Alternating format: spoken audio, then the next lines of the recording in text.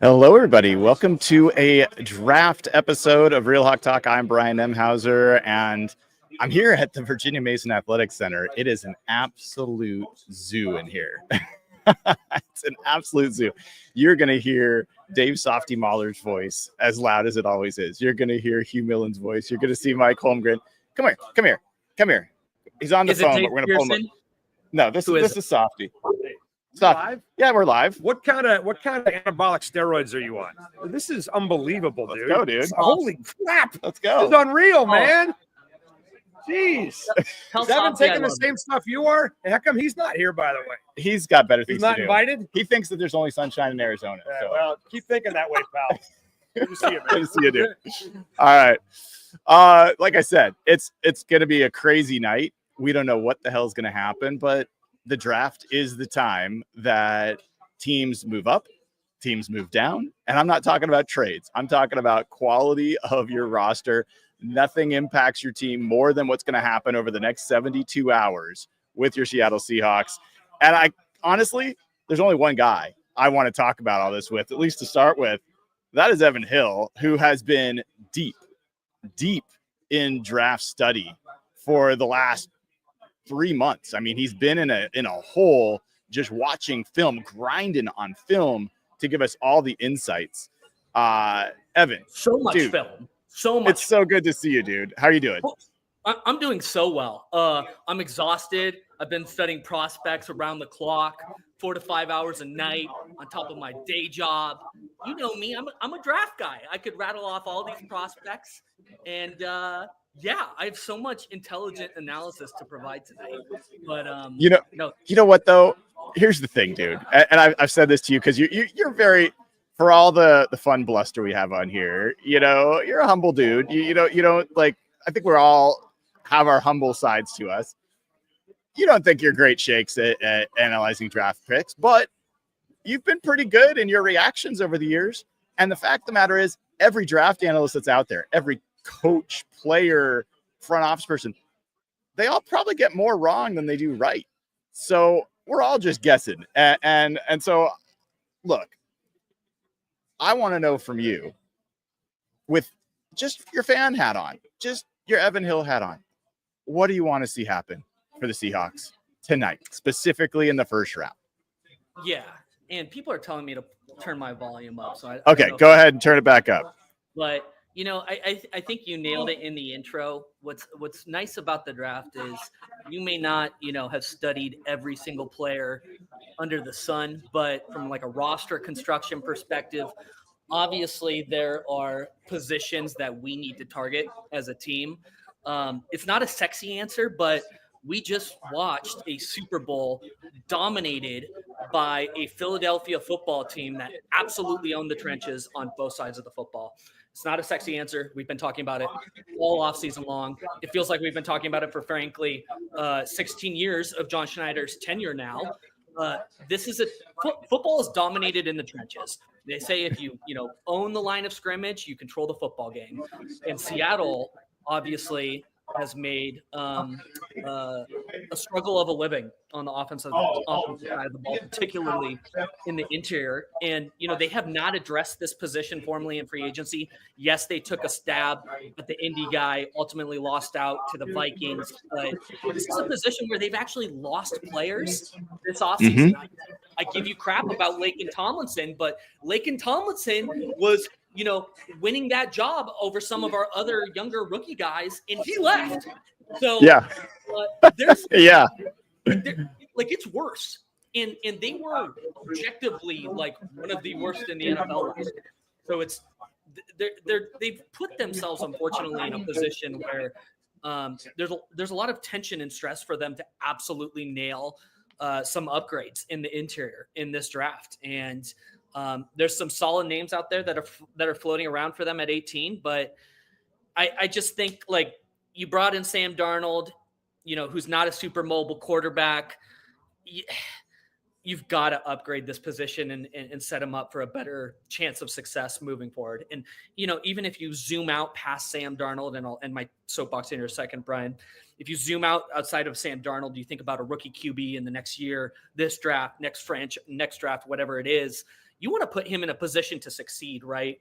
And that's not just a skill position. That's making sure that he's held upright for a couple of seconds, that he can read through his progressions and actually have time to dissect a defense. That's like pretty basic in terms of what you need to do in terms of putting a quarterback into a successful position. And I think the excuses are running out for John Schneider with this position group. He shared the message on 710 recently about how a fan came up to him and, gave him some, lovingly ribbing in person, saying, hey, you got to upgrade this position. I think the fan base is yearning for it. So who knows? They may go in a couple of different directions. I saw some rumors that they like the receivers in this draft. That scares the crap out of me at 18. But I don't think the answer is sexy here, Brian. You have to invest in the trenches, and maybe that's a Zabel, maybe that's somebody else, but that's where I'd love to see them allocate resources. So, Evan, I love all that from you. And we're going to spend a second here, see if we can get the audio as good as possible. There's going to be background noise the whole night, folks. I'm going to do my best. I'll mute when I'm not talking. I lowered my volume, so we'll try to even out Evan and I. I don't want Evan to turn up his volume. I'll try lowering mine. So let me know if that's better. It says Brian's too loud. Is that better? I'm lowering my volume even more.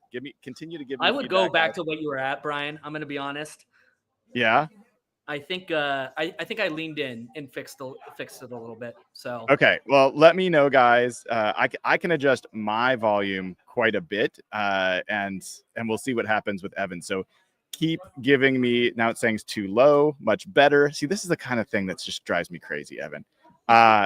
So it says that's good now. I'm going to leave it as it is for just a little while. We'll see how that goes. So you talked about wide receiver, and I want to kind of step back because there's position specific ways that they could go, but there's also offense and defense. And if you look at the Seahawks drafts over the last few years and you look at their free agent capital where they spent it, it has predominantly been on defense. And if we had this conversation 3 years ago, we would be talking about how bad the defensive line is as well as how bad the offensive line is. And so now I do feel like they've made the investments there. The defensive line, Leonard Williams, Byron Murphy, Jaron Reed, and then Boye Mafe and Derek Hall. Like there's a lot of it. Uchenna Nwosu, DeMarcus Lawrence. They've made a lot of investment there. So I think just stepping back in general, do we both agree that the most valuable draft capital for this draft should be going to the offensive side of the ball? It's got to be. And I'd be curious to know, Brian, from your perspective, if they pick a center at 18, I know everybody's talking about the guards that are available, but would a center shock you? It feels like there's a lot riding on Sundell and some of these rookies and Olu, frankly, who it feels like they're super high on internally within the building. Is center like completely out? And by the way, this is for my own education here because you're more plugged in on this. Is center like totally outside of the realm of possibility here? Or what does that look like? I think that's a great question. And to just give you a little bit of background there, right? Like not only has center been a position we've all spent some time, bemoaning over the years with D. Eskridge over Creed Humphrey and all sorts of other moves there, but Clint Kubiak has been clear it's the most important position on the line for his particular offense. And John Denton, the way that he coaches the offensive line, he asks the center to make all the line calls. He takes that responsibility away from the quarterback so the quarterback can focus on other things. You need the center to be really good. And one of the first moves they made in New Orleans was getting Eric McCoy, who's an excellent center. And so it is a really important position in this offense. And to answer your question directly, I don't think they're going to necessarily target a center, but Gray Zabel, who is the most commonly mocked guy to the Seahawks at this point, played tackle in college, but he is projected to be a guard. But he took snaps at the Senior Bowl at center and took, to 1v1 drills at center and in the team drills. So if you look at Gray Zabel as a tackle, he's like a 90th percentile athlete. If you look at him as a guard or a center, he's like a 99th percentile athlete. And the players that Gray Zabel profiles most closely to athletically as a center are Frank Ragnow, Ryan Kelly. Like, some pretty big names at the center position. So I think that he has the potential to be there. And the other cool thing about Gray Zabel, if that ends up being the way they go, which just seems too good to be true and too clear to be what happens with the Seahawks, is he and Jalen Sundell have already played together. They were teammates last year. When I asked Gray Zabel if he still is in contact with Jalen Sundell at the combine, he smiled. He's like, yeah, I was just texting with him this morning. Like, they're close. Gray Zabel's sister, no, is it Jalen Sundell's sister? One of their sisters just got drafted by the Storm. Yeah, I think it was Sundell's sister. So there's this whole thing there that'd be really cool if they did Gray Zabel. The only other center that I think could get some first round buzz, but 18 just seems way too high, is Jared Wilson from Georgia. And he's a great athlete. I think it's a real stretch to say he should go in the first round, but he is the best pure center in this class that's played the position in college. So it's possible, but I don't think it's likely. Sure. Okay, I have a follow-up question just because it's time sensitive. There's reports floating out right now. I assume you saw it from Rap Sheet that the Seahawks are among one of the teams looking to, or I should be specific here, among the teams open to or discussing moving back are the Seahawks. What's your take on that? It seems like there's some division in our group on this potential move. Yeah, well, we'll definitely have time to talk through that with the crew, but let me turn around for a second, because people always hear my thoughts on this. What is your reaction when you saw that? I'm not super surprised, but I'm worried about the potential compensation they would net in return. Over the past several years, it feels like some of these opportunities to move down just for the sake of moving down don't really feel worth it. I think you've got to get the right compensation in return. That's saying the obvious out loud here, but Seattle is also I think from like a roster perspective, when we think about like blue chip talent, there's only like a couple of players that I think can really grow into that sort of role. At 18, if you stick and pick, you have the opportunity to potentially get, a guy that can develop into probably an all-pro level guard if you draft right and you develop him accordingly. I'm worried about what you might miss out on if you drop too far just for the sake of trading back. At the end of the day, you got to pick good football players, right? It sounds dumb, but I just think there's a lot of opportunity at 18 with some of the prospects that have been, ranked towards us. But it all depends on the compensation, right? If somebody's willing to overpay, sure, I'm willing to do it. But the compensation has to be right. What's your take? Yeah, I did a show this morning on what Dan Jeremiah had kind of proposed with this notion of the Seahawks trading out of the first round entirely. Oh God, dude! Here's the thing, out of Evan. the first round completely. Oh, gosh, but they have 2 seconds and 2/3. Yes. So what they would end up with if they did that type of trade is they'd end up with, right now they have 5 picks in the top 92. That's the first 3 rounds, right? If they made that trade, they'd have 6 or 7, depending on how it would turn out, in the top 100. And that sounds great. Like, that's a lot of picks and a very meaty part of this draft. And the truth of the matter is there probably is not a massive difference between pick 10, 12, and pick 50, pick 60 in this draft class. Like, there's a lot of good, solid players. There's not as many blue chip players. But man, I had the same reaction you did when I saw that. I'm like, Evan, dude, I won't go through it with you. I did it this morning. I went through all of John Schneider's trade backs in the first round. It has not worked out. Like, I know all the geeks, like, and I'm a geeky guy, but like, I know all the numbers tell you get as many picks as you can because you overweight your own assessments, all that kind of stuff. But that has not worked for John Schneider and the Seahawks. So I'm not a big fan of trading out of the first round. If you ask me what's the absolute ideal outcome, it is that they trade back into the 20s and that they still draft either Gray Zabel or Donovan Jackson. If they don't get one of those two guys, then it's going to be a risk, dude.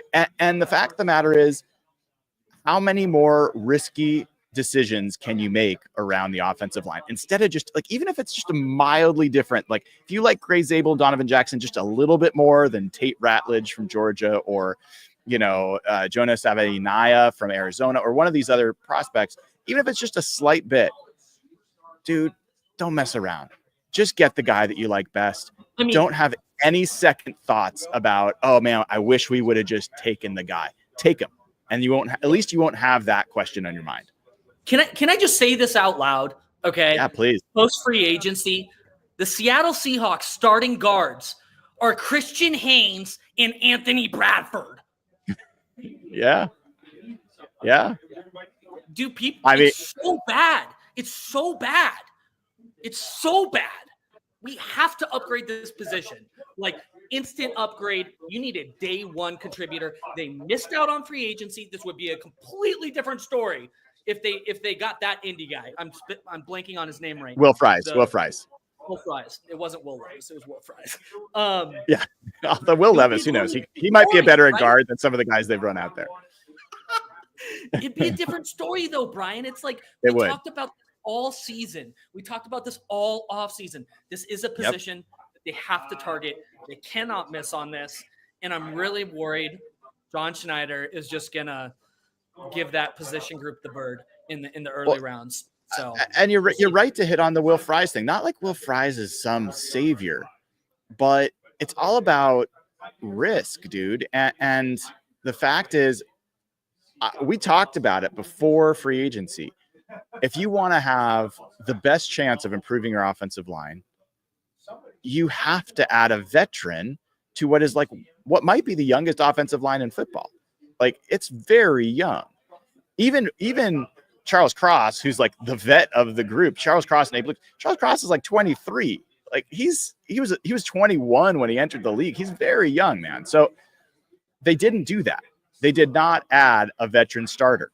And so you could say they're more inexperienced than they were before, because like, when Tomlinson left, I don't think any of us were like, despite what you think, I wasn't saying they should bring him back, but to your point, they are lesser at that position than they were a year ago. I happen to be high on Satawa Lamea. I happen to be at least intrigued by what Christian Haynes can do in this new offense. But there's no good argument to be made that they've done anything other than hire a new play caller and a new offensive line coach and new coaching staff in general on offense. That's the only thing they've done. Personnel-wise, don't talk to me about Josh Jones, who's the swing tack. Like, they've done nothing. So you've kind of run out of room to just roll the dice. You gotta give yourself the best possible chance to get that guy. Let me ask you this. Go ahead. No, go ahead. I just like I like the way C-Mike's spin move has sort of like messaged this, though, and I think he's on the money about this. It's like you have all off season to address this position with different resources, salary cap, cash dollars, trades, drafting. They didn't do the first two, right? Now they have an opportunity to do the third, but it just puts a lot of stress and tension on this position, and for them to nail this opportunity tonight and tomorrow. Like, what they do tonight and tomorrow will literally determine the outcome of their season. Like, I know that sounds obvious, but like, I think this position group is that sensitive to. I don't think you're going far enough. I don't think you're going far enough. Tell me why the outcome of this draft does not determine John Schneider's future with this team. Whew. You're not wrong, right? You're not wrong. Mean, I am probably the guy that defends John Schneider the most of most people out there. Not because I'm like some dyed-in-the-wool John Schneider fan. I think he gets a raw deal. I think people don't realize how bad most of the GMs are in the league. And I think John Schneider's made some really good moves. And I don't think they're just personnel. I think the Mike McDonald hire was friggin' money. I think that was a great hire. And that could have gone really wrong. And it didn't. So I give John a lot of credit for that. And I also give him credit for always doing what he thinks is best for the Seahawks. Because, Evan, the easiest thing for him to do today would be to call an offensive lineman's name, any offensive lineman's name at 18. If he does that, everyone will be like, okay, like he's done it. If he does anything else, if he trades back and they miss out on a guy, or they draft another position and they don't take offensive line first, he's sticking his neck out there, and he's not doing it because he's trying to make a point.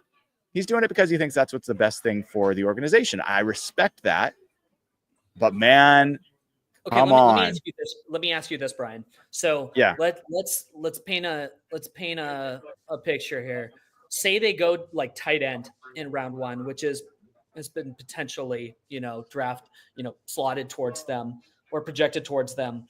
How big of a difference is the guard drop off between 18 and 50 and 52? Is it like a crater, or is it doable still? That's the debate. And for me, I see a pretty big gap, or at least a noticeable gap between those prospects at that spot. So I think at 50, you're hoping for a guy like Tate Ratledge, who was a starter at Georgia. He tested way better than I would have expected at the combine. But, Jonas Savaiinaea, who's from Arizona, I really like him, but there's people talking about him maybe going in the first round. I saw him at the Senior Bowl, and I was really high on him going into that. He actually tested athletically really well. But he's work in progress as a pass protector. He would he would look familiar as a young Seahawks offensive line prospect because he's have some things to work on in the pass protection. There's a couple other guys that I really like Miles Frazier is a guy I love from LSU. I'm not sure he's a great scheme fit. So that's part of the thing as well, as you start trading off. All right, Miles Frazier, I talked to him at the Senior Bowl. He's more of a man blocking gap scheme guy. But I didn't see him really lose a rep in pass protection at the Senior Bowl. I think he's a really solid player, but I'm not sure he's the greatest fit for the scheme. So that's the kind of thing that you start saying, yeah, they could be good, but with Gray Zabel, Donovan Jackson, the floor is just there's less risk. The floor is higher with both of those guys. Like I said from the onset, I take more of a positional roster construction view on this night. I hope it's not a corner. I hope it's not a safety. I don't want to hear a linebacker. I don't want to hear a receiver. I don't want to hear a tight end. I don't want to hear a running back. Even defensive line, I'd be a little. It's just so clear to me where they need to allocate resources that this is just a no-brainer. They're going to have an opportunity to select a really good guard or interior offensive lineman at 18. And I think they have to do it. They have to take BPA and, face the consequences later. Let me ask you this, Evan. What is your favorite draft memory with the Seahawks? Favorite draft memory? It doesn't have to be a positive one, but what's your favorite memory of watching the draft with the Seahawks? The Rashad Penny reaction was pretty bad. That was pretty brutal. I had to get a temporary tattoo. Do you remember how, I said, Rashad Penny, if he gets 100 rushing yards, I'll tattoo his face on my chest? And I have no idea what you're talking about. Are you being yes, sarcastic? I remember. Yeah. I remember, dude. Everybody remembers. It's probably the Rashad Penny pick I was so devastated that I immediately had to turn my like devastation into complete irrational fandom. That's the one that comes to mind the quickest. I don't know. I remember being really upset with the Ifedi pick. Like people You didn't still like can't even properly. what is it? It's a Fetty. Ifed. Jesus. Yeah. All right. What's yours? What's yours? Man, that's I asked a question I should have had an answer myself. I mean, I liked a couple years ago when we were all like hoping it would be Jalen Carter and it was Spoon. Like all of us together reacting was fun. You know, obviously the Creed Humphrey moment was fun. Dude, that one traumatized you. That was. It still does, man. I still get people every time Creed Humphrey does anything. I get people just adding me about it all the time. Yeah. But I don't know. I mean, that first draft, 2010, we weren't doing the show back then, but I remember being so excited about Russell Okung and Earl Thomas and Golden Tate and Cam Chancellor. Like, and I'm not making that up. Like, you can go back and find my blog. Like, I was like, Cam Chancellor, this guy looks amazing. And that was so fun because that team the year before had been so bad and it was such a terrible point in the franchise history. And to come out of that draft with like a lot of dudes where you felt like, oh man, we're actually all of a sudden not the Tim Ruskell Seahawks anymore, where we draft for character and we don't care about the athleticism. There's some really good, exciting athletes and prospects now. That was really fun. So, I mean, look, 2 years ago, I think we all felt pretty good about the Charles Cross, Kenneth Walker. And I got to ask you about Kenneth before you go. I know you got to jump, but that whole, and like Reek Woolen, we talked about him then. Like that was a guy we were all pretty excited about right away because he was a great athlete and he was a project. And so, man, it would be a lot of fun if the Seahawks could exit this draft, not just with addressing needs, but adding some guys where you're like, I can close my eyes and imagine what those guys could be. That would be fun. So last thing, I know you got to jump and hopefully you'll come back as we get closer to the. I will. I'm gonna have a few drinks and return at 18. Yes. So the rumors that the Seahawks may be looking to trade one of their running backs. Yeah. I want to know how you feel about that. What was your initial reaction to it? And how are you going to handle it when it's Kenneth Walker and not Zach Charbonnet that's got traded? I'm going to be honest with you. I don't really understand why they feel the need to do it. Like, it's not like a position that both are talented backs. You don't need to make a decision on K9 yet. He can ride out this year, obviously. You know, he's had injury issues. He's had trouble staying on the field. I know this entire fan base, like, started like a Charbonnet cult in like the last 8 games of the season because he started being able to run up through like 8-yard wide open holes that like Evan Hill could run through on an open NFL field. Come on. I know that's like super impressive. Come on. Something that the Titanic could go through, but I don't understand the need to trade him or K9 like at all. Like, just run out his final year. He's a playmaker. Like, I said this on Twitter. I think with, maybe this isn't like a super controversial statement, but with the ball in his hands, I think he's the strongest home run threat on this football team, like offensively. Yeah. And I don't think it's close. Like, I don't know. That's where you and I agree that Kenneth Walker has the potential to be the best offensive player on this team. You put that guy behind like a top 15 O-line, Brian, and he has 1,500 yards. I'm not kidding. Yeah. So you and I are the same page there, that he could be the most dynamic offensive player on this team. That includes JSN. And so that's not a question. But what is this is not a coach-driven personnel department anymore. This is not Pete Carroll owning personnel decisions. This is John Schneider. And a GM, when he looks at the roster and he sees that guy coming up for his final year of his rookie deal, and then he looks at this draft class, and I know you haven't studied this in depth.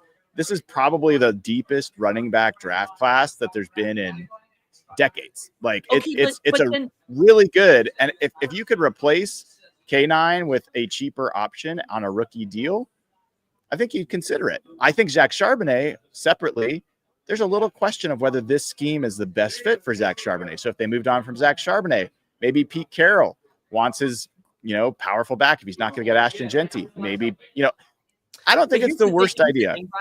Here's the thing, Brian. Then you draft a third running back, you run it this year, you have 3 solid backs, and you let K9 walk in free agency. I don't think the trade comp they would get for him is like anything significant. Like what's it going to be, like a late rounder? Like I'd rather or maybe a high mid. I don't know. Like I'd rather run it back with him. I value his presence on the football team for a season over the 4th, 5th round pick they're going to get for him or whatever it is.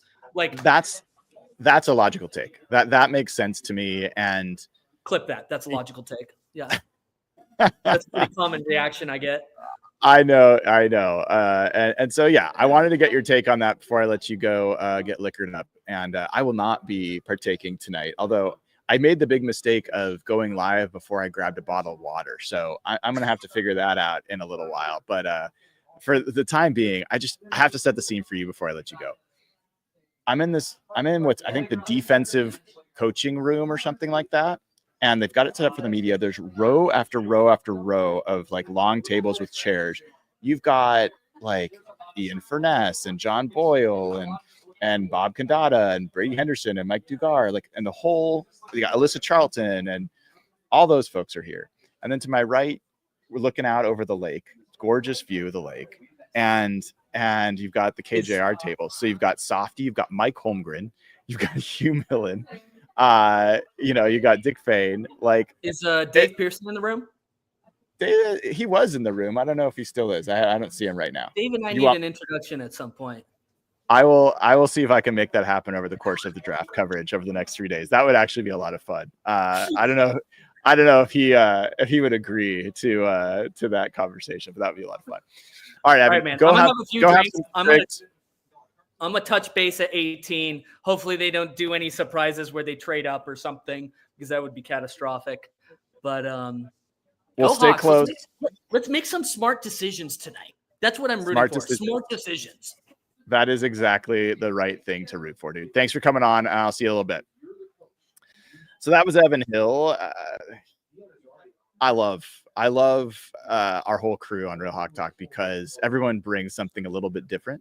And Evan, is always going to bring just off the cuff, pure emotion, and smart dude, and passionate and silly and irreverent. And we need that. We need that because if you just leave it to me, you leave it to Jeff, we'll just get, grind on the prospects and grind on it in too serious of a way for too long.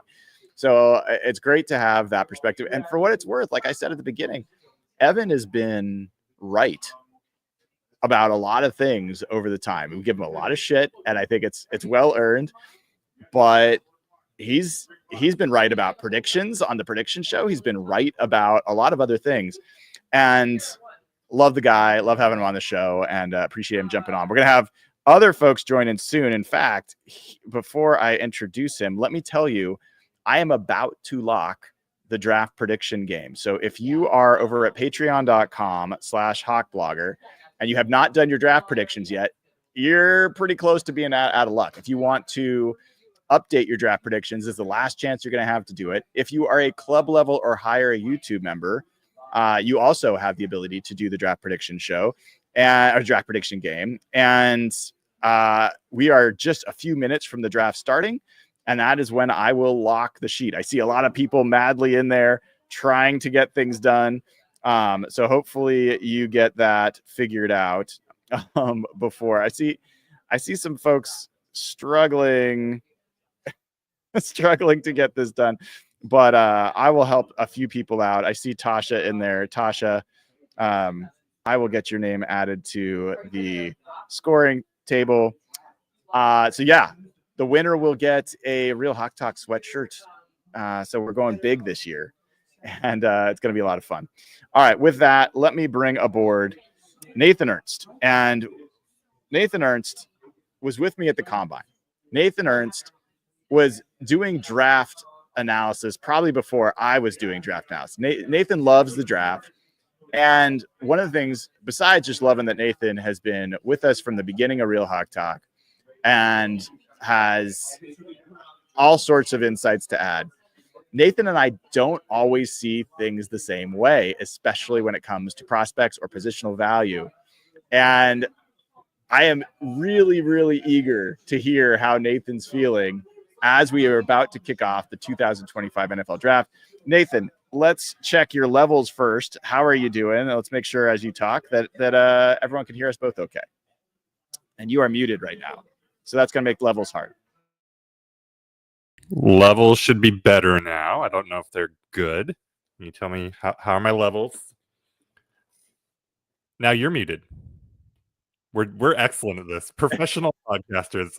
You know, like people are going to be asking me for advice on how to run a show. It's clear. Yeah.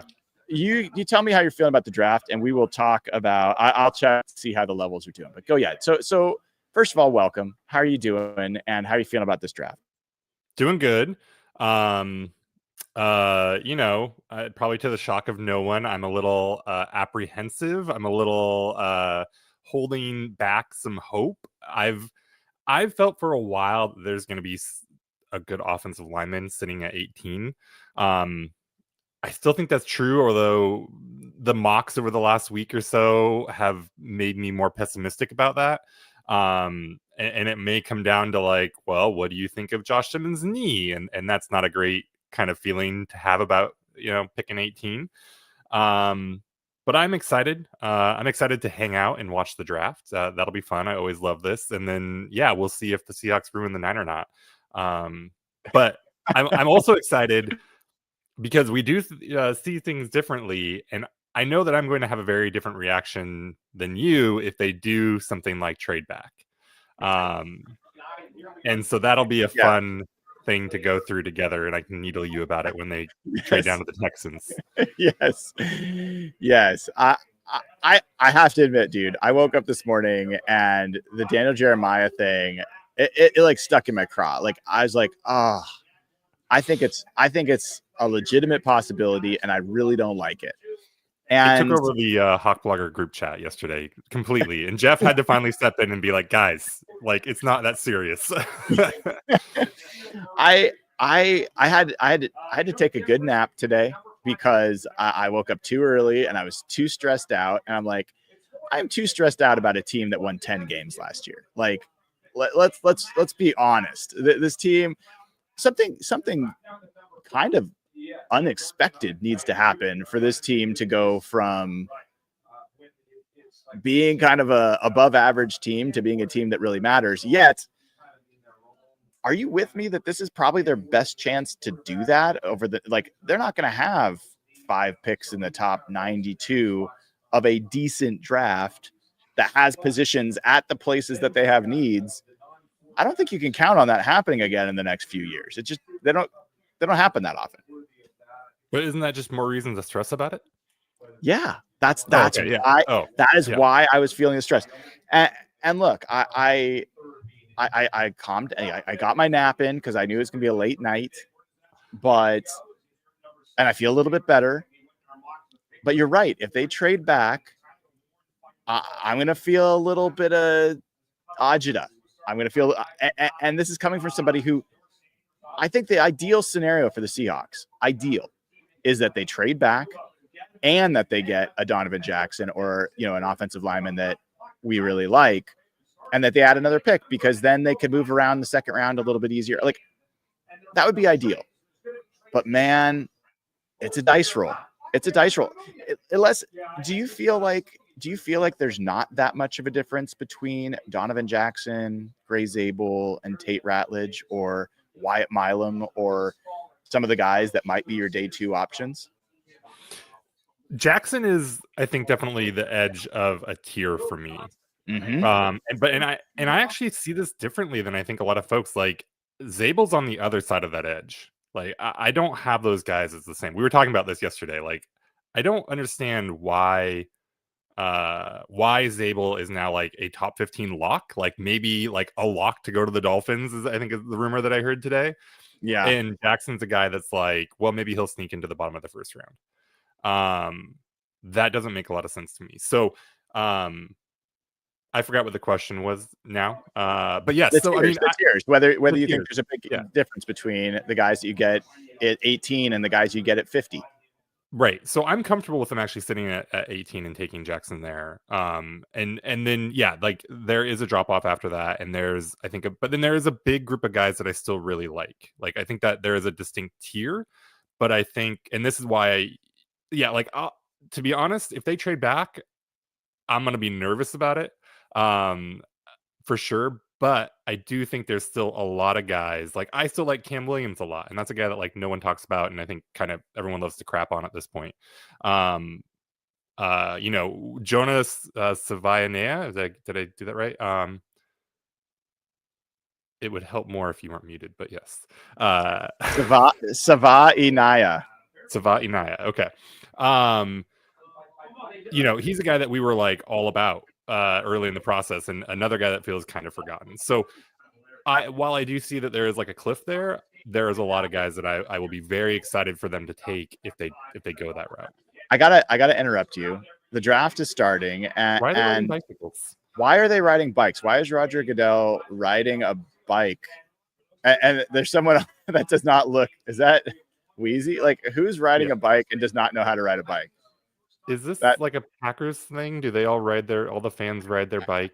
I don't know. Small town Green Bay. I don't know. I mean, you were with me at the combine. I don't get going to the NFL draft. Like, I'm happy for the people that are there and if they're excited to be there, but getting to Green Bay is not easy. Mm-hmm. And to just be standing there for hours, mm-hmm. I don't know, dude. Maybe like I wasn't sure the combine would be fun, and we had a lot of fun there. So who knows? Maybe that would be the case. The worst part of the combine though was the combine and the in-stadium experience, and that's like all the draft is. So you're like there for hours paying $12 a pop for a bottle of water or something. Seems rough. Yeah, exactly. And if you're a Seahawks fan, like the whole time you're sitting there, like, I swear to God, if they trade down, I came all the way out here, and if they don't even pick today, yeah. Well, I mean, I've talked to folks that were doing the show, you know, draft show 2017, where the Seahawks traded completely at the first round, and they had like thousands of people watching, you know, their draft show and like in person, and then they don't end up taking anybody. So that could happen again tonight. We'll see, but. Let's set the stage for folks that are just tuning in and maybe the first year tuning in with this show. We will, you know, it's fine if people want to tip picks throughout the first 17. When we get to pick 18, all of us that are going to be on the show are going to turn off chat. So we're not going to be looking at chat. We're going to turn off our phones. We're going to like not watch the TV, and we're going to watch. I'll share a screen. We're going to watch together as the pick gets announced, and we'll react all at the same time as we all see it at the same time who got picked for the Seahawks. So for the time being, it's fine. You know, obviously we're going to know who the first pick is. There's no drama there, but as we get closer, we will take some steps to not tip the pick. At least for the folks that are on this side of the camera, for each other, for the fans, for folks in chat, you know, you guys can kind of police yourselves on that. We'll go from there. Nathan, I was curious. I asked Evan this. Do you have a favorite draft memory from when we've been doing this show? Like something that stands out to you? The weird thing is the only one I really remember, and I'm sure if we talk about it, then I'll probably remember some of the stuff, but the only one I actually remember is Jordan Brooks. Really? I don't remember that at all. Why? So tell me why. What do you remember about that? Well, I think it was just like I didn't have like a really strong reaction. I was just like I barely was even aware of him as a player, and I didn't have any idea that they would take him in the first round. Like that all was just nuts to me. So yeah, that's the only one I remember. I don't know what are your favorites. Jog my memory here. I have a terrible memory. I mean, I enjoyed the Jalen Carter moment where we all reacted to that. That was kind of fun, you know. I enjoy. Look, I could go back and I wish I had my video reaction to every one of these, but you know, my reaction to the Jermaine Fetty pick, I was apoplectic. I was like, that is the one guy. Do not pick this guy. And then they go ahead and they pick him. So I've got a bunch, but of doing the show with you guys, I think the most fun was probably that year where it was Spoon and JSN, 2 picks in the first round. There's a lot. There's like as a franchise defining draft, and they came out okay. Like I don't think it was the best possible outcome for that draft, but it came out okay. As I was talking, the show just got better. The show just got classier. We just added Derek Gebby and Dana O'Gorman to the group. And this is awesome, not only because I'm happy that you guys are here, but this gives me an opportunity to dip for a second and go get a bottle of water so I don't lose my voice. I see these guys on the radio. They got it easy. They take breaks. They take these, breaks.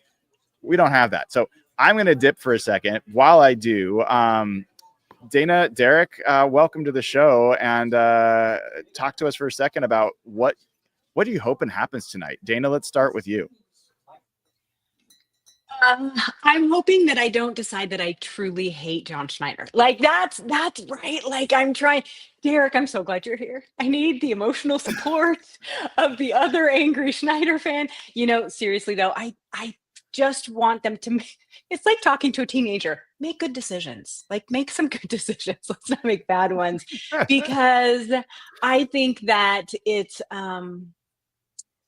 it could be so frustrating for the entire fan base if they screw it up. Now, your definition of screw it up is totally, your own, but I'm just really worried that they're going to pick a wide receiver, Derek. No, just kidding.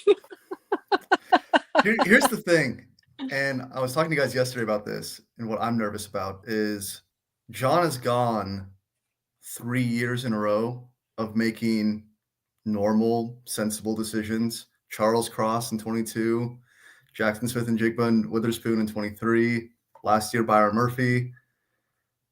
Like, is it going to be 4 years in a row where he just makes good decisions? I'm like really nervous that no, he's going to go back to 2017 style John and trade down or make a big reach on a guy who should have gone in the second round. So I'm nervous, but excited as always. Are you anti-trade down? I'm surprised. I thought you were. I'm not. Oh, okay. I think you can get yourselves in trouble if you can trade down. Like the LJ Collier pick, right?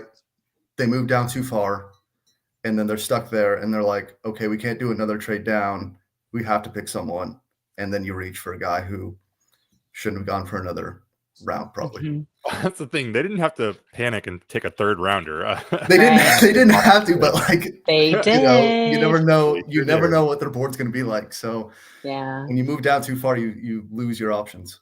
I think I was very strong in our group chat where I said I will be so furious, but I'm not necessarily anti-trade down. I'm anti-trade out. I want you to get a first round pick. Now I don't want you to trade with the Chiefs, because what's the point of that? But if you go back just a couple, then, that's okay with me. But at the same time, I really want them to stick and pick so bad. I really, really, really want them to just take the best player sitting there at 18. I really do. And will I be mad if it's not an offensive lineman?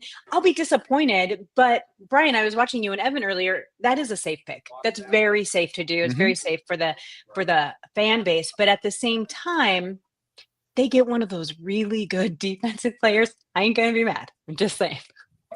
Okay, so first of all, I'm going to be cheesy with you all for a second. It is so good to see you all. It's so cool that we've kind of developed this family of Seahawks fans and friends over the years that from all over the place, we're now gathering to watch the draft. It's kind of wild. And the first time, Dana, you've joined us, which is awesome. I know you do all this stuff for our turf, and it's really nice you're spending some time with us.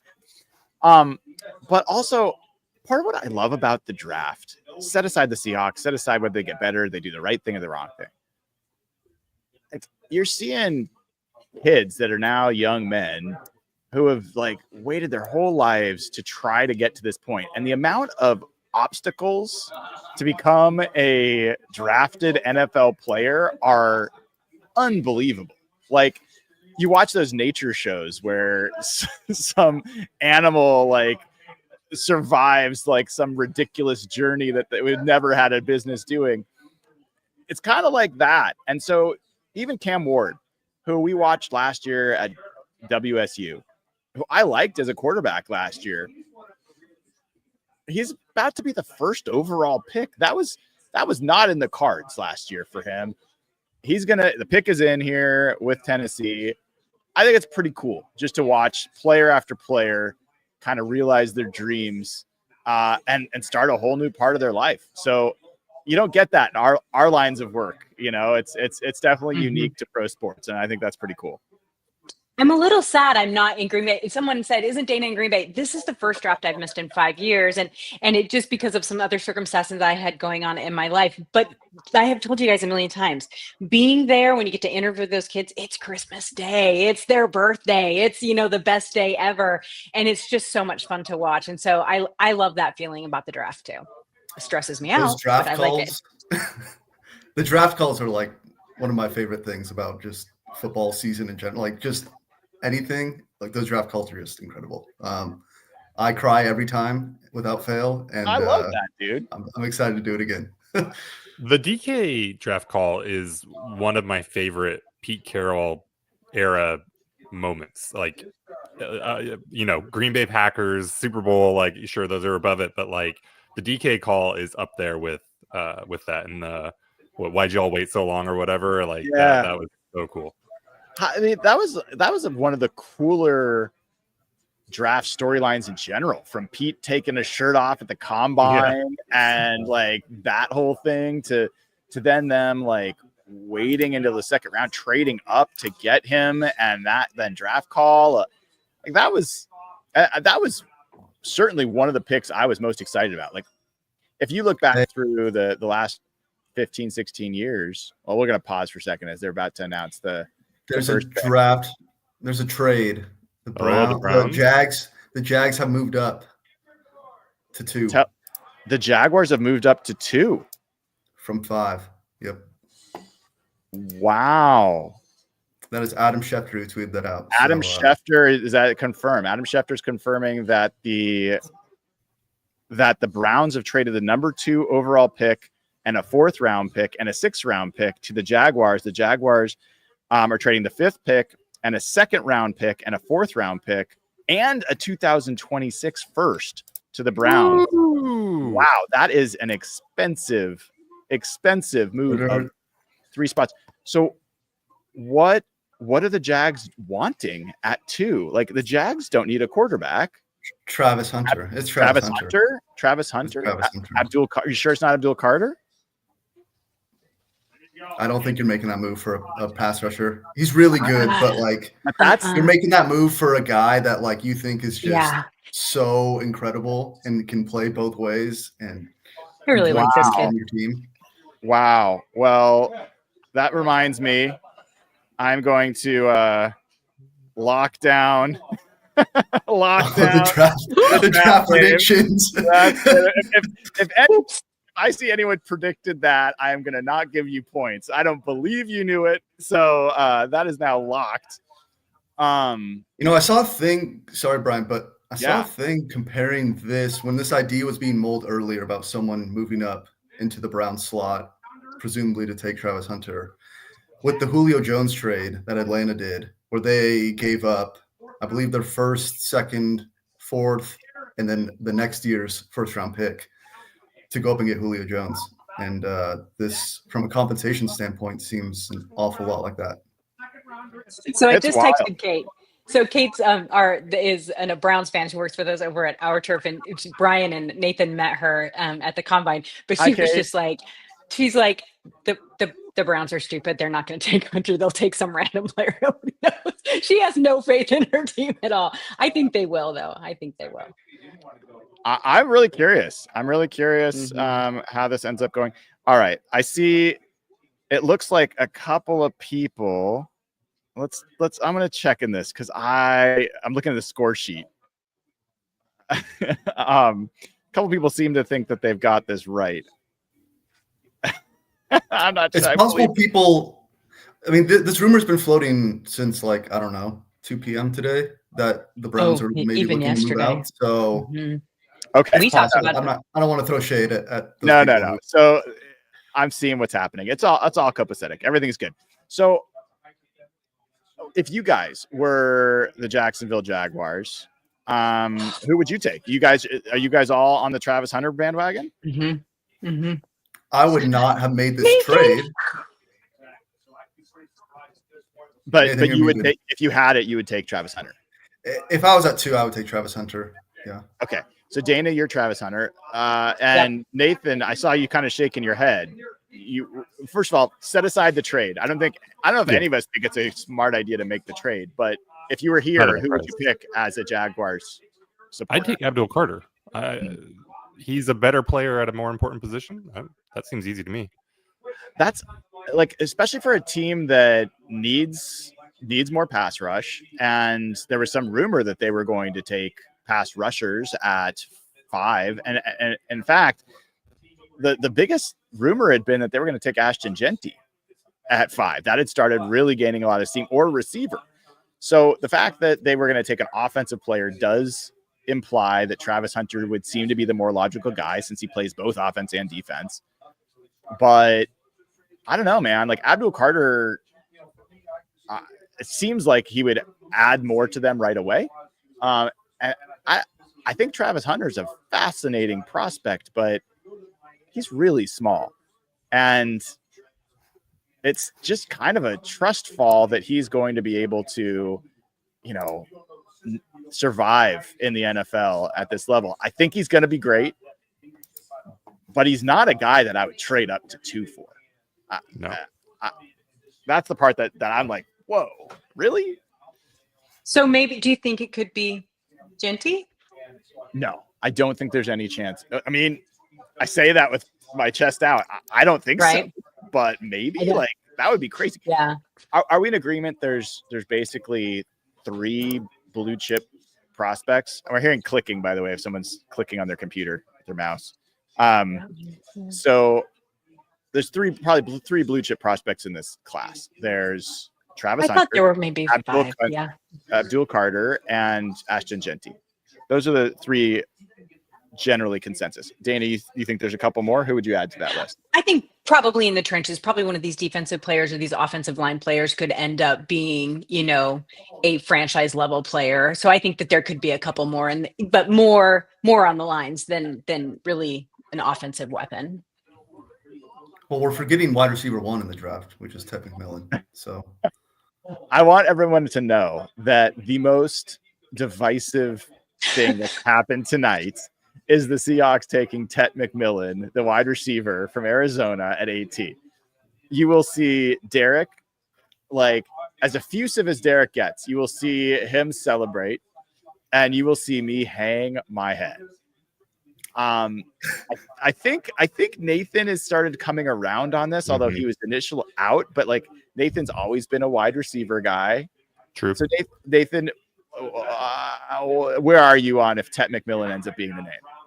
It's relative. Again, like Kelvin Banks, that's the dude. If they take anyone over him, if they trade out and he's there, and this seems like a real long shot at this point, but that's if they choose anything over him, I will lose my mind. But assuming that there's not any, real, just one of the clear top offensive linemen sitting there, I'm okay with Tet. I like Tet. I've definitely come around on him, and it's a need. I mean, they need more wide receivers. I know they signed Cooper Kupp, but it's just another slot guy, and not going to be here very long probably. So I think it makes sense. Well, we got the pick is in for the Jaguars. But go ahead, Derek. I think we got a couple seconds because I was going to ask, what stage of grief is acceptance? Because that's where I'm at with if John doesn't take an O lineman at 18. I'm just at like, I've accepted that's not what he's going to do. So like, that's why I'd be really happy with Ted or a couple other guys. I think the thing that I struggle with the receiver is not the positional value. It's not that it doesn't make sense at a roster construction level. Like, look, they should be spending the most of their draft capital on offense this year. They should. They've done it on defense. They should move to offense. Wide receiver is one of the more valuable positions from a market perspective. I just don't think it makes this team. I just don't think it makes this team what it needs to be from an identity standpoint. I don't think Ted McMillan is going to help this team be a Mike McDonald football team. And when you use your most valuable draft pick to do something like that, I just question what you're doing there. And I think John Schneider really was upset that DK wanted out. And it's going to feel a little bit to me like a reactionary move to then turn around and spend your first pick. Come on. Receiver. Not you. That stupid it's like the dudes up there just jawing away. And hey, can we remind everybody, do not tip the picks, you guys in chat. Please do not tip the picks in chat. For the Seahawks, I think we already said tipping for everything else. They're gonna. I think people. Oh no, I hate that. Okay, well, I'm gonna shut the chat off then. Yeah, people are gonna be at all different points of where they see the pick, so it's gonna be really hard to not react to the pick and maybe tip it. Oh, it is Travis Hunter. See, you just tipped the pick. No, it's on my screen right now. Not on my screen, Dana. Not on my screen. Well, then you should watch NFL Network. Dana just like tips the pick. Travis Hunter is the number 2 overall pick. Yeah, go ahead. Ryan, do you want to do what we did last year where we put up like the live NFL.com, I think you used, draft feed? I can. Like just the list of picks. That way we can all see it at the same time and kind of react together. Listen. Yeah. He's adorable. Oh, sorry. Okay, I'll mute. Sorry. So I think at a minimum we should do that around the Seahawks pick so that we all we'll definitely do that around the Seahawks. I've seen that.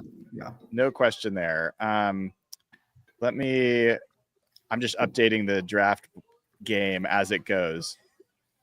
So you guys, oh, good. Great suit.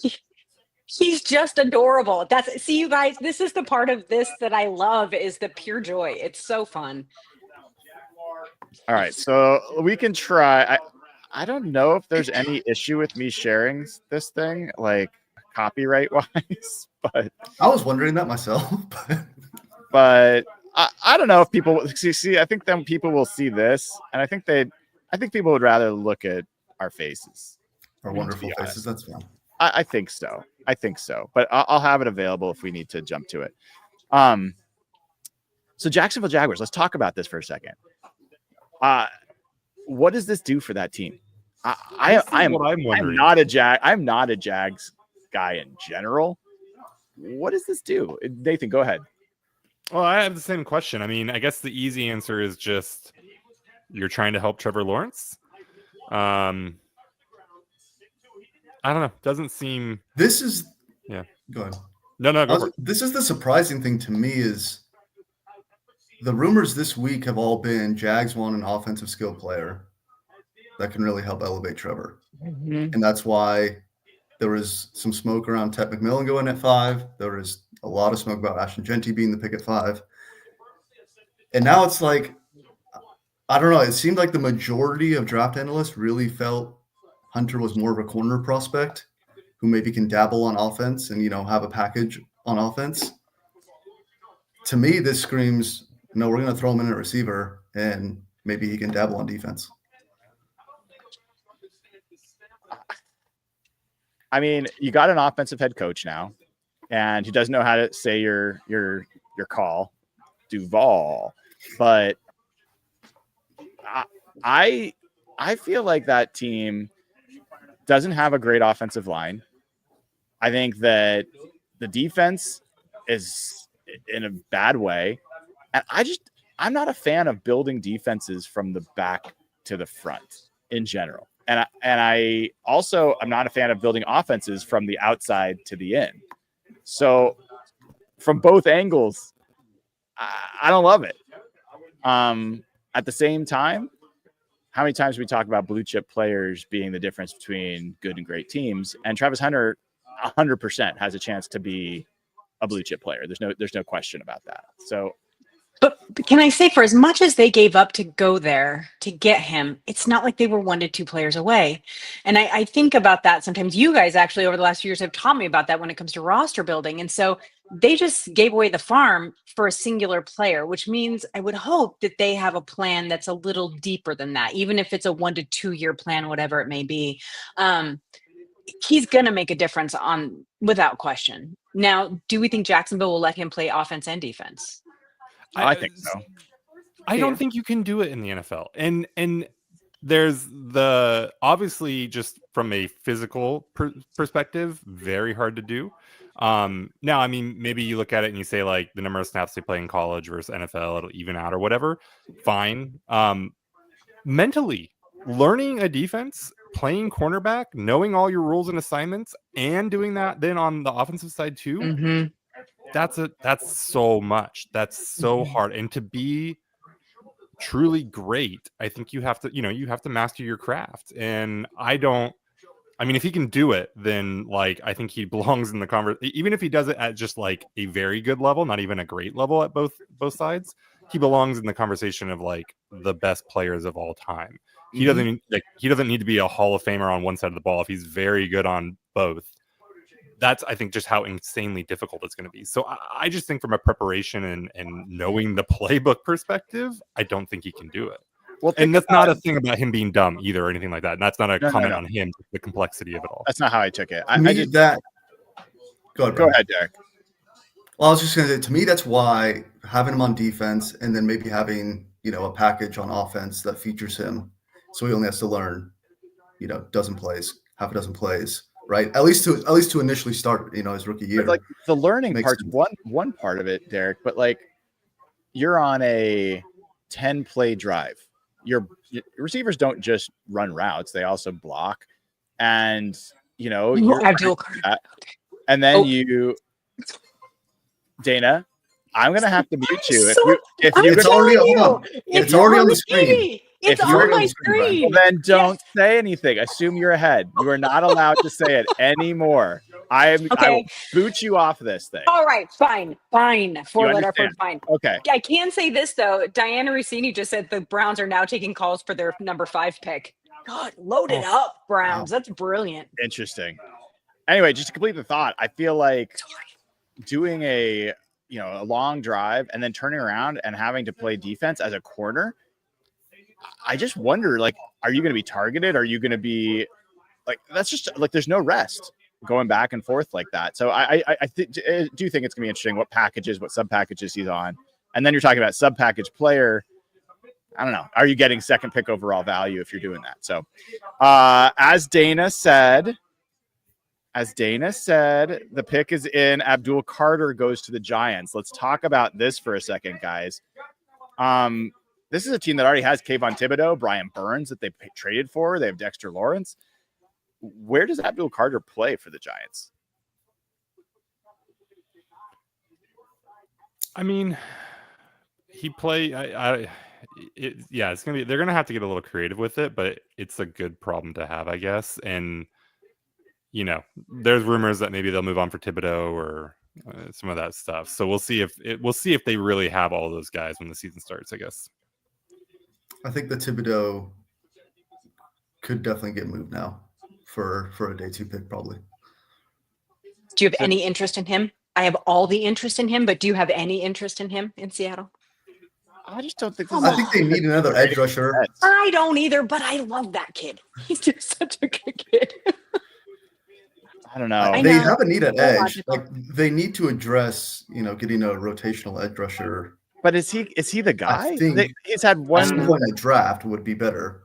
He's had 1 year where he's had more than 5.5 sacks. Are we sure he's better than Boye Mafe or Derek Hall? He plays for the Giants. Who cares? He plays for the Giants. He plays next to Dexter Lawrence. Well, true. That's true. All right. I'm just saying I really liked him. He was great to interview. Listen, I think that's what I like about more players. of a rotational guy anyway.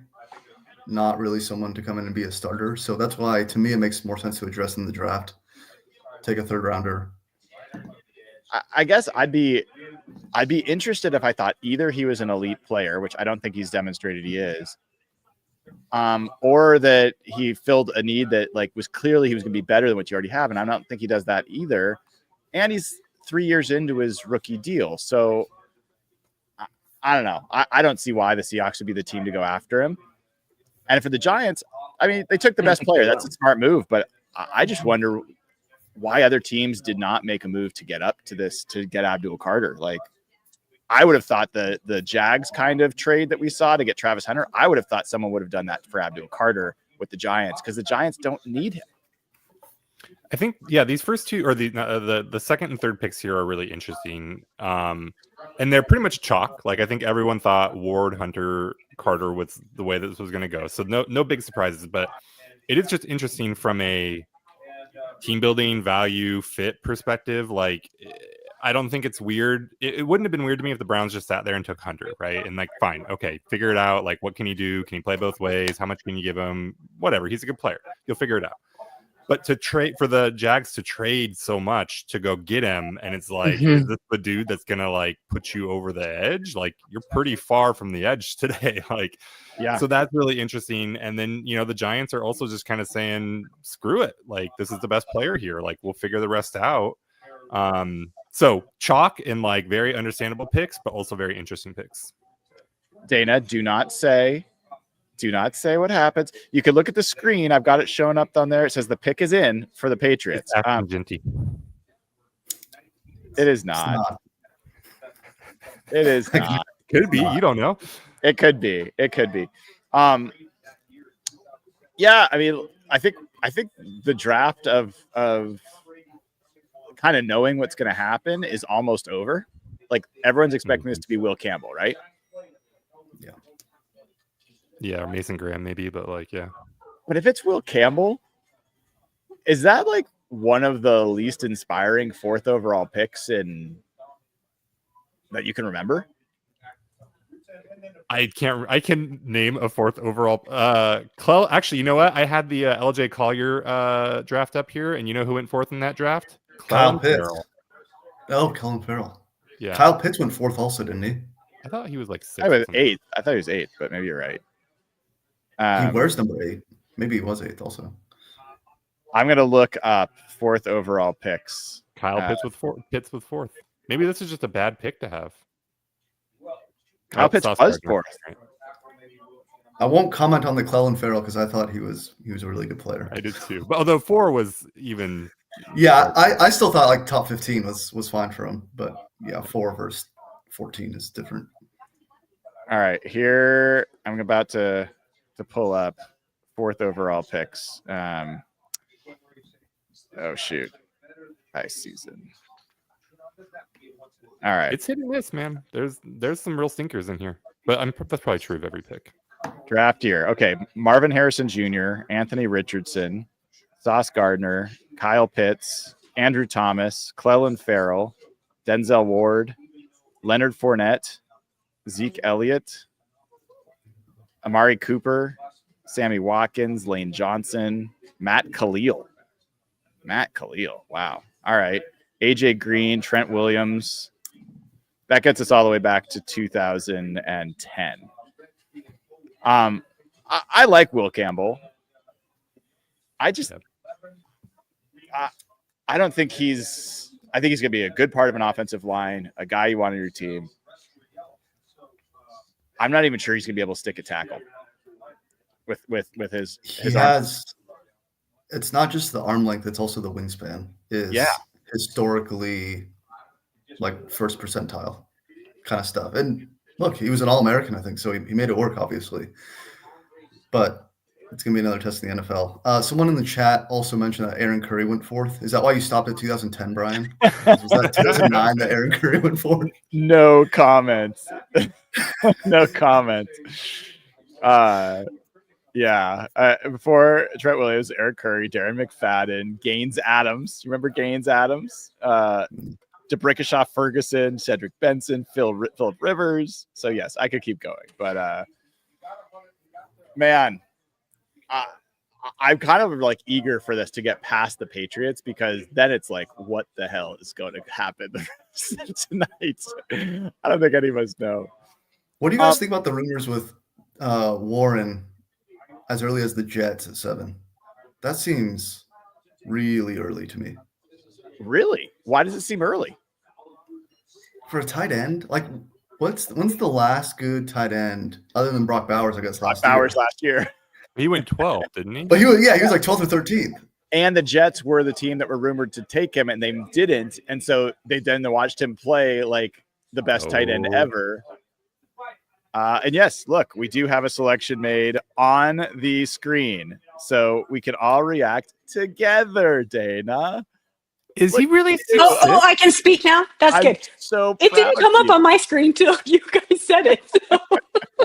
Blame NFL Network. Yeah. Someone said in chat. Sorry. Oh, go ahead, Nathan. Is Will Campbell really 6'6"? Yes. Yeah. So he's actually tall and just has T-Rex. He has T-Rex arms. Yeah. I mean, look at him. Look at those arms. Are you watching him on TV at all? Oh, they are little. They're so small. I mean, if you can tell that on TV, that's kind of crazy. I mean, his suit, he's wearing pinstripes, which is not a good decision when you've got arm length issues. It just like so. Someone in chat said his presser after his pro day was great. Yeah, he is like, keep talking about my arms. I'm going to the NFL. Like, he does not care what you people think. But I think he's going to have a welcome to the NFL moment for sure. The poor kid. Terrible suit. Oh my God. It's not a good suit. His arms are so short. Yeah, the arms are really short. Okay, so the arms, hold on. The arms are 32 and 5/8. It's not. Well, it depends on where you're getting the measure. Normally. Yeah, I'm getting it off NFLDraftBuzz.com. I'm not sure what times they're taking or what. This has been a weird season for measurements, right? Like, there was full inch differences between the Senior Bowl measurements of players and the combine measurements. And that's so not too uncommon, though. It's not. I guess maybe I haven't paid close enough attention. I thought it was kind of. There's usually like a few guys a year where measurements will change significantly. And it's like, how is that even possible? I mean, Jalen Mills, I know that the story had been that, oh my gosh, what's the quarterback? Kenny Pickett had really small hands, and like under 9-inch hands for a quarterback is considered like a cutoff. You can't do it. And he had under 9-inch hands. And by the combine, he had done some like hand lengthening exercises that got him just over 9 inches. Jalen Milroe had little like puppet hands at the Senior Bowl, and then somehow had over 9-inch hands at the combine. It is a weird subculture of like the medical profession or the training profession that knows how to lengthen people's arms and hands for like a few week period of their lives. All right, so we are here at pick 5, which we've been hoping to get to for a while. The Browns are on the clock after trading out of pick 2. Do any of you think? I'm curious. Do any of you think the Browns are going to regret moving out of 2? Does anybody think that they're going to? They could end up with their quarterback of the future next year with that first round pick, right? Yeah. Who knows what good the Jags are going to be? I think it's so smart. They have so many holes they have to fill, and they have so many things that they need to look at. And I think they just need as many picks as possible, because they're going to be living under that horrible contract forever. And so they have to figure out a way to get as many young players in there as they can. So I think that this is smart. So, I mean, and they only went back 3 spots. Who cares, right? Yeah. So the pick's in for the Browns. Who do we think the Browns are going to take? Are they going to go offensive line? Are they going to go Membu? Are they going to go Mason Graham? Would they go defense? Would they go Tet McMillan? Like, I don't think there's a bad pick there, because they needed them all. Mason Graham seems to be sliding a little bit. He does. Not in this draft. I'm just saying over the last couple of weeks, it seems like he was always talked about top 5. Did they take Ashton Ginty? Is there a chance that they take Ginty? Like, they're running. Well, Nick Chubb is always hurt. He's gone. He's not on the team anymore. Yeah. Oh, that's right. I forgot. Yes. That would be smart. I don't know. Cleveland smart. Where would you guys? What do you guys think they do? Call it out. I think they go offense. I don't know how. I saw the pick, so I can't. Oh, you did. Okay. I'm staying. Good job, Derek. I'm Keep impressed. getting his mouth shut. I would just do. I mean, whatever their BPA is, like, I don't know why they like that. It's true. They need them all. Yeah. Well, Nathan, that would mean a running back. I mean, Genty's the best player available. There's no question. We're adding value into the BPA formula here. I see. Yeah, I mean, look, I cheer for the Browns. I wish that they had made some different decisions for sure, but man, like, I hope they figure. Is there any chance they take Shedeur Sanders? No. Like, they're not going to take quarterback, are they? No. Why wouldn't they? I think Jackson Dart moved ahead of Shedeur in terms of odds of being the second quarterback taken. Yeah, I don't. Yeah, Shedeur doesn't get drafted tonight. Yeah, which I would love, given all that's been talked about with him. Sorry, Dana, you're gonna say something. What are you gonna say? No, I was just gonna say I don't think they would take a quarterback. They need to just write it out with Joe Flacco for a minute, right? Like they just need to let's get the rest of the team set, and then we'll get a rookie. It just makes more sense that way to me. There is the pick on the screen, Mason Graham. Mason Graham. So defense. I thought they'd go offense. So for as confusing as we all thought this draft was going to be, so far, it's kind of fallen in line. Yeah. Yeah, I mean, you put Mason Graham next to Myles Garrett. Interesting mix there. And Mason Graham's a guy that, like, I loved his film. I think he just looks like a great football player, but his athletic measurables are not beautiful either. Like, he's got some real question marks there. And I think there was a chance he was going to slide. Some people thought him sliding out of the top 10. That ends up not happening. So Pete Carroll's on the clock here. Oh, yes. Tet McMillan time. I think it might be Genty. I think so too. It would be so Pete loved the running back. on brand, right? Either way here, it's going to feel very Pete. Like if they take Genty, it's like, oh yeah, Pete and running. He's just going to prove it to everybody. And if they don't, he's going to get up there and be like, y'all thought I was going to take a running back, didn't you? And we're like, yeah, we did, Pete. Absolutely. So, like, we all know Pete Carroll after all the years he was here. He didn't take running backs in the first round other than once, right? So I just don't know why everyone's assuming that. It seems so simple. It's not just like that connection. They genuinely need offensive skill players. True. Now, They do. Whether or not a running back is really worth the first round pick, that's a separate conversation. But do you think Ted McMillan helps Geno Smith more, or Ashton Genty helps Geno Smith more? Ted McMillan, 100%. They don't have really. I'm going to look at the roster, but outside of Bowers and Jacoby Myers, this is all they got. So, what is their offensive line good. like? I don't even know, to be honest with you. It's not bad, but they've got a guy playing right tackle who's really a guard, and that's why I think Armand Membu is not out of the question. He could help. Like, I think he's in the conversation. If you want to help Geno Smith in the offense the most, it might be the offensive line. Yeah, I think Membu makes the most sense here. But does Pete make sense? Come on. I don't want it to be Genty because I just want people to be wrong. And I know Pete loves making people wrong too. So right. Too simple. But this is another team where it's like, boy, they could do a lot of things. And I'd be like, sure, that makes sense. Exactly. It's true. Yeah. I mean, there's a reason you're picking this high. Yeah. So I just got a text on the Our Turf group. Apparently they're already 3 picks behind on TV. I'm not surprised. I'm not surprised either. It's like, yeah, they're way far behind. They're chatty Cathy's today. But that also makes me think that teams know who they want and they're just lining them up. Like they're not taking their time. They're just going ahead and getting their guys that they want. Everyone was talking about, how this was going to be such a, confusing draft and it was going to be all over the place. I still think that's true, but I think teams are pretty set on who they want. And so today I was listening on the way home to, I know you guys make fun of this, but I listen to Sirius XM NFL radio. I love it. I listen to it all the time. And they were talking about how this could be the fastest first round in a long time. So they were going to have to figure out how to stretch it because they just thought these are logical players. There's no big, huge, crazy splashes necessarily to make. It's people know what they want. They're just going to go down the line on these players. So it'll be interesting to see if that happens.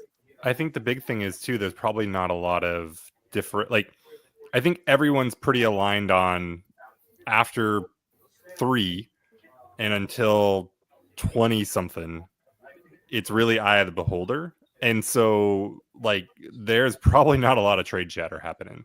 Right. And I think that's probably what drags us out a lot. And so teams are just like, I don't know, no one's calling. Let's make the pick. All right. The pick is in. The pick is in. I hope it's not Ashton Ginty, but if it is, you know what? Like, I cannot believe how much I'm rooting for the Raiders next year. I hated the Raiders growing up, but Pete Carroll going there just completely changed. Like I didn't realize how much of a Carroll fan I was. Brian, it's on the screen. Brian. There it It's on the is. screen. There it is. Yeah. All right. We love you, Pete. Oh, Love you, Pete. He does Pete Carroll things, man. He does it. So I'm a little surprised Spytech, Pete doesn't get final word on these picks now. And you got a GM taking a running back 6th overall. Yeah. He's a special player. But didn't even take the best skill position player in his playoff game that he lost, right? Like Tyler Warren was a much better skill position. And I don't love the value of Tyler Warren at 5 by any means, but I don't know. It's just interesting. You know the move that speaking of the Raiders, that I'm surprised hasn't happened, or at least been a conversation. So the Raiders drafted tight ends in back-to-back years, and obviously Bowers is their guy now, and Michael Mayer is a guy that didn't really jump out, and now I think there's some rumors that they might move him. Why haven't the Seahawks and Raiders traded a Seahawks running back for Michael Mayer? Like, that would have made so much more sense. And then you could have, if you had Zach Charbonnet there, I'm not saying he's close to Ashton Ginty, but he's a totally fine starting running back. And then you could have used this pick on a different position, like Tet McMillan, and then you have 2 offensive skill players, or Armand Membu. So I don't know, man. I don't feel like this was the smartest move, but I'm going to have fun watching Membu. I think Membu or even Kelvin Banks and flip him over to the right side. Yeah. I think there's much better decisions to be made there. I, for one, am shocked that Pete made a bad team building decision in the name of improving the running game. Stop it. Stop it. Oh. Just saying. Man. Oh, Pete. Look at everybody's in the suit, but Pete. God, love it. Oh, just makes me sad.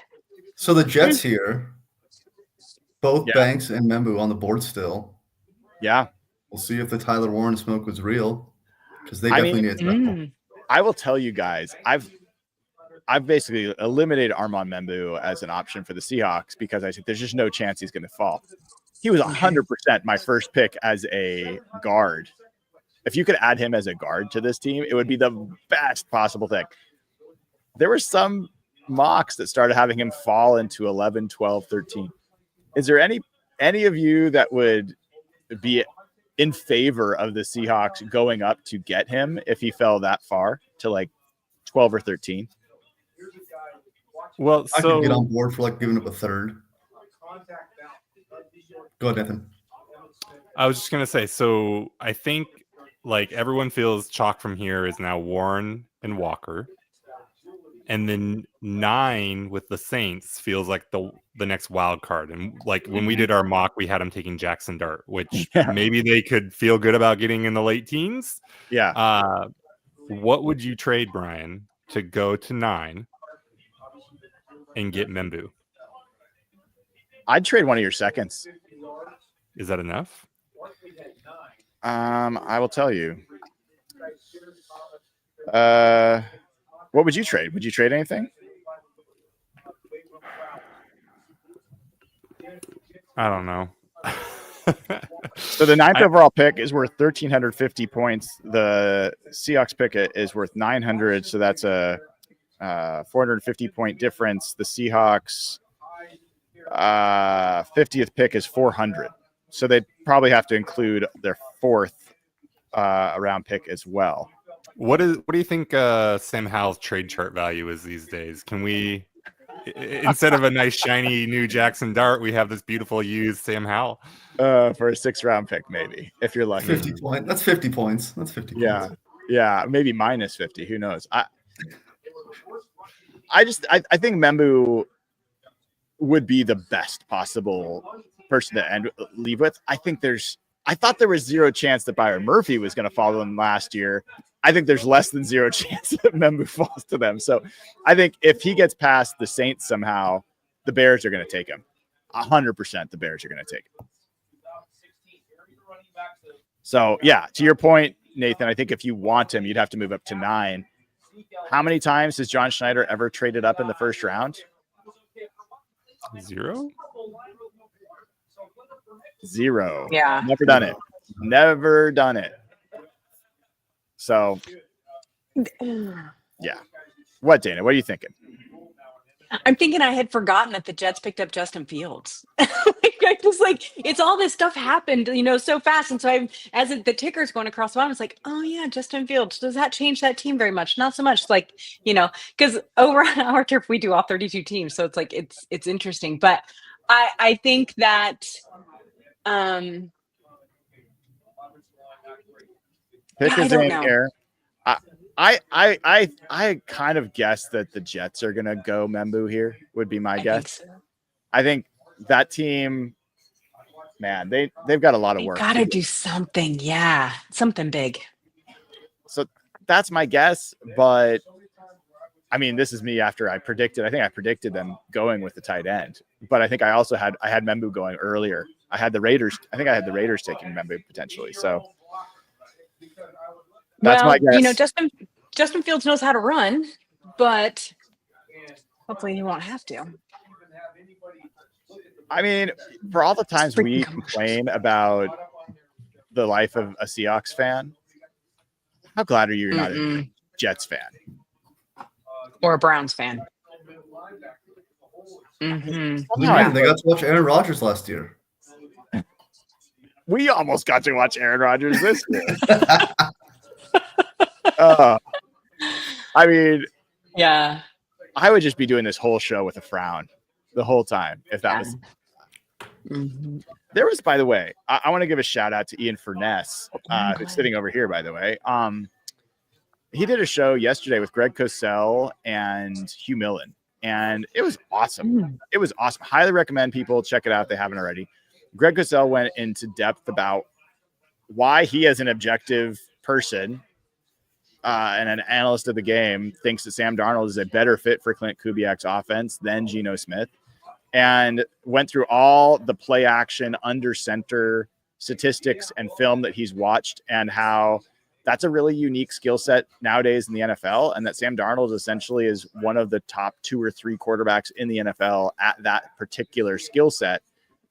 There's a lot of stuff they went through. They also talked about how the scheme and the outside zone helps the offensive line.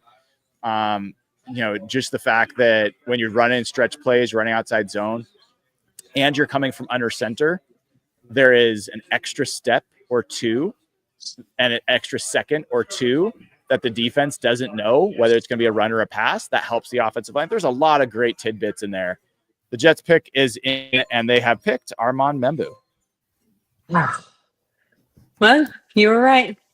So, well, you could guess every single option. I my draft board, I did not guess that he'd be here. So I was also wrong. That's a good pick for the Jets. It's a good pick. Yeah. So That's a foundational pick.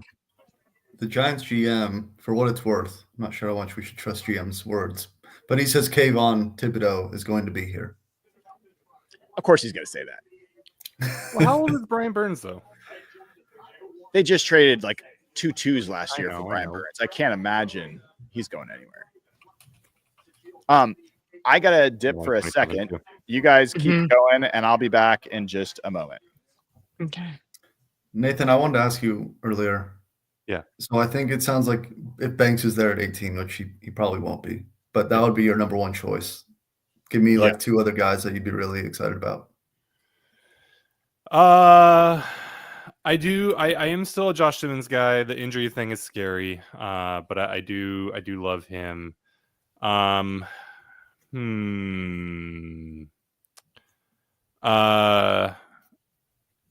Beyond that, you know, I have a lot of guys I'm good with, like, and not like just like yeah, I'm fine with that, but like, you know, I'm happy, but maybe not super excited. Like Tet, Shamar Stewart, Emin Wari, you know, Golden has a special place in my heart. So I would that would probably be the other one that gets me the most excited.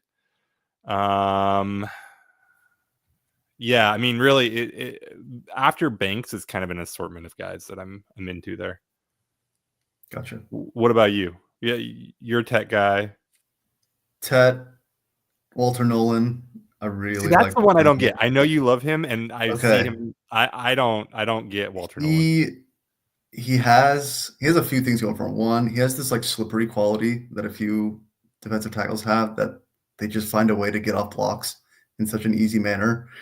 And I think it makes him an outstanding run defender. And should you value that highly in pick 18? Maybe not so much, but he is a damn good run defender. And he has a lot of power despite only being 295 maybe.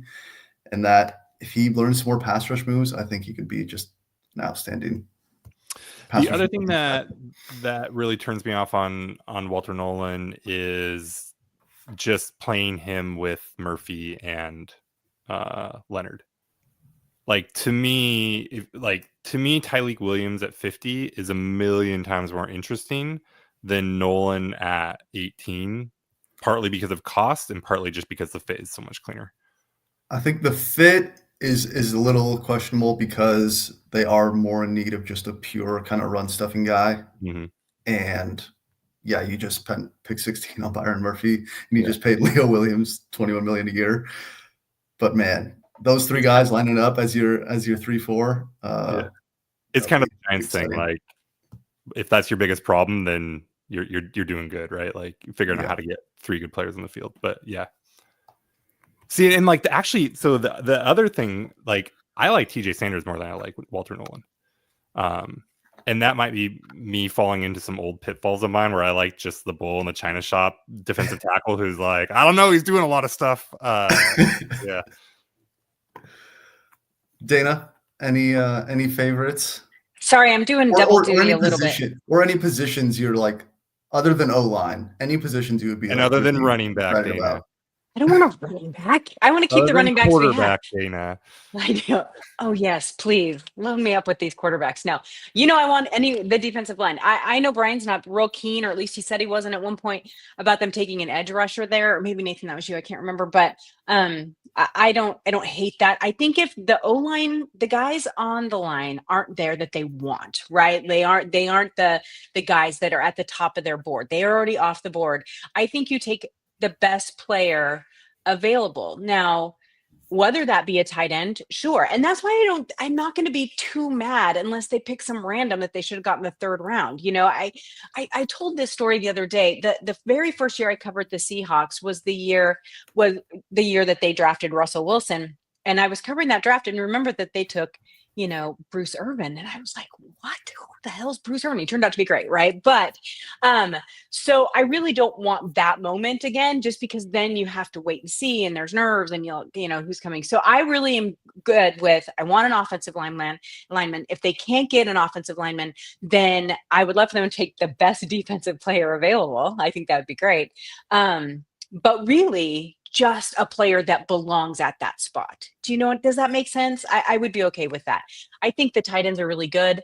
I'm not super keen on a wide receiver, but I know that there are some good ones in this draft, but I would really love a good defensive player. But you know how much I love Nicky Monroe. I love him. I just would be happy with him. There's definitely room. I mean, I think at safety, and I know at 18, it's maybe a little rich for a safety, but true. They didn't replace Jenkins, who we talked about a couple of months ago was still playing like 35% of snaps, even when Kobe Bryant and Julian Love were the full-time starters.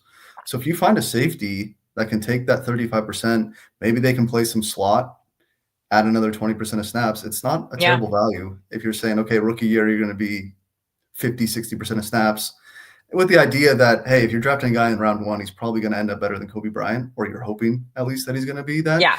So to me, it doesn't seem like a terrible value. I don't think it's terrible. Do I think it's the smartest? No, I just really like him as a player. And, I like the way he plays. Obviously, I like hard-nosed defense and he plays that. But I just think that it's really important that we don't have the complete baffling John Schneider moment at 18. Now, if he trades back a little bit, I just don't want him to trade out of the first round. So if he trades back a little bit, then you have a little more wiggle room, right? Because you can then you're not, I hate to say wasting an 18th pick because you don't ever waste it. But Brian and Evan were talking before because I was watching a little bit and there goes your dude. I'm terrible news. Hell yeah. Hell yeah. Dan Morgan just saved his old pal, John Schneider, from making a big mistake in the first round by taking Ted McMillan. No receiver in the first round for the Seahawks. Well, now they'll just reach for like Jalen Noel or Jaden Higgins. So, well, do it in the second round. Fine. There's a lot of good day 2 receivers in this class. So, by the way, shout out to the Real Hawk Talk crew. When we did this, what was it, a week ago, 2 weeks ago, we got to the Panthers. Everyone was saying Jalen Walker. We talked about the Panthers' entire franchise depends on whether their quarterback works out. And if you look at the weapons that they've got for that quarterback, it is atrocious. Mm-hmm. And so as far as I know, we're the only people I heard talk about them going for offensive skill player, whether it was tight end or receiver. And I think we had maybe Ted McMillan going to the Raiders, so I think he was gone in our thing. But I think this makes a lot of sense when your job depends on Bryce Young actually being able to operate an NFL offense. Totally agree. Yeah. The one that we talked about a lot was Tyler Warren because Tet was gone. But although I think we ultimately ended up having them take Jalen Walker, so we bought the lies on that one. Yeah. I'm curious. Let's see. I'm looking. Oh, that's cool. So I didn't in my prediction, but I had them going defense. So I am a liar, at least in that regard. Yeah, go ahead. The Saints have needs all up and down the roster. Ryan Ramczyk retired, if I'm not mistaken. And Trevor Penning, who I think we were all nervous John Schneider would take a couple of years ago, they're not picking up his 5th-year option. So Kelvin Banks could certainly be an option here. I think the Saints are just basically starting from scratch. They're just going to start with kind of their base players, get them in as rookies, because they have nowhere to go but up. And with their quarterback situation being so confusing right now, and although it's really not, but it is. I was saying, it's not confusing at all. Just exactly. But being, I guess, up in the air. Maybe that's a better way to put it. But I think that they just need to kind of, this is going to be a base level draft for them. Then they can turn around and go next year and get some of those skill players. The Saints are just a mess. Which is too bad, because if you've ever been to an away game at a Saints in New Orleans, it's the most fun. So I hope that they get it together.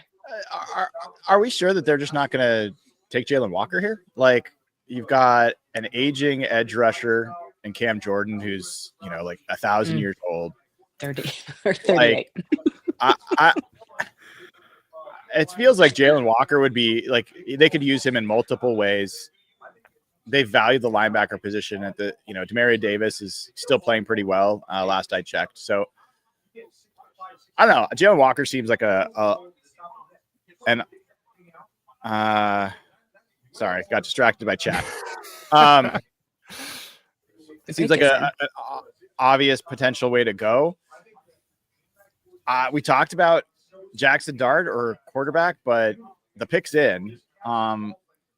I thought they would try to trade out of this, that someone would trade up to this spot, but it's looking like that's not going to happen.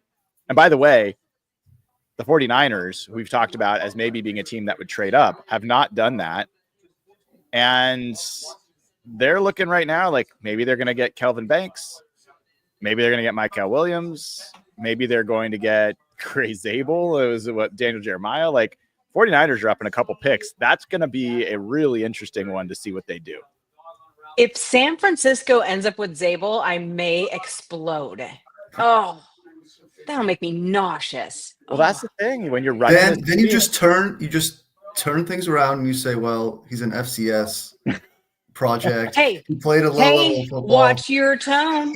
Watch your tone. No offense to Montana State, Dana. I'm just saying. No, I get it. But that's when you're playing that scheme, and then you look at the draft board and you say, well, the 49ers lost their starting guard. They have a 90-year-old left tackle. And then you've got Miami Dolphins, who are at 13, who run a outside zone, predominantly offense with Mike McDaniel. Both of those teams could absolutely have the same appeal for interior offensive linemen that we do. Do you see that stat? Chris Olave led them in receptions of 400 yards. Yeah, they were 400. They were not only bad. Maybe they need a receiver. They were so injured. Yeah, they were. No, I understand that, but I'm just saying maybe that's. And there goes Kelvin Banks. Oh, there goes Banks. Well, it's not on my screen yet, you guys. It's on our screen. If you look at your computer, it's in front of us. I'm teasing you. Isn't that good news, Nathan? Like, would you rather him go to New Orleans than go to San Francisco? I'd rather him go to Seattle. Did you see the grandma just about knock the baby out? Sorry, that was hilarious. I'm sorry. That was funny. I'll be quiet. You have to be quiet. So now the Bears are up, and this is the three offensive linemen have gone, and Ashton Genty's gone. Do they go deep edge rusher like Michael Williams, Jalen Walker, O'Marion Hampton? At 10? I think the Bears absolutely were hoping to get either Genty or one of the linemen. I don't think there's a lineman that they tackle. Maybe Josh Simmons. Do they think Josh Simmons? It's possible they could also go tight end. I mean, if they really feel tight end makes way sense. About. I mean, they have Cole Kmet, who's not a bad tight end by any means. Yeah. Pretty darn good tight end, actually. But Colston Loveland's a different kind of tight end than Cole Kmet, though. Those could be complementary guys. Yeah, and look, you have oh my God, why am I blanking on his name? Johnson, the new head coach from the Lions. Ben Johnson. Ben Johnson. Thank you. He used tight ends, quite frankly, in that Detroit offense. They ran a lot of 12 personnel. So tight end would make sense. Two starting tight ends doesn't sound too crazy. The pick's already in. Could be Tyler Warren. I'm gonna. Yeah, I mean, that would make sense, although he's pretty similar to Kmet. I think it's either the tight end or it's an edge rusher. Those would be the two things that make the most sense to me. I think they would have liked to have got a tackle, and I don't think there's one worth getting, which, by the way, also for the 49ers, there's not a tackle worth them drafting now at this point. And I don't know if they'll go interior offensive line. I think that the 49ers likelihood that they're going to go defensive line just went up quite a bit. Yeah. They keep showing Sanders. Could they get the George? No, it's okay. Do they get a George Kittle replacement? They need to. The dude can't stay on the field. Out. They need a Debo replacement too. Mm-hmm. Who would that be? Savion Williams? Tyler Warren? Tyler Warren.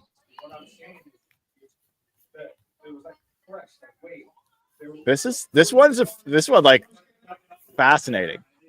And the Bears have had a absolute makeover this offseason, from coaching to offensive line. It's a pretty big change.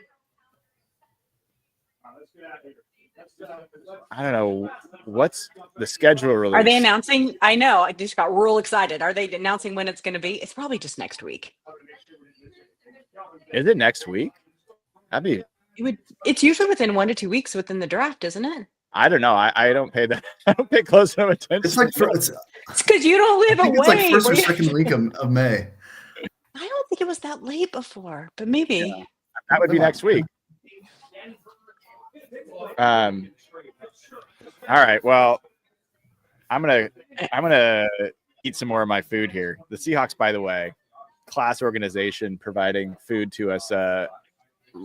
Media rabble. I will say, I'm not a lamb guy. I don't. May 14th. But they have like a lamb pasta dish here that is pretty good.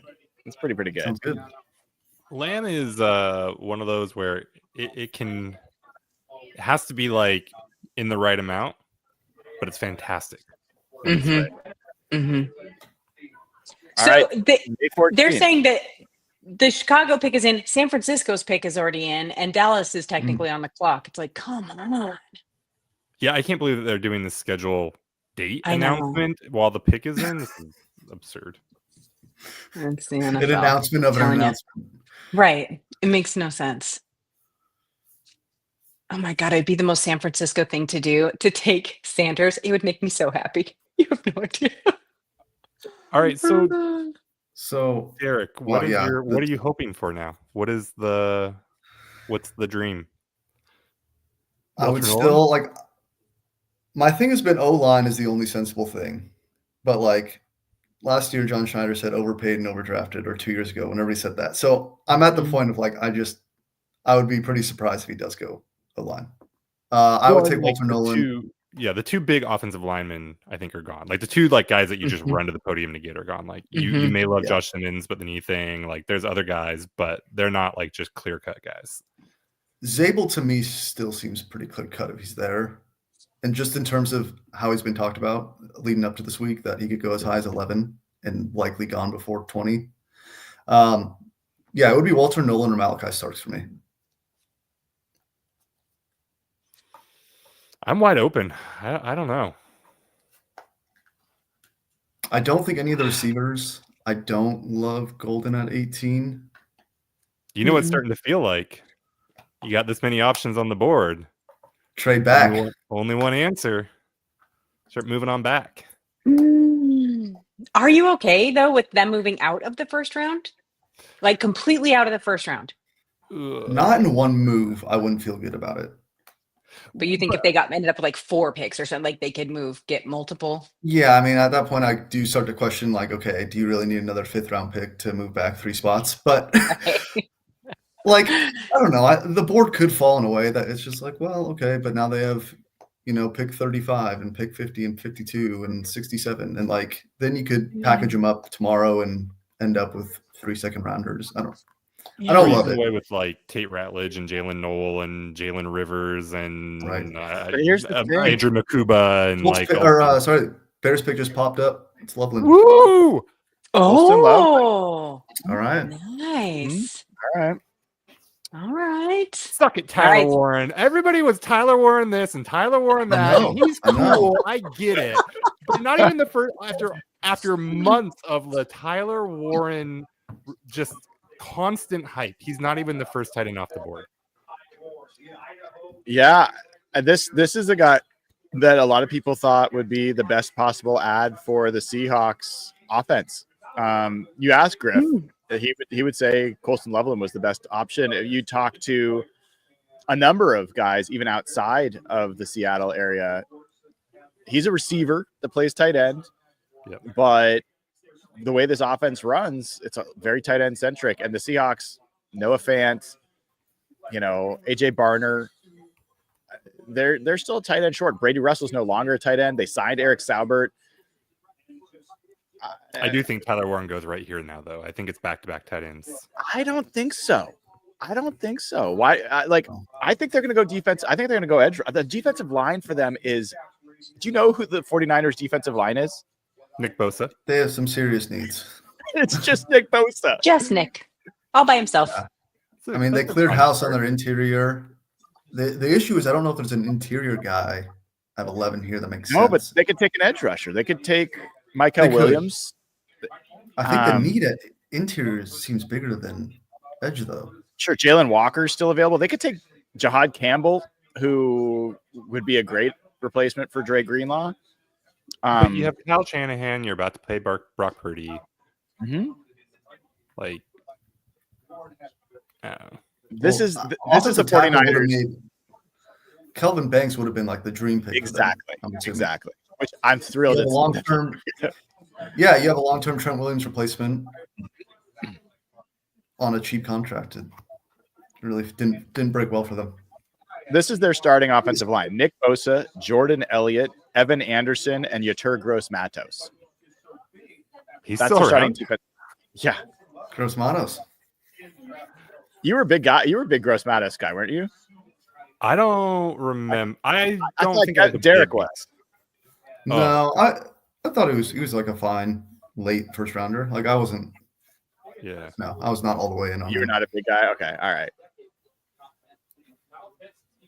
So the pick is in for the 49ers as well, as Dana has alluded to. And I didn't say a word. What are you talking about? no, You said it was in. You said the pick was in. You didn't say who it was. Oh, okay. I was like, I didn't say anything. I haven't even seen who they've picked yet. We're still. I did just see tight end who stuff. it is. Well, go ahead and share. Who is it? Yeah, I want to know. It is Michael Williams. All right. That's what I thought. Edge from Makes Georgia. sense. Makes sense. Over Walker is a little interesting though. I think Jalen Walker is sliding. Most people Why have is Walker that, ahead of Brian? Williams. So I had this question this last week because I didn't get it with the Jalen Walker stuff. He's a great football player. He's 6'1". The number of 6'1" edge rushers in the NFL that have had 10 plus sacks in the season, it's not a long list. And so you're talking about like Hassan Reddick, Dwight Freeney. There's some really good ones, but you're talking about outliers. And it's a little wild to me because you've also got a similar player. It's different, but similar player that is going to go in the third or fourth round. Josiah Stewart from Michigan, 6'1" edge rusher. And everyone's like, this guy's too short, so we're going to draft him in the third or fourth round. So why is Jalen Walker going to be top 10? Right. Like that never made sense to me. We'll see how because of far his he falls. Because of his size, also, maybe you just stick him at outside linebacker who rushes the passer on third downs. But That then makes it's like, sense. well, then he's mostly a linebacker, and it's like, does that make sense at pick 10 or 11? Yes, that's the thought, right? So I haven't watched enough of Walker just because I didn't really think he was an option for Seattle. But like with his kind of off-ball linebacker, also pass rush, like edge, like is he a Seattle fit? I would take him at 18. He could. I mean, I'd be excited about it. There's pretty good rumors that the Seahawks love that guy. Brady Henderson, the most plugged-in beat reporter around here, has talked about Jalen Walker being connected to them. We'll see. I asked Mike McDonald at the press conference on Monday, I was like, what do you think about these hybrid linebackers that are off-ball linebackers and edge rushers? And he's like, I love them. I'm like, okay. Who knows? I had not really given a thought that Jalen Walker could be around it at 18. Yeah. How Jerry would have. Go for it. Go ahead. I was just going to say, how Jerry Jones would it be if they picked Shedeur Sanders right here? Oh my God, I'd love it so much. I just want someone to take him so we can quit talking about him. Well, Dion was rumored at one point to be in consideration for the Cowboys job, wasn't he? Though you'd think that if they were going to take Shedeur, they would have hired Dion. But yeah, but that decision gets made, in February, March. Who they're going to take, right? Matthew Golden does not look happy in the green room. Well, that's been the rumors, Matthew Golden. That's who I picked to go to them with Ted McMillan gone. That's who I picked. How do you guys feel about Michael Williams? This guy used to be like coming into the season, he was maybe the number one overall pick, had a not great year. did the 49ers just add a great player? Did they just end up like having to take the leftovers and this was a second, third, fourth choice of who they hoped to be available? How do you guys feel about who the 49ers got? I think Michael Williams strikes me as the he is the guy that opens it up for the rest, for everyone else, right? He's a dirty work guy.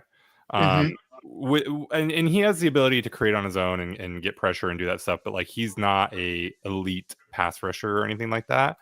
But he has a ton of flexibility. He can play against the run. He can still get after the passer and pressure. Like he's got like I got basketball in the brain, so like I feel like he's kind of a Draymond type guy, where like there's gonna be games where it's like 6 points, like 1 block, 1 steal. Like I don't why is this guy good? And then but like when you watch him and you see how he's doing things, it's like, okay, yeah, I kind of get it. Like coach is probably gonna love this dude. Question then becomes like, are there enough guys around him on that Niners defense to take advantage of it? And what is that really even worth? Like, is that a valuable player? Is that a good football player? Yeah, absolutely. Is that who you take at, what are we, 11? I don't know. Yeah, it's tough though. I wasn't in love with it, really the top end of this edge class in terms of like top half of round 1 kind of guys. None of them really stood out to me as like, oh man, like clear cut. He's going to be a fantastic edge rusher. Just there's no one that I thought, top 15 I'm pounding the table for. Even in the back end of round 1, okay, maybe you can talk about Donovan Ezraku. At that point, Michael Williams. Other than that, it's a bit of a hard sell for me. Oh, wait. Can I change your mind on Michael Williams? I'm suddenly sold. He's the best, one of the top 3 players in the draft. Do you know how old he is? He's 20. He doesn't even turn 21 until June 29th. Wow. That's actually like you joke, but that is a meaningful. Like he's a man. Like he is a really impressively built player, and to have that kind of strength at 20 does bode well for like him still growing into his body. Like he could end up being meaningfully stronger than he is right now. Yeah, he's a dude, but he is not he may not be a fully formed dude yet. Grown dude. Yeah. Yeah. Jalen Walker's also young. He just turned 21 in February. Yep. I gotta say, not to be the reverse ageist on the pod, but the 49ers taking Michael Williams is one of my best possible scenarios. Like there was rumors, guys. Dan and Jeremiah had them taking Gray Zabel, Kelvin Banks. Like there's guys they could have taken that would have really hurt the Seahawks and also helped them. I'm not sure Michael Williams is one of those guys. Even Tyler Warren as a guy that I would have been like, oh man, like George Kittle is going to expire. And I don't mean die. I just mean he's getting old. He's not going to be there forever. Tyler Warren, the closest comp to him might be George Kittle. And so I don't want them just reloading with another George Kittle. He's been a pain in the ass. I think Michael Williams is a big question mark. Maybe he works out. Maybe he doesn't. At the 11th overall pick, that sounds good to me. Guys, I can get excited about Jalen Walker at 18. Sure. I've watched like 2 minutes of him, but I remember it being kind of fun. Okay. We got 5 picks here, but yeah. So the guy that I think would be an objectively bad pick, you were talking about him the other day, Brian. Hey, hold on, Brian. Can you let Josh in? I'm trying. I can't get on the door. I can't get Oh, wait, hold on. For some reason, I can't see him. But yes, I'll try to figure this out. Also, you keep talking. The Cowboys just took Tyler Booker, so that's nice. A little early, but do one of you guys have admin? Can one of you add Josh? Because I can't literally it will not let me get to. There we go. You just kicked Nathan out. I didn't touch Nathan. I think Nathan kicked himself out. Am I here? Yeah, you're here. How you doing, Josh? I'm going to be your on-site reporter today to give you some on-the-ground information. I'm here on the scene to give you any updates. What's I got no updates. come on, man? Because I haven't been following the draft at all, but I am on site. So if anything happens right outside the stadium, I got the first Hawk blogger breaking news. So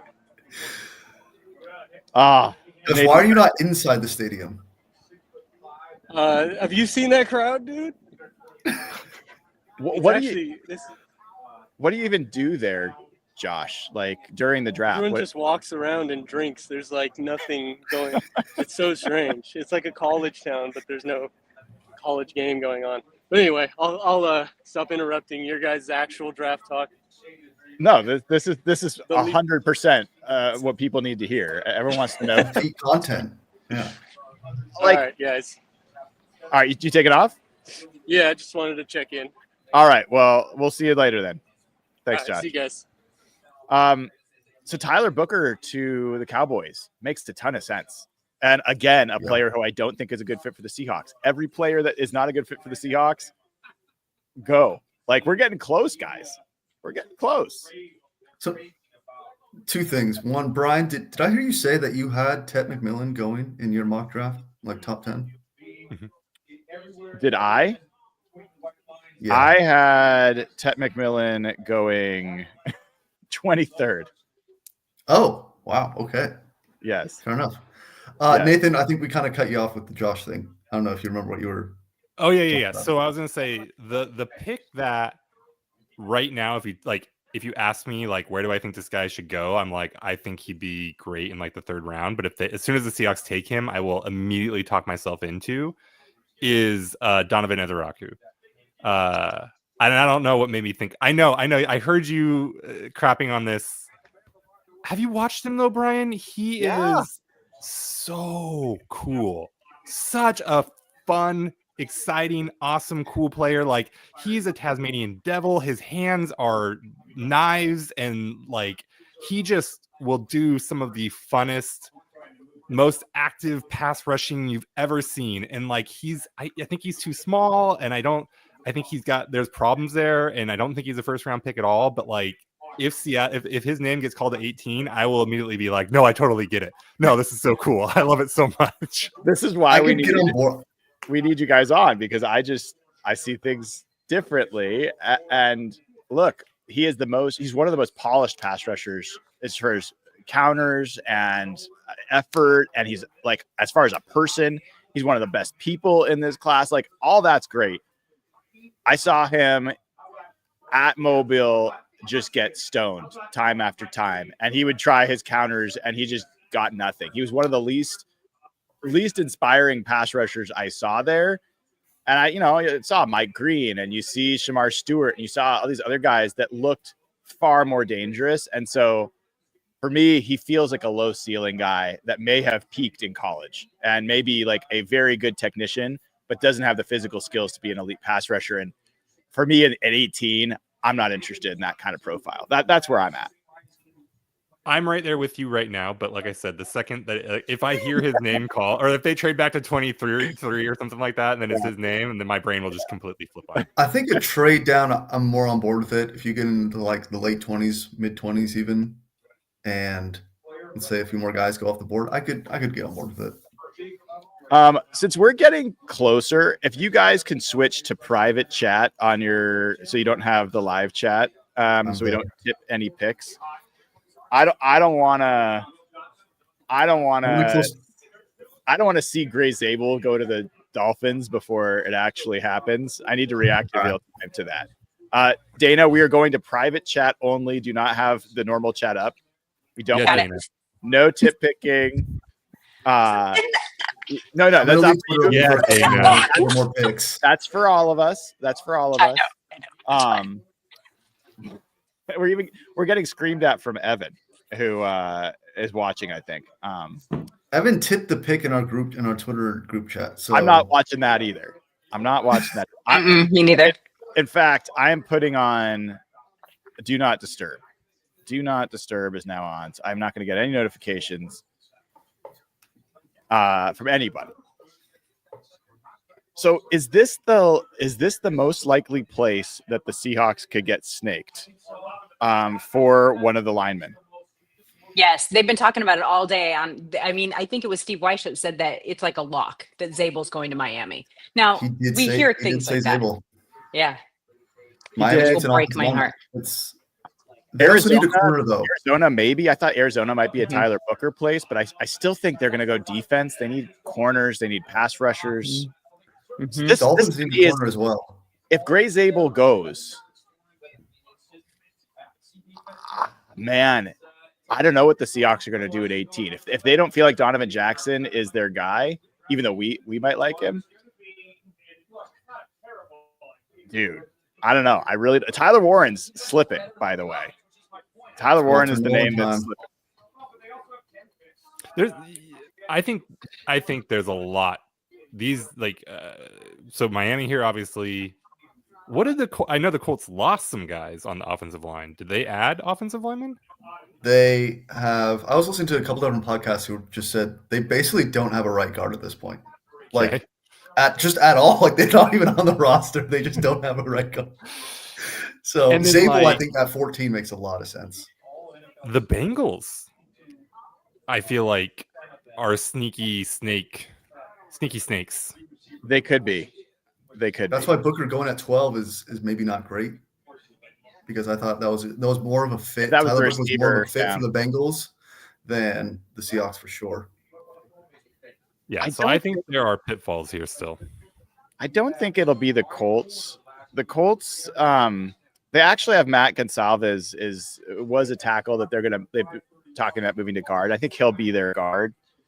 I think the Colts feel fine, and that's why they let Will Fries and Ryan Kelly go. I'd be surprised.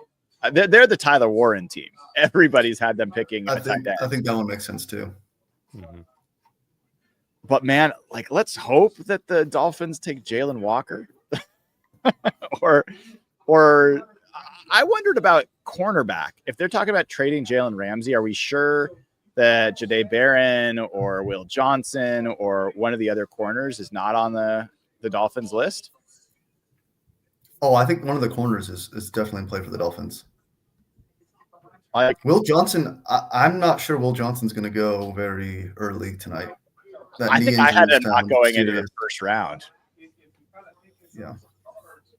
Okay, I'm closing Twitter because both pick 13 and 14 are already in. Yeah, I don't have Twitter open either. Close everything. We are focusing.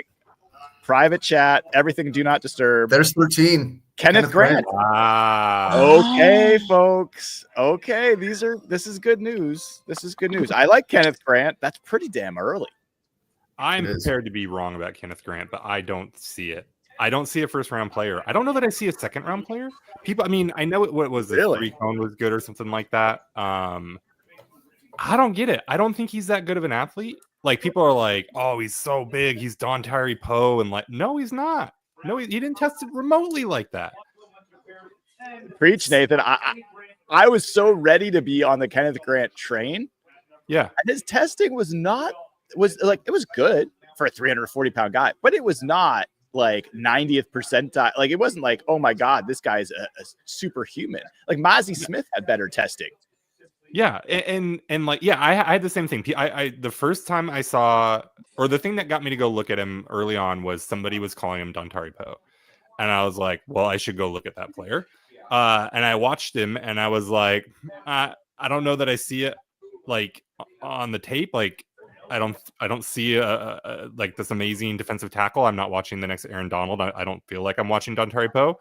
But I remember I didn't love Don Tyree Poe either. So, okay, if he's a freak athlete, then interesting. But then he tested and he wasn't a freak athlete. So what are we doing here? I'm just happy because this is a player that, I would have been happy if they drafted him with what Mike McDonald and Jay Harbaugh know about him. I would have been like, okay, that's pretty cool. I had the exact same response that you did, Nathan, in general about looking at him as a player. But I do think a dominant nose tackle next to Byron Murphy for the next 10 years would be a really great thing if that's who he is. I'm not convinced that's who he was. And now he's not an option, so we don't have to worry about it. Mm-hmm. So Steve Weiss, I was told that Gray Zabel was a lock. So maybe you should stop doing what you do if you're going to go out and say things are a lock. That's maybe you should quit your job and find maybe something you you're good should, at. honestly, like, what the hell? Like, you're a member of the media. I'm barely. Like, you don't go and say it's a lock.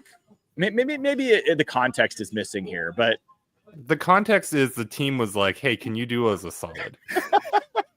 Can you go and lie your ass off in front of the whole nation? It's not even the same position. Like, it's not even the same side of the ball. Yeah. Like, there's no part of what he said that is even like in the area code of what the team did. Come on, man. Hipster Homebrew called up Sam Weish and was like, hey, how much does your soul cost? Can I get you to sell that for me real quick? So proud of you right now, Nathan. His name's Steve, not Sam, but you know. Steve Weish? Sam Weish? Sam Weish is like Steve. It's Steve. Steve Weish. Yeah. He doesn't Sam get. Weish, We don't, it's like Sam Weish Ganji. Tyler Warren. Indy, Tyler yeah. Warren, there he is. all right. Yeah. That's If anybody did not think Tyler Warren was going to the Colts, come on.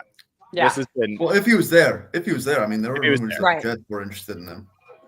so that Tyler Warren's okay, guys. We are a few Picks picks away. away. We are a few picks away. I'm gonna have to start pacing. Ugh. Falcons may be really happy to take Jalen Walker here. They are in need of edge rushers badly. I am. If you're wondering, I'm texting Evan and Jeff to try to harass them to get on with us soon. We're getting close. So the other than Tyler Warren going to the Colts, Mike Green going to the Falcons might be the next most common Yeah. pick. Just Jalen Walker. I think But- Jahad Campbell makes sense for. I think one of the linebacker edge rushers for Raheem Morris's defense. That's one team that needs so many people at so many places. Someone that does multiple things could be a good thing. What is the one name, like, barring the LJ Collier scenario, that would make you the angriest right now? If you heard Seattle call it, I was like, wait. For 18 at 18. To me, I think it's Derek Harmon. What? I don't get it. He's another one of these guys I don't get. I'm kind of more towards Nathan. I think he's probably like a tail end of first round, like day two, maybe second round guy. I don't think it would be terrible, but I wouldn't be like super excited about it. Nathan, can you let Evan in? Sure can. My God, it took so long. There's a Why is flaw- Nathan the one who can do it? Oh wait, I figured out how to scroll. Okay. I now can help. Okay, wait, hold on. Boomer. Cut off. Brian, come on now. I'm working on this little tiny laptop screen. I'm used to my big triple monitor setup, man. It's a rough life over here. Evan, How do we feel about the Tyler Warren pick for who just picked him? Good. the Colts. I didn't want a tight end. I'll tell you that. Like retrospectively, a tight end would have been like one of my least favorite things to take. At Really? 18. AJ Barner. Okay. We got Colson Loveland at home. It has nothing to do with AJ Barner. It has to do with Noah Fant. Oh, jeez. Can Yeah, you that's guys? Still, he's like the 5th highest paid still on the team. I have no idea how that's a thing. But conversation for another day. We need to take a kicker. Oh, sorry, Nathan, you asked a good question, which was You did. who would be the player that I'd be pissed about? And you said who? Derek Harmon. Derek Harmon. I like Derek Harmon a lot, but I think he's going to go to the Bengals. I will say the two guys that I know Brian would be ecstatic about, and I think this just shows how polar opposite we are this year. Shamar Stewart or Evan Worry would be like. I'd be excited. I would, You I would should be a hard be pass excited. on those. You should be excited for the same reason I'd be excited, though. It's not about what you think about them as a player. If Mike McDonald decides that Nickem and Worry or a linebacker or safety, if he decides that one of those two guys that are literally the best tested athlete at their position in history, if he thinks that they are great, I think we should all be excited about that. If he doesn't and they pass, fine. Like, whatever. I think yes, but I don't know how we can sit here and say, well, they drafted him, so obviously they think he's going to be great. Like, you're thinking that with whoever they draft, and you don't know how much John Schneider is in control of things. Okay, wait. So hold up, real quick. Nathan, Brian, How does the draft board sit right now? Is this a good thing for us? Educate me, please. Like, There's all these cornerbacks. The thing that you need to know, Evan, is Gray Zabel, Donovan Jackson are both still available. Those are the names that, like, what sets up right now is that they could both potentially be available. And if the Seahawks could have drafted them and they trade out, that might be the hardest pill to swallow. Got it. Falcons are taking a while here. Do we think they're trying to move back? I'll be shocked if it's not Jalen Walker, Jahad Campbell, or Mike Green. Mike Green. Yeah, those three. I'd be really shocked if it's not Walker.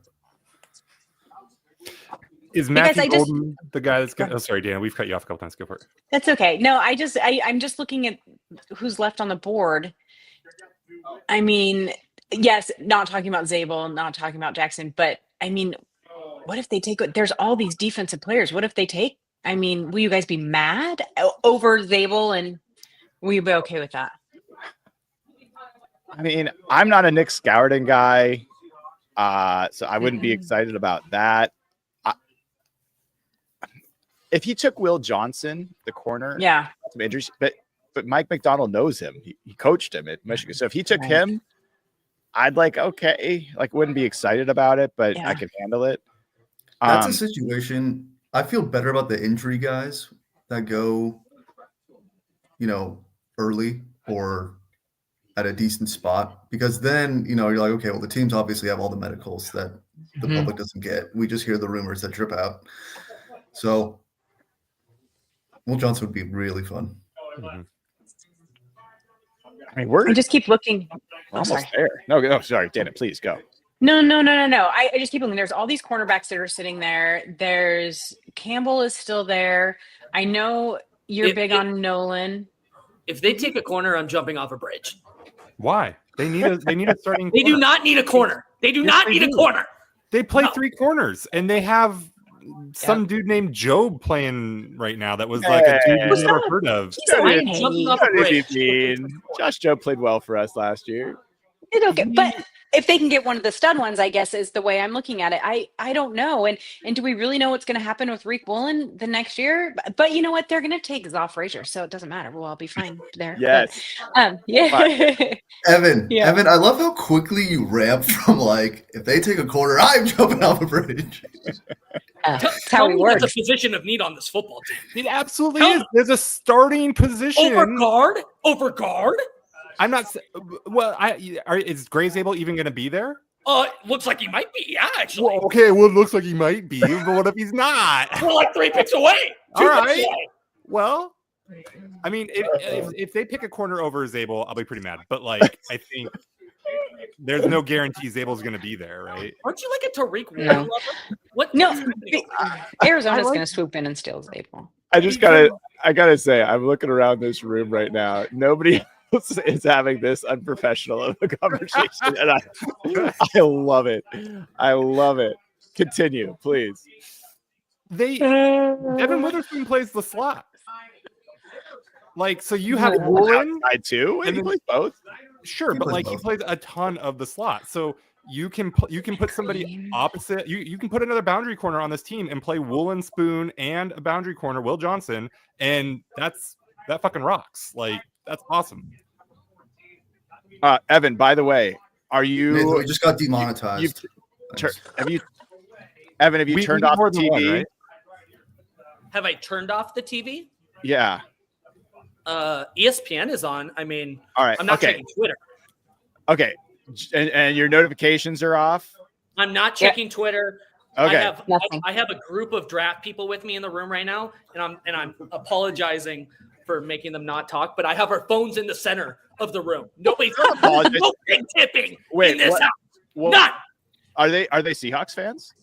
They are Seahawks fans. Okay. So Evan, you threw a draft party and have told your guests they're not allowed to talk at the draft party. I did not tell them this. Brian texted me this morning and he was like, "Can't wait to talk to you on the podcast tonight." And I'm like, "Oh, I'm jumping on the podcast tonight? Can't wait." You volunteered. Dude, this is an every year thing. I cannot be your executive functioning coach. You are no longer in your 20s. Are you? Are you still in your 20s? brother. I turned 30. That's what I really thought, right? You just really sad. you no longer are young. So I can't help you anymore. Like you Actually, gotta know. You know what's funny is I'm sitting next to a buddy who grew up with C Mike spin move and has all Pick the is in. dirt on C Pick Mike. is in. Pick is in. Jalen Walker. Jalen Walker. Jalen Walker. Let's Oh, go. Gray Table's not going to be available at 18. All right. 16, 17. Evan, the Cardinals are picking right here. And they're gonna just take our knees So are off the of every Bengals of right us. after them. Oh, I swear to God, this is so stressful. Remember, I just told you guys a week ago I just wanted this to be over, so we just knew who we had. Oh, this Now is it's it. so This is- stressful. This is the experience. I And know. the Cardinals should go defense, but there is a chance they go offensive line. If they don't, I mean the Bengals. Who Will knows? But Johnson, I feel hopeful. Jade Barron, Derek, they're all still Kinda there. bummed. I was getting excited about Jalen Walker. If the Cardinals better not be the team that screws us. I will tell you. I will tell you. This is an important story, so listen up. Oh boy. For the last 3 weeks, every morning, 6 a.m., there is a god dang woodpecker that is on our chimney, just making the most noise possible. 6 a.m. every morning. And it's turned into like a, my gosh, what's the golf show? The golf movie with the groundhog or the Caddyshack. Thank you. Caddyshack. It's turned into that. I've been throwing things at it from our deck. I literally bought water guns that shoot far enough that I could shoot this freaking thing so it flies away. And it occurred to me this morning, what if this is a sign that the Arizona Cardinals somehow, I know it's not a Cardinal, but it's a Redbird, is going to somehow screw us. And so I'm just telling you, if they do, I had a commune with nature that told me it was coming. Now you can go on to your more important conversation. That's a stretch. I'm so The pick is, they're on the phone. I'm so stressed right now. me too. I'm gonna pace. You know me, guys. I can't sit still during. Oh, okay. Here come the Well, you're- Texans. You're going to have your reaction of privacy, like friends and family. I'm not. You're in a room full of people. You have to be cool. No, I'm not going to be cool. I'm going to react the way I react. Who's the guy that's going to make you, when they pick him, is going to make you embarrassed at your reaction in the press room there? Is it Probably what Gray Zabel or Donovan Jackson, because I would have freaking be pumped. Or Shamar Stewart. The Oh, one wow. that like where you trash the team in front of everybody. Man. I mean, the worst possible name they could call for me would be Ariante Ursary. Okay. Like He's not going he's Jermaine Irfetti, and Yeah. I don't not a fan. If they did that at 18, I would be apoplectic. Wait, That's repeat that That's a name great once word, more for me, Brian. Brian. Repeat that name. That is Ariante Ursary. Ersery. Ersery. I mean, I'm not a big Josh Connerly guy, but at least he's talented. He's from the area. Matthew Golden. I like Matthew Golden. in. He's going to be a good Pick his receiver. head. Yeah. What's the Brian, story on just so you Donovan know. Jackson? I'm sorry, go ahead, Dana. No, you're good. I was just going to tell Brian that in Emery's draft grade, he agrees with you on Esri. Oh, really? Yeah. Yeah. No. Mm-hmm. What's the move with Jackson? Because did he play tackle at Ohio State? Donovan Started Jackson? at guard. Okay. Yeah, go ahead. So Yeah. the idea is right guard for him? He started at left guard, and then when Simmons Okay. got hurt, he moved out and played left tackle the rest of the year. Okay. Yeah, he was really impressive at left tackle. Like, and so you move that into left guard. He'd immediately be the best pass protecting guard the Seahawks have had on their roster in like how long? Like Steve name Hutchinson? right? Like, Yo, guys. who's the last good pass protecting guard the Seahawks have had? Don't tip it, Evan. No, hide the chat is my recommendation. No, we already did No, that. we did. Yeah. We're all on private. Mhm. Okay, perfect. Did you see the pick, Evan? I did not. No. Uh-huh. No, I swear to God. You know what's funny, Evan? You missed it earlier. Dana was like, don't anyone tip the pick. Don't anyone tip the pick. And then 2 picks in a row. No, 2 picks in a row. it was on my TV. I assumed. I have phones in the middle of the table. Tipping a pick. There are no phones. Sorry. I suggested a rule earlier. I think the NFL should pull credentials of any reporter who tips a pick before. But they're 4 picks behind. They don't do that anymore, Evan. They've actually they've eliminated the reporter feed. So they don't have any advantage. I want capital punishment for people who leak these tips early, is my point. Whoa. Oh, hey. Walter Nolan. Oh, Derek. Are you going to be. Greg Jacobs not going to be available. Stop it. Evan, if the Bengals take him right here, I think Cincinnati takes Gray. I'm going to laugh so hard. okay, I honestly, I just hope the Bengals take him at 17 here. Yeah. No. I'm really rooting for this. That content would be that no. To see Evan's face when it happens would be incredible. I don't even like Zabel that much. So let's talk Walter Nolan for a second. Going to the Cardinals. Jared Wilson. I asked him who is his toughest guy that he went up against. It was Walter Nolan. And the other thing, so that there's no question about Walter Nolan's talent. And Derek, you should talk about him because he's one of your favorite players in this class. But this guy's been at a new school pretty much every year. There are real character questions about him. And, that'll be something to watch. But Derek, this is your guy. Talk to folks about Walter Nolan. Yeah, I just thought they need a defensive tackle here. It was probably a little rich to do it round 1. They're probably looking for more of a run stuffing rotational guy. But Walter Nolan has incredible strength for given he's only like 295. Exceptional run defender. I was talking to Nathan earlier, Brian, when you stepped out. He has that like slippery quality where there's like a few guys that have it and he can just slip off blocks quite easily and get to the running back. So I think he's a really strong run defender. And if he can figure out more of a pass rush plan, to go with his strength and explosiveness, he's going to be a real force. So that's why I was excited about him at 18. But yeah, go ahead, Nathan. I kind of get the same vibes. Who was the other defensive tackle that the Cardinals took from Ole Miss a few years ago? Yeah, that's the vibe I get. Why? Kamdichi wasn't nearly as productive as Nolan, was he? He was just like a combine freak. Yeah. I mean, but I don't know. That's kind of the thing. Like I didn't love Walter Nolan's tape. So I didn't. I mean, more productive and stuff. Sure, I'm not saying he's in Kandishi, but that's the lazy comparison that my brain goes to with Nolan.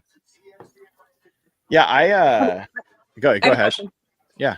So going into our pick here pretty soon, would you guys be more okay? We're not going to, if they don't take if they don't take Zabel or one of the offensive guys, would you prefer an edge rusher or a linebacker or a cornerback? The bridge. Edge rusher or safety? Edge rusher or safety. Nick, yeah. Well, Nick, of course, yes. Yeah.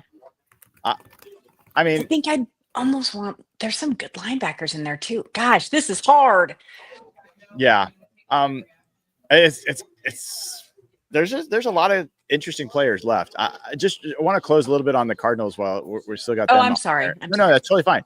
But they signed Calais Campbell and Dalvin Tomlinson. So they have 2 defensive, like run stuffing defensive linemen. Campbell's obviously an end. And now they add Walter Nolan. They did lose Roy Lopez, but they're counting on Darius Robinson and Baron Browning and Montez Sweat. Their defensive line is more talented this year. Like I think there's a little like last year was basically like a run stopping group. Now there's some interesting guys that they have to work with. Cardinals I think this could be a savvy pick for them. I think Evan and I are feeling the same way. The pick is in for the so Bengals. nervous. Does Josh have a live So report from stressed Green out. Bay for us? Josh, what are you doing? Live on the scene, ready to storm the stage if they do something stupid. How cold is I'm a it there, Hawk Josh? blogger. How cold is it? As soon as we end this, I'm going back inside.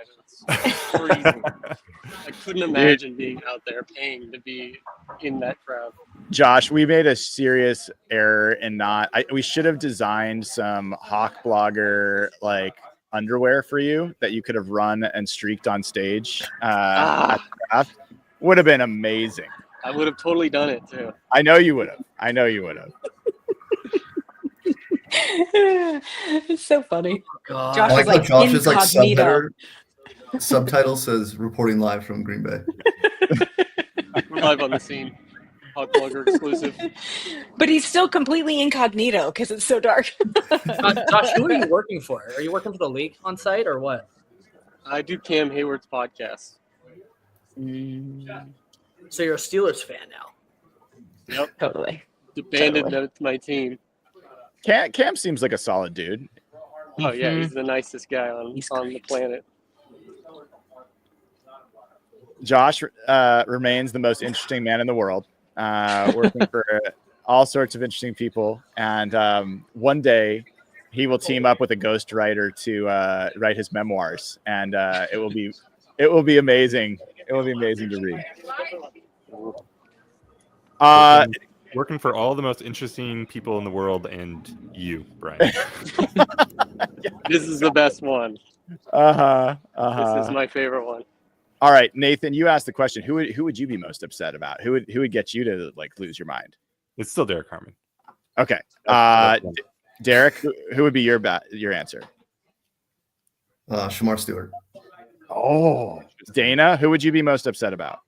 Shamar Stewart. I changed my mind. Sorry, Emin Wari. It would be Emin Wari. They're really close. It would probably be Emin Wari. Derek, I think he's even more. I think he's even more of a project than Stewart is. You're lucky. That's far crazy. away. Yeah, that is. Wari crazy. was a first team All-American. Shamar Stewart had Here one. Here we go. Oh God, I'm gonna be Is it in? nauseous. No, All right. well, the Bengals is.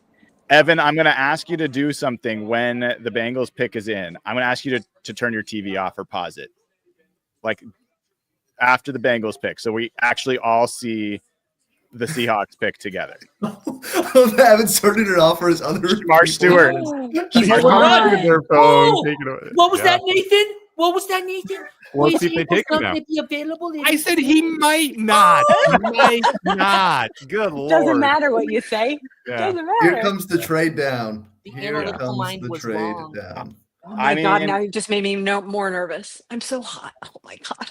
This guy has the potential to be the best pass rusher in this class, and that includes Abdul Carter. I don't think that's likely, but I think it's possible. So really interesting ad for the Bengals. But now, guys, the number one player the Seahawks have had mocked to them is Gray Zabel. We're here. We're at pick 18. He's available.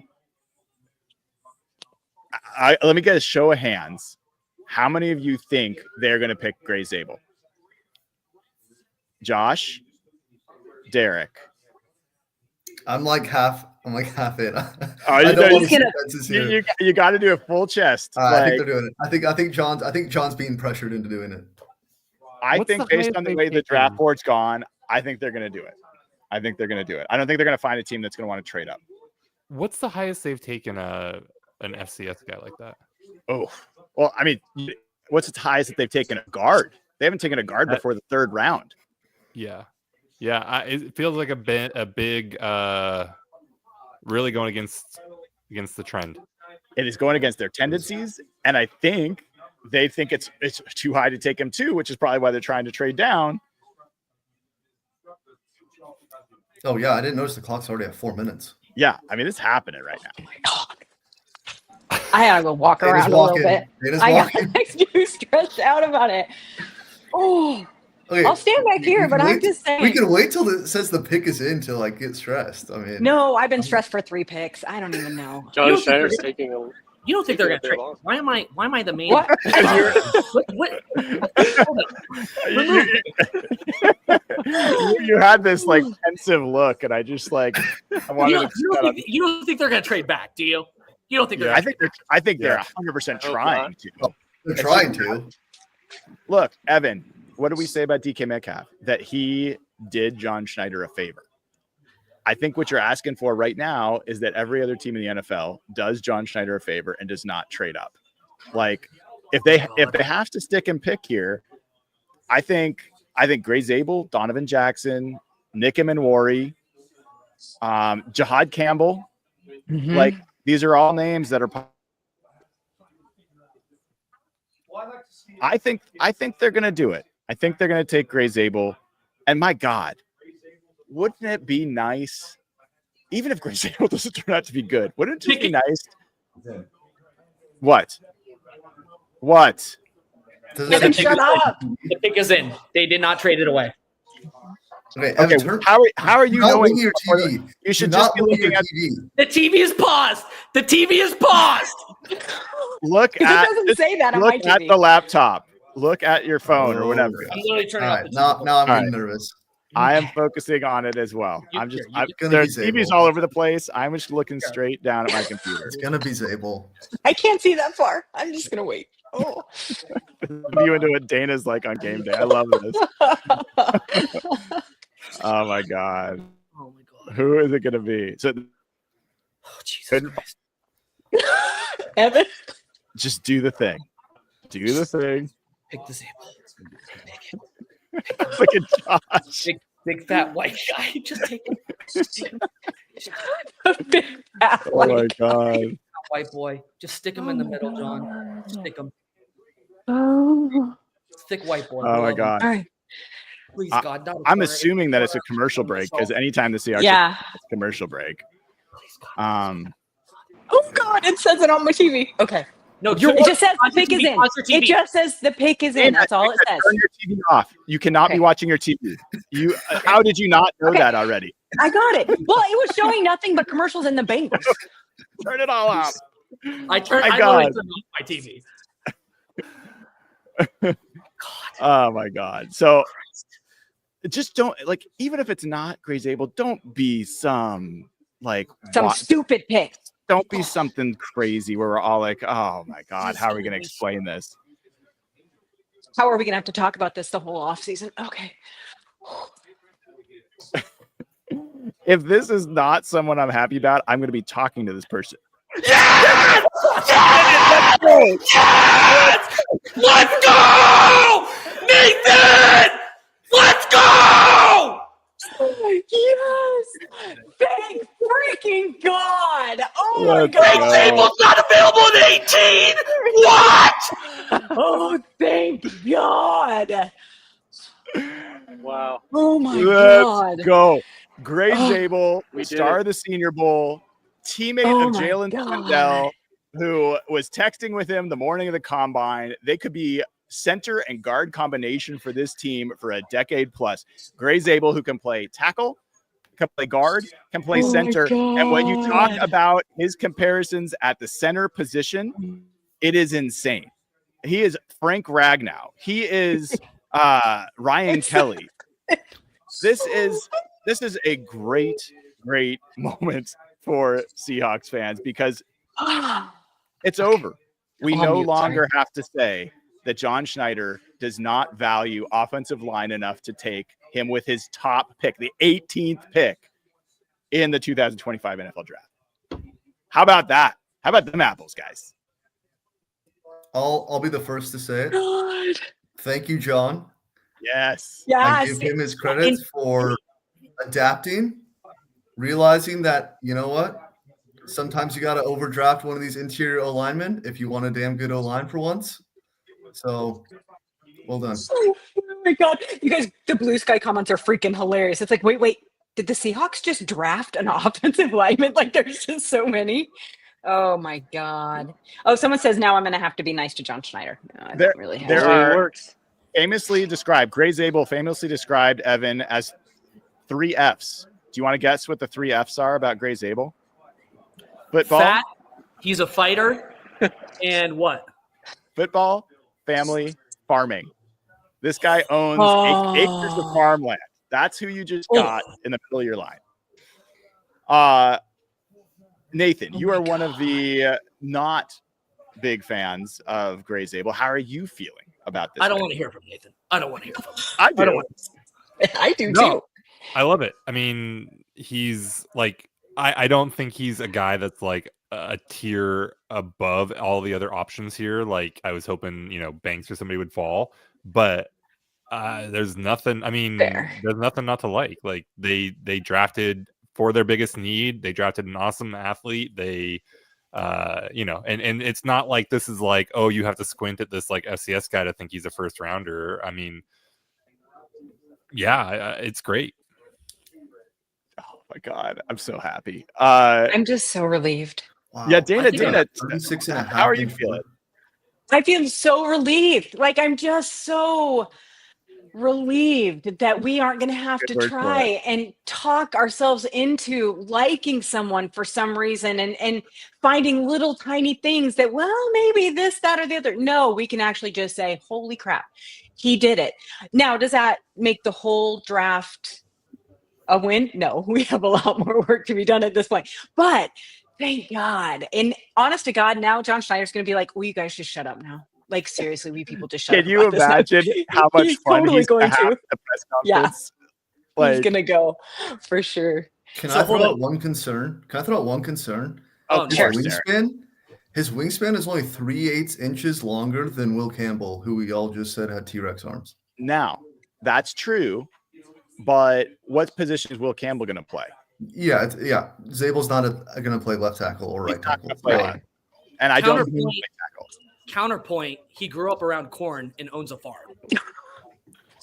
This is what I will say Ian Rappaport said about him at the beginning of April. Gray Zabel isn't just the NFL's top-rated center. He's also got an arm that once delivered low 90s fastballs because he was a baseball player. It's Like just him strong. Love play it. for the Mariners. Very clear. You've got a 6'6" He's a athlete, beastie.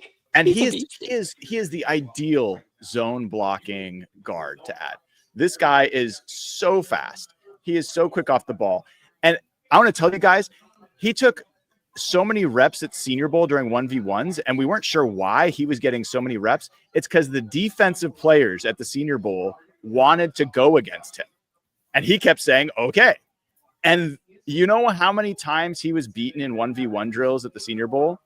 At 3 different positions, center, guard, and tackle. He was beaten 0 times. That guy went from a 3rd-round pick going into the Senior Bowl to an expected – Dan Jeremiah had him at 11 overall to the 49ers coming into the – So, I mean, this guy – the questions about him where he was a low level of competition, he went to the Senior Bowl, answered all of those questions in 3 days. So That's awesome. Can I say something? Yes. You know who the biggest winner, and I got to sign off, so I got to just say this and then I'll sign off. You know who the biggest winner of this moment in this draft pick is? It's Mr. Brian Nemhauser, because he no longer has to defend Laken Tomlinson and be a part of the Laken Tomlinson agenda, because we actually have someone worth defending. Thank you. The cult is gone. Josh, The curse has been lifted. Thank you, Josh. I appreciate that, and I needed it. So Can I add a piece of information here? Rap Sheet is saying that the Seahawks had trade offers for 18. So maybe that's obvious, but Seattle chose to stick and pick over several trade offers. if that's true, that's pretty big, dude. I mean, if That's that's impressive. is that just a John Schneider PR engine at work? Like, there's a lot of Does he teams need to make himself look any better than actually finally doing the right thing? I don't know, Oh, man. let's just throw crazy out there. Maybe he'll trade back into the first round. He would blow all of our minds at that point, right? Jackson Dart is available. He's on the board. Yeah, so is Nick Imanari, and so are a whole bunch of really good defensive players. So come on, John, make us really happy. All right. I love you guys. I have a draft party to resume. Yes, go, dude. Thank you. Love you guys. Go. Love you. Bye. Take Go care. Seahawks. Oh, yeah, see Go ya. Hawks. We're all gonna have so much fun at the combine next year. Just saying. Oh my gosh, Oh, there goes we the- are.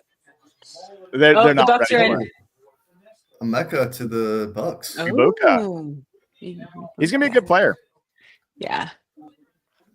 Ooh, Golden's still sitting there. Interesting, isn't it? Yeah, that is Yeah. I think that's the shock is that he's ahead of Golden. Yeah. I just love that John didn't try to outsmart everything, like outsmart the league, outsmart Yes. himself. Like, Right. is Gray Zabel like an absolute obvious gonna be great player? Like, no one in the draft is. Like FCS, like I'm sure he'll have detractors and people will poke holes at it, and maybe he doesn't work out. But like, you took one of the best players left in the draft at your biggest need, right? At a like where everyone kind of thought he should go. Like, just do the just do the simple thing, and Mhm. you know, I don't know. Derek, you were This is saying, four- like, can he be This is sane? 4 years in a row. Yeah, can he be This sane? is 4 years in a row of sane picks. But, Yeah, but like I love that, and I completely agree with that comment. My question though is, at what point do we turn it around to give him credit for self-scouting, reflecting, and changing his approach? Because there's a lot of GMs that are so egotistical, so set in their ways that they'll get fired before they actually adjust. And Mhm. it really seems like he's changed his ways. So like, I don't want to be the only person that's like, hey, I think John Schneider is better than people think he is, but that's part of the reason. I think he's done pretty well the last few He drafts. definitely gets credit for that, Mhm. because Mhm. if he didn't change his ways, he probably wouldn't have a job right now. And I So, think that 100%. Sorry. Go Go ahead. I was just going to say, like, that said, I don't know how much credit you get for like doing dumb things and then stop doing dumb things. Like, you dug yourself this own hole here. Get yourself out of it. But it's not I just will not say- being dumb. Yeah, go ahead. No, please, Dana, go ahead. No, I'm sorry. I was just going to say on that vein, because really Derek and I are the ones that are the hardest on John Schneider in this group. But I think that what this is it does show some growth. I think that it felt like he's not a bad drafter. We've seen him draft amazing players. We know he can do that. He just seemed to have a block when it came to just one or two positions, and wouldn't admit there was a block, and then kind of brushed it off as a block. And so yes, he gets full credit for going, all right, I hear you, I see you. And maybe we, just have to try and give him a little credit for that. But it just seemed like for so long, it was like when it came to especially the offensive line, it was hitting your head against a brick wall. So yes, I'll give him some credit for that, but he still has a little more. I need a little more proof in the pudding. The thing I was going to say is, I think that's right. But it's not just doing the smart thing, or the obvious thing. Mhm. Their first round picks since Charles Cross have all been good picks, right? It's That's- not yeah. And I don't think you could say that Devin Witherspoon, for example, was an obvious pick. Now we could say that there was maybe a better pick for them to make there, but there's a lot of teams that might not have been comfortable taking an undersized corner at 5 overall. Looks like a great player. JSN, I think we all felt pretty good about, but that turned out to be a very good pick. There's even last year, there were people questioning that pick.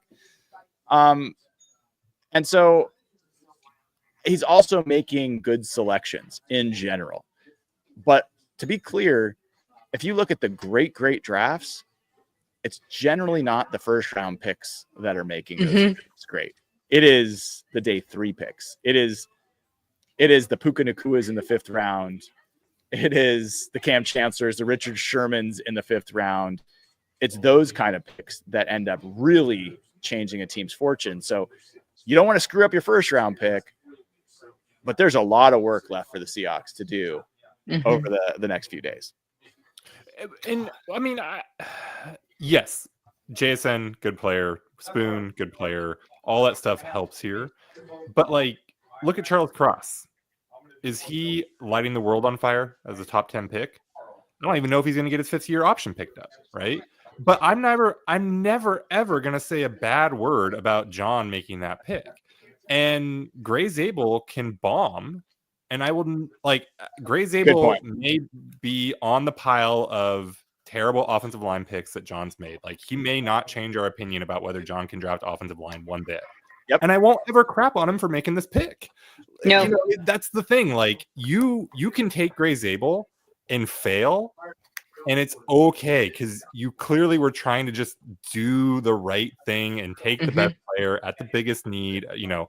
And yeah, like JSN, like with another one, like if he had not worked out as like if he hadn't really broken out last year and just been the player he was more as a rookie in the first half, it's still the right thing. Like it was still the pick that made the most sense from a roster building perspective, from a talent perspective, from a position in the draft perspective. So you can, if nothing else, just from a job security perspective, just not trying to be the smartest dude in the room, it goes a long ways in the first round. Yeah. In the fifth round, get weird as hell. Right? Go find Cam Chancellor in the fifth round and go find Richard Sherman in the fifth round and go take that Australian dude from Alabama who didn't have knees. Jameson Conts in the seventh round, you know, Christian Stokely. Yeah. Try to get weird there and see what you can find. But in the first round, man, just you don't have to be such a know-it-all. That's really, really well said. It's probably a little too early to do this, but like, can we dream for a second? Sure. Fast forward 24 hours, and they take Jared Wilson, 50 or 52, and all of a sudden, the whiffs in free agency are a distant memory, and you have your interior offensive line looking like Derek. And then Sam Darnold bombs under your Nepo OC and it all falls apart.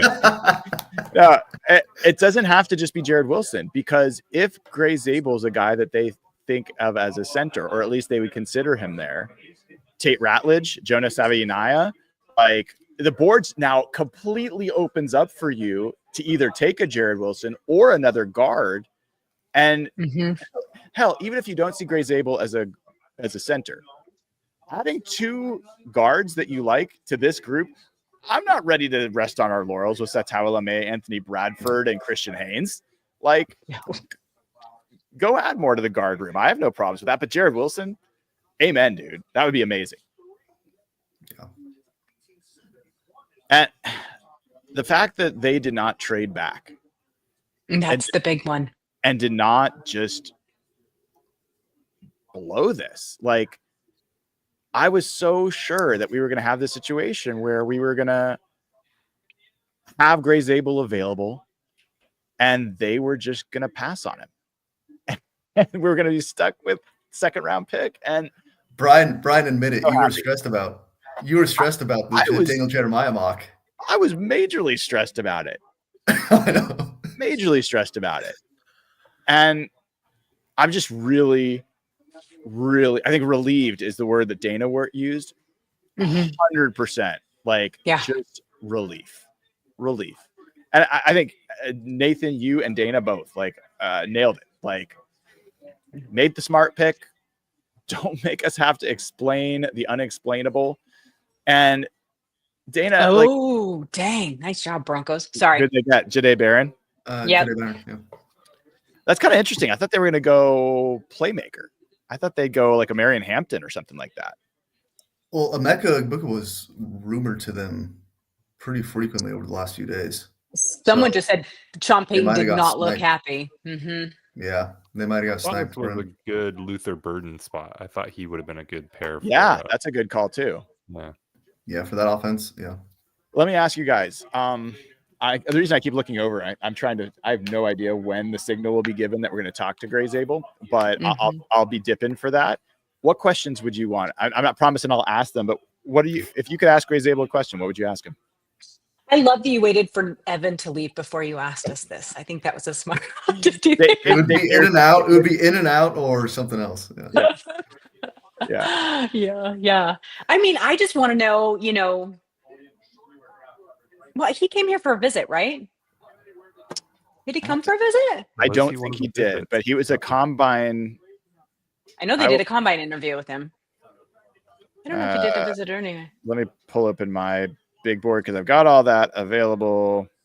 Mostly, I just would want to know, So did he mostly play left tackle? He did not come for a 30 visit, at least that we know about. He did do a combine visit and obviously a Senior Bowl visit. Brian, in college, I think he mostly played left tackle. Is that Nathan, you're nodding your head. Yep. Yeah. So, I mean, you could ask him what position he thinks he's most comfortable at outside of left tackle, because I think that was a big thing at the Senior Bowl, right? Was getting him exposure, at least so teams could see him at other positions. He played center in high school. Okay. So he's definitely had experience there. And he played center mostly at the Senior Bowl. Although he got a number of reps at guard. So, but yeah, that's a good question. When he knew he was going to be a first round pick, because he's been rising for a while. So I wouldn't say he's a late riser. And obviously we've been talking about him at 18 for the Seahawks for what feels like forever now, but I don't think like when the college football season ended, and if we go back and look at the big boards back then, I don't think you're seeing Gray Zabel in the top 50. And so, and just like from a like his own, like did he go into his senior year thinking, or whatever, I don't know what his last year in college was? Junior? He spent 5 years at North Dakota State. Yeah. So did he go into this last year thinking like, yeah, I'm going to be a first round pick? Like I got, like, it'd be interesting to know when that kind of really clicked for him. Ask him about coming from a small school, please. What would you want me to ask him? I just want to know if he thought that was going to have any bearing on his drafting at all, because, you know, there's coming from FCS, granted, they're a very good school and very well known. You know, how many times have it been mentioned tonight that he came from FCS school? You know what I mean? And did he ever consider leaving and going to a bigger school?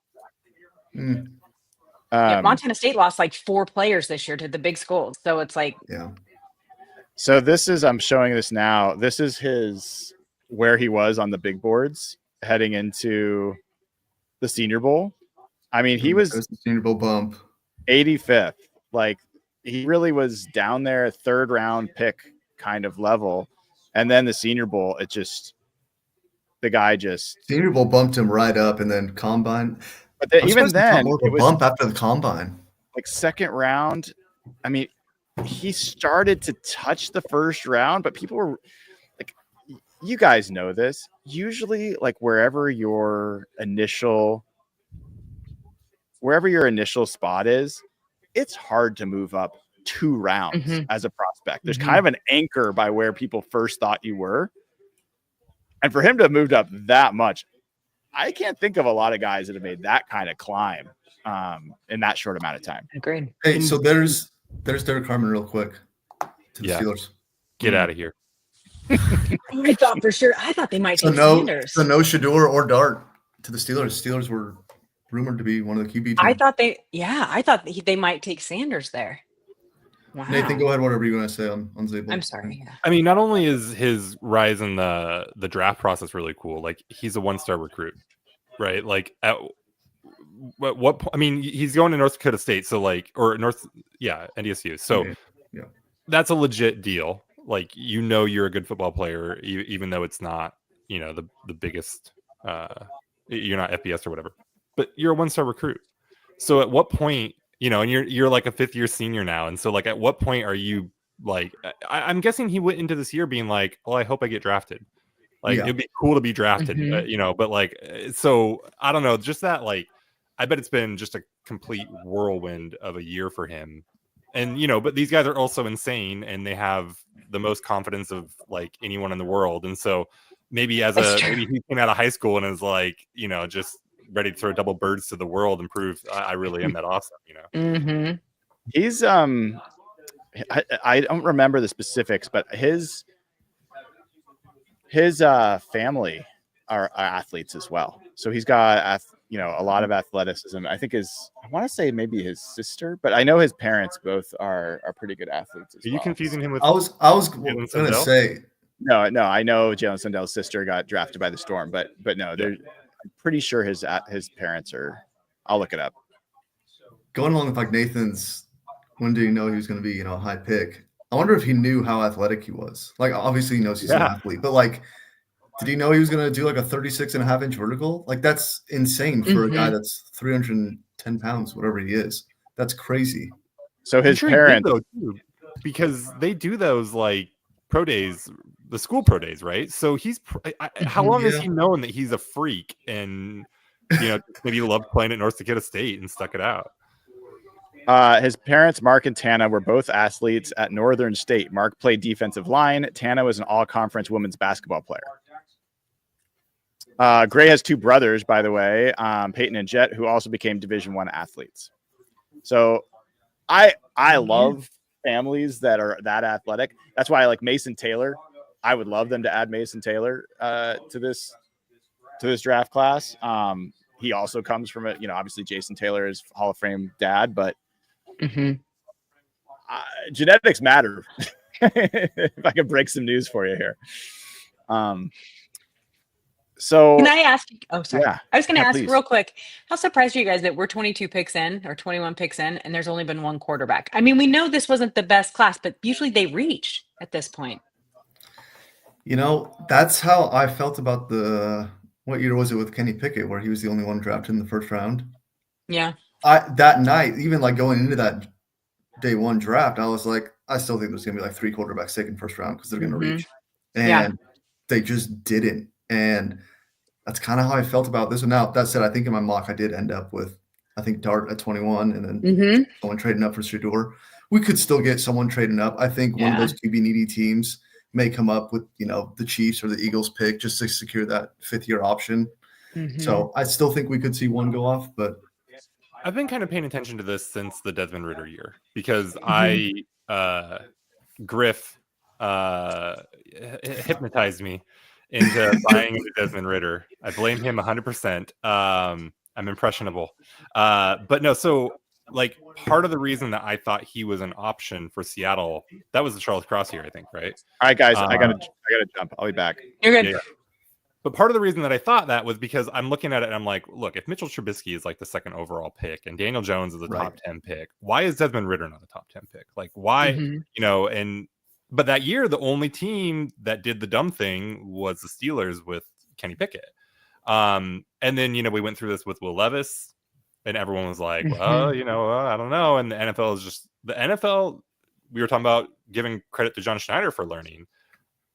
Maybe I'm forgetting something, but I feel like the NFL has learned here and they aren't forcing, like Cam Ward going number 1 is obviously like a lot about, well, he's a quarterback.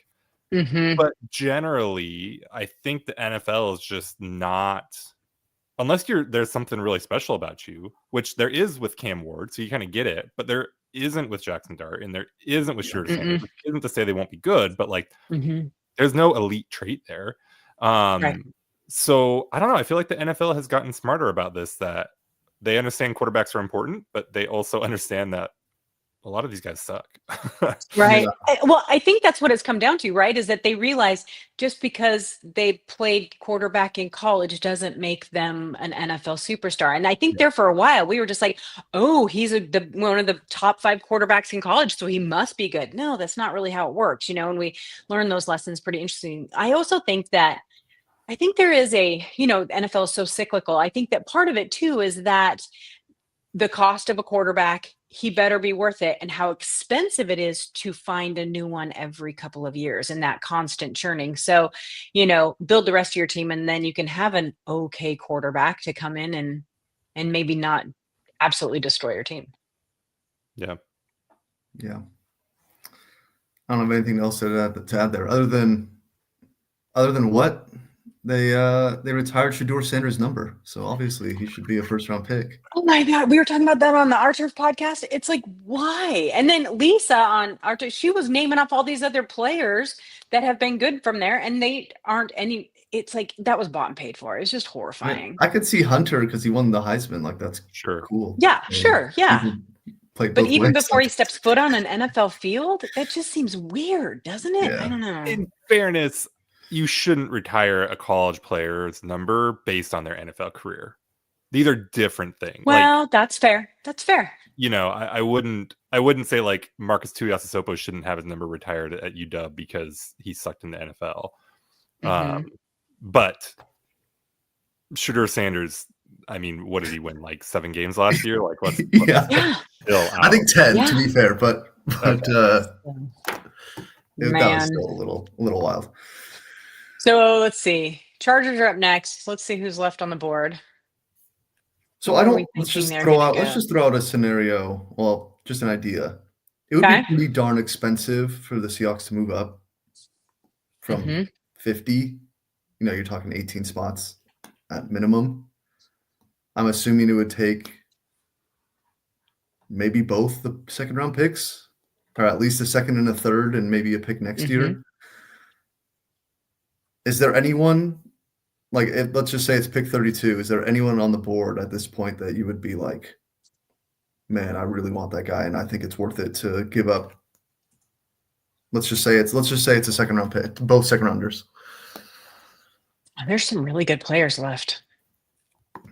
I mean, Campbell's still there. Will Johnson's still there. Well, Johnson is still there, Um, but yeah, since he's fallen this far, it sounds like the knee injury may be maybe more significant. questionable. Yeah. Yeah. There's See too who many good else. players right now to. That's what I'm thinking. To warrant a big move up. Because I'm looking, you said you'd have to move up 18 spots, and I'm looking at the top 18 players left, and there's a lot of really good names in there. Yeah. I don't know that you I think need it could to. I think it could be more of a conversation for tomorrow. Yeah. In the way that John moved when he moved up for Jaron Reed, I think 8 or 10 spots, just because they felt he was still a first round talent. I think we could see that tomorrow. I would have a very different answer to this if they had taken not a offensive lineman. At that point, I'm like, yeah, man, go get like Josh Simmons or Donovan Jackson right now. Right. Or go get Grace Abel right grab now. If he's still on the board, right? Like, Grab somebody. yeah. Let's see. The Chargers pick is in. I don't know. I mean, there's just, you look at that board, there's so many good names. Yep. Like, that if I just you really think it want, would. yeah. I don't think it would be smart. I'm not saying it. I'm not suggesting they do it. I'm just wondering if there's anyone that I don't think there's anyone I would move up for. So or at least that far. I could see tomorrow if. Yeah. Oh, go ahead. If you really wanted a wide receiver, Luther Burden, Matthew Golden, Jack Besh, Jaden Higgins, Jalen Royals, Jalen Knoll, right? Maybe you like Kyle Williams. There's just a ton of guys there. Like, who's the guy there that you're like, I gotta go get? Maybe Luther Burden is the guy that differentiates himself, but I don't know. If you really want an edge, you've got Mike Green, James Pierce. So maybe like one of the and I know Ezraku, like I don't love him at the first rounders. So, but if you want one of those pure pass rush guys, I mean Princely Umanmele. I'm butchering it. Sorry, you don't need to try it. Yeah, but yeah, like I don't think there's a guy there where it's like maybe that's the one. Maybe if you just have to get one of these pure pass rushers, you want to go get Mike Green, right? But some of these other things. Positions, safety, you have Emin Wari, Starks is still there. That's kind of crazy. Starks Kevin Winston, Makuba. So it's just there's so many guys. Nathan, I got to give you credit for talking about Makuba because, like, I don't think he's that far behind. I don't think he's that far behind. Hampton's Starks. gone. Like, Mario and Hampton to the Chargers. Yeah. All right. Apparently, Ian Rappaport saying that they shrugged off all. It says that trade calls and they took their running back. So people are trying to move up. I wonder who it is. I'm curious who, because that's now the rumor was the Seahawks declined trade offers and now the Chargers as well. Somebody's trying to move up. I wonder if it's the Chiefs. I wonder if they want to come up and get these wide receivers. What do you think? You think they're interested in a wide receiver? Yeah, or. I mean, Golden's really isn't a little bit, so it could be. It could be Golden. Yeah, I do think that they would come up. I'm trying to look here. What's the deal with Burden? I'm surprised that he's still out there. The production really fell off. I mean, I think he was hurt this year, but he only had 600 yards this season. Yeah, Brady Cook is rough. He's fun. Like he's a great college quarterback, but ooh. I think the production is a little concerning. Also, he's a little bit, I don't know, like these comps never work, but like he's kind of Deebo Samuel-ish. That's a good thing. And it's good. I think you need an offense though that will really properly utilize a Deebo Samuel, like a Kyle Shanahan offense, like a Kubiak offense, maybe. Hmm. Not that we need another slot receiver, but What if you made the whole offense out of slot receivers? Yeah. Sorry, guys, I'm doing double duty here, but the Ben Solak clip when they signed Cooper Kupp, and he was like, "Why do they do? You can't have 2 slot receivers." There, you can do it. There's 2 sides of the field. You can put Yeah, 4 guys just out there. Uber condensed formations all the time. Yeah, who says you need to put them all the way out? Yeah. all right. Sorry, guys, I'm Cool. doing double duty. Okay. All good. So let's see.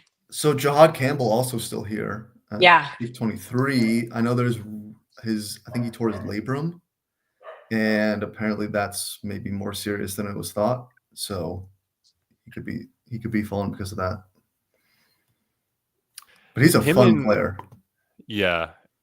Him and Campbell feels like they're dropping for injury. Linebacker is another one where, like, if you feel you need it, it's kind of him and Schlesinger for me. I don't like Demetrius Knight very much. Not as like a top 2, like not in the first 2 rounds for sure. But NFL Network has him like the second linebacker. They have him ahead of Schlesinger. But I don't know. I don't get They that.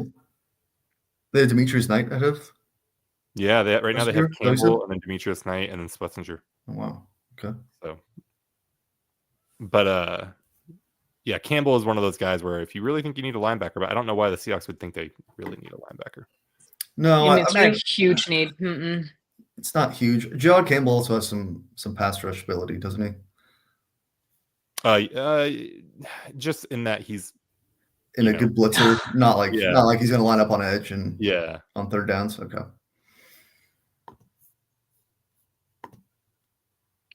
Apparently, Ian Rappaport is now saying the Packers are getting trade calls too. That someone is desperate to move up. Not that desperate. Is it just like the Giants or the Browns who are like, can I get away by just giving you like a 4th rounder? Well, the Browns have all that extra ammo now. Because none of these teams are going to pick a quarterback here. So maybe they're just like, I'm just offering a 4th rounder. Whatever the first team that takes. Maybe.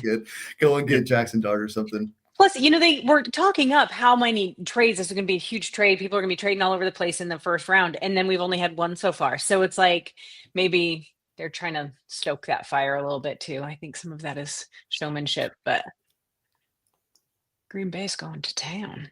Yeah, if teams were desperate to trade up, you would have seen some trades. It'd be happening. Yeah, that's what I'm thinking. The, it would be the offers cannot be that great. Mm-mm. It's like, yeah, I'll give you a 4th. I'll give you a 5th. No, thanks. I know. I'm not gonna mention it on the show. You guys should look at the Twitter chat. One of the photos Evan just posted. Jeez, you guys. To the listeners, sometimes you're lucky you're not in that chat. Okay. Happening.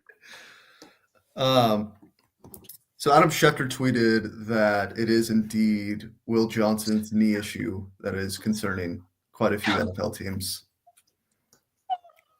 Dennis had reacted to the photo. Oh, Derek. Oh, no. It wasn't me. It was I Evan. know it wasn't you, but anyway, okay. All right. Come on, Green Bay. I'm dying to hear what Zabel has to say to Brian. I think it's too bad about the Will Johnson knee because I think he'd be a great fit for Green Bay with Jair Alexander. Oh my God. Alexander. Thank you. So kind of falling off. One. We've been here all night, you guys. All right. Yeah. Well, sometimes dropping in the draft gives people a little chip on their shoulder and they play a little better. It's true. It's true. Evan is suggesting the Seahawks trade up for Dart. I'm going to punch Evan in the throat. So, no, I'm just teasing. I love Evan. I love him. I always threaten that. Okay. This draft is taking for so long. You know that all of these picks are probably already in at this point, but we'll see. All right, let's see where we're at. So, Will Johnson has a knee. James Pierce, edge rusher. How do we feel about him? I didn't watch him. I can't say. Yeah. He's a little He's just he's exactly what you think, a 6'5", 245 edge player is. So he might be really good, but I feel like he's kind of a little one-trick pony, probably mostly just a pass pro specialist, and isn't super refined. Like isn't as a Raku. Like he's not one of those guys like a Nick Benito where you watch him and you're like, boy, I don't know how he's going to get on the field, but man, this is fun. Yeah. I mean, he does cool stuff, but it's just one of those where it's like, I don't feel like this is a player that typically translates well to the NFL, even though there's kind of conceptually everything is right with him. That's interesting because he's ranked so high. I mean, ESPN has him as the second player left on the board, so that's interesting. Yeah. Well, it's ESPN. What can we say? So Jalen Milroe he's at the draft. Yeah. Which, look, guys, I mean, DK was obviously at the draft and didn't go till pick 60. Will Levis last year, 2 years ago, was at the draft and didn't go till the second round. So, like, it happens. But that was a surprising invite. And is it possible he's still going to be second quarterback taken ahead of Dart and Sanders? I think anything is possible with these quarterbacks, but yeah, I've read them all over the place. Everywhere you go, someone has them ranked differently at this point. I saw things that had Sanders above Cam, and like, so I think that they are just, if they think they're going to fit, they'll take them. But at the same time, I don't think any of them are worth above in the first round, except for, Cam. I don't even know that he was, but. And if somebody doesn't trade up, there's not a quarterback going in the rest of the first round. Like, obviously, Agreed. I mean, we're in the playoff teams, but there's not even one of those guys where it's like, yeah, we made the playoffs with Case Keenum or something. I mean, Minnesota. Other than the Vikings, I guess, but they just drafted McCarthy 10. Yeah. So.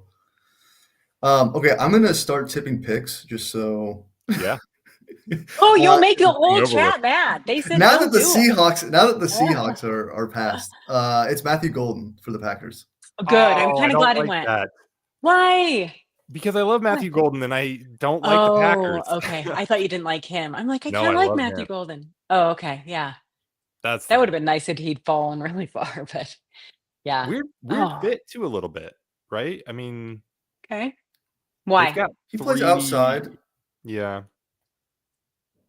I don't know. I guess I would need to look at their roster. Whatever the guy was rumored in the Packers trade for Romeo like Dobbs, or whatever. Dontavian Wicks and Jay. Dontavian Wicks, yeah. And Reed. They have Christian Watson, who's an outside kind of deep. He's an outside deep threat, so Golden may be less of a deep threat. He's a little more shifty of a guy. Yeah, I forgot about Christian Watson. So they're like 4 deep, and not like Watson's amazing or anything, but interesting. Christian Watson's good. Packers have booty wide receivers. Man, what? No. I mean, they don't have like a number one, but they got good receivers. Yeah. And some of that you have to look at their quarterback there too, but Are you not a Jordan Love believer? no, I really liked him at first. I really liked him in the first couple of, like, right when he came out, and it took him a minute to get his footing, but then he was rolling and I was kind of like it. And now I feel like we've seen it. Like he seems a little stagnant to me for some reason. And, I'm not a quarterback fan as it is, but I just don't feel like he's got a next level. Am I wrong there? Do you guys see it differently? Progression's not linear, and I think we've seen that's fair. Yeah. peaks from him that he could certainly do it. But just because you peak like for a game or two also doesn't mean you're going to ever get there and sustain it. So who knows? I think he's good. I think he's consistent. I mean, I don't think he's a bad quarterback in any way, shape, or form. I just don't get a ton of, I don't know, like, oh, give him one more year. You know how you kind of get that feeling from people? I just don't get that from him. Yeah. He's not like he doesn't seem like threatening. I don't know how else to describe it. He's just like, you're never like, oh man, Jordan Love's going to do something crazy here. I mean, yeah, no. Except when the Packers came to Seattle and just completely ran over the Seahawks for. Whose fault was that? I don't know. 6 drives in a row. So this is the first round one receiver Green Bay has taken since 2002. Interesting. It says, but Matthew Golden was born in 2003. It was Javon Walker. Never even heard of this guy. Me neither. He is. Nathan, any recollection? Yes. I'm Do trying to you remember really? if Javon Walker ended up being good or not. Couldn't have been that good. I feel like I would have remembered him. If he No, was yeah. really good. So guys. he was one of those just like toolsy, like he's 6'3", 215 athlete guy, and after a couple of years, it was like, I don't know if this is really going to work. And then he had a 1,300, almost a 1,400 yard year. Then he got hurt, and then he had an almost 1,100 yard year, and then he never had more than 300 yards again. So he like finally made it, but then couldn't stay healthy. And yeah, do you remember Javon Walker, Brian? Yeah. Yeah, for the Packers. I'm sure you've got all kinds of interesting stuff to say about Gray Zabel, but we need to talk about Javon Walker for a minute. Javon Walker. Matthew Golden is the first Packers first rounder since him. So that's why. Got it. And he was born a year after they took that play. He's such a Packers receiver, guys. I mean, they've added another number 2. Like they've got That's what we were just talking about. The corner of the market on number 2 receivers.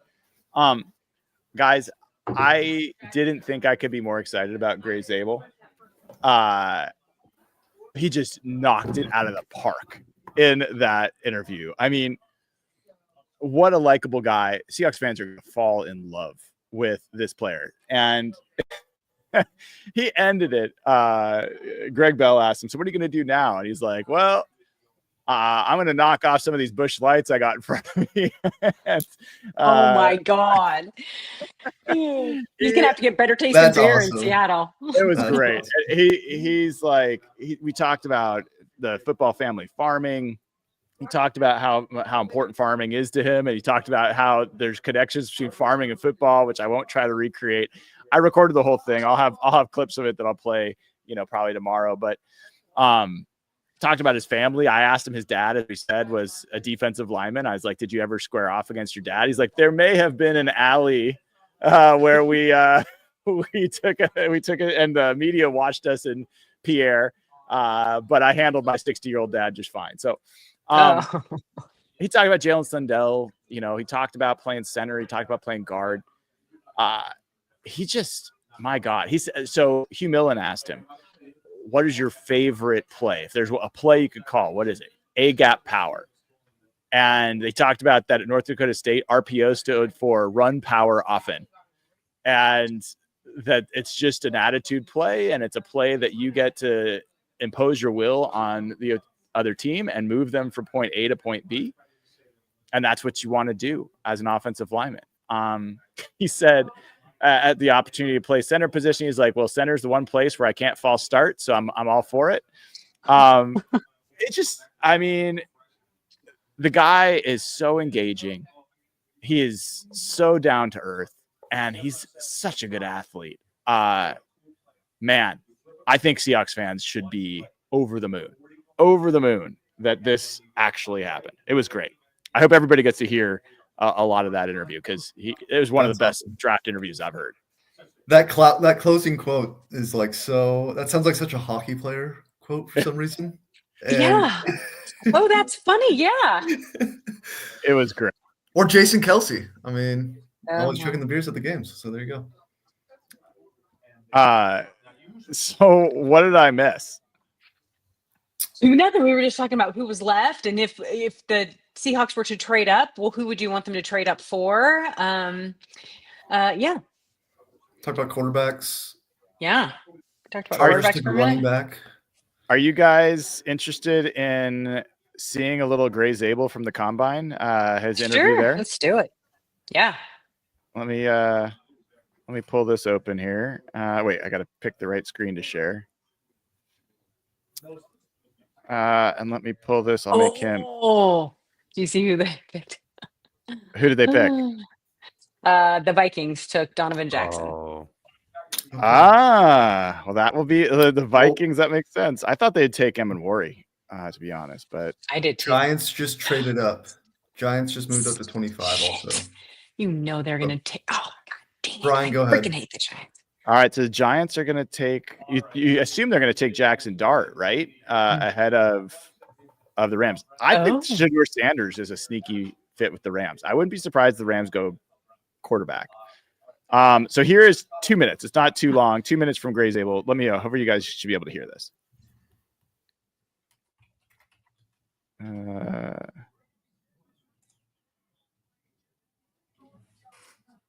Why can I not hear this? Can you guys hear this?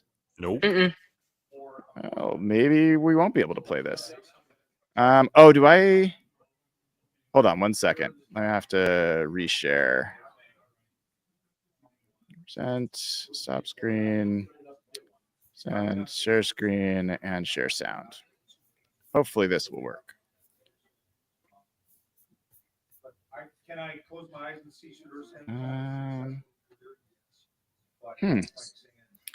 Giants gave up pick 99 and next year's third rounder. Oh, you know what? My little quarterback guru is like, I wouldn't be surprised if Sanders ended up in New York. He was there for a while, wasn't he? Or did he go for a visit or something? Yeah, I mean, Shedeur Sanders was talking about how he thought the best quarterback would be the one that's throwing to DK Metcalf and George Pickens. I think he thought he was going to Pittsburgh. Apparently not.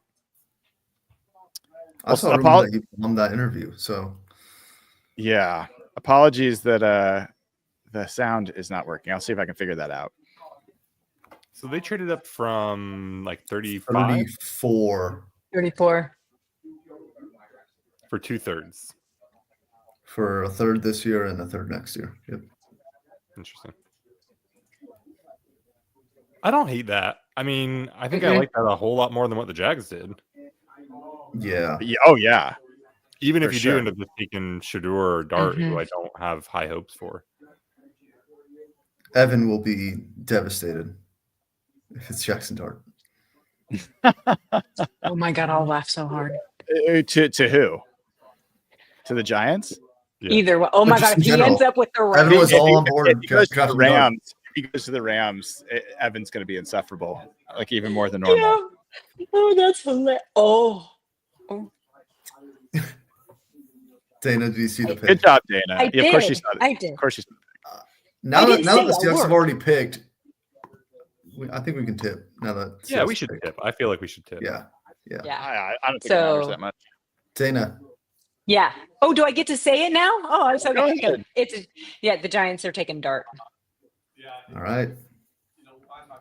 So Evan QB2 says- goes.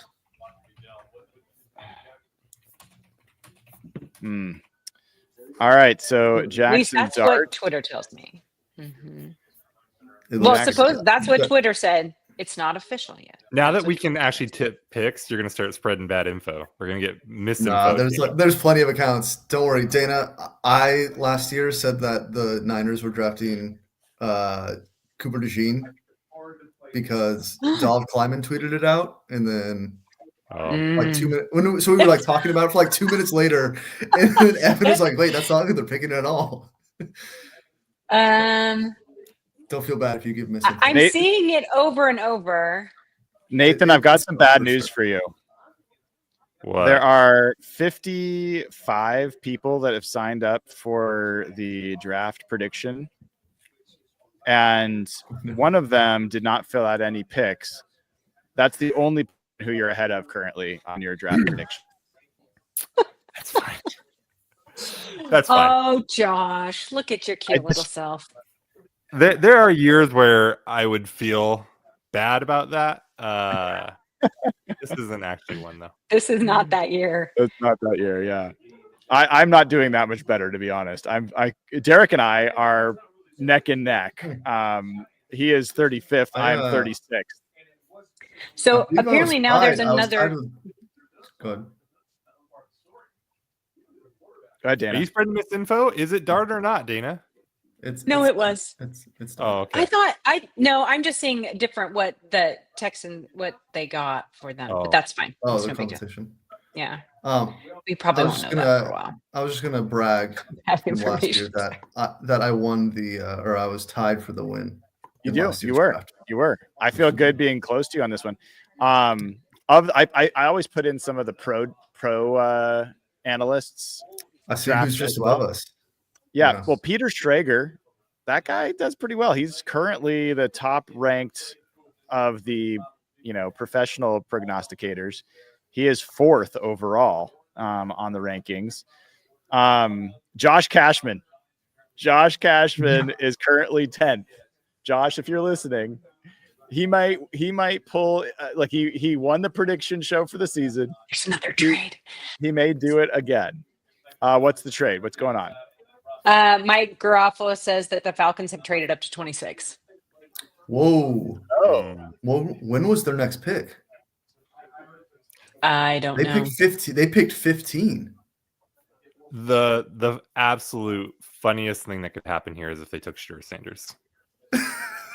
Just like push Kirk Cousins out the door, push Michael Penix out the door. they're gonna take Jahad Campbell, Or I mean, why wouldn't you? wouldn't they? Like, So they took taking Walker and Campbell. Man, that would make a lot of sense. that'd be pretty exciting. Yeah. Emmett Warren makes a lot of sense too, though.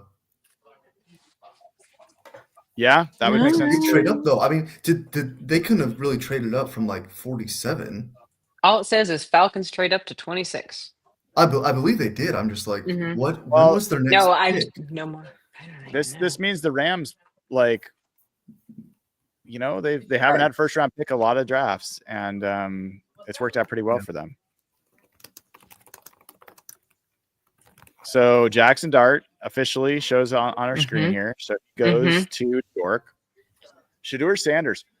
I went on after the combine. I went on with Brock and Salk, and I said the things I'm hearing here are that Shedeur Sanders may not go in the first round, and they were like, "Wait, what?"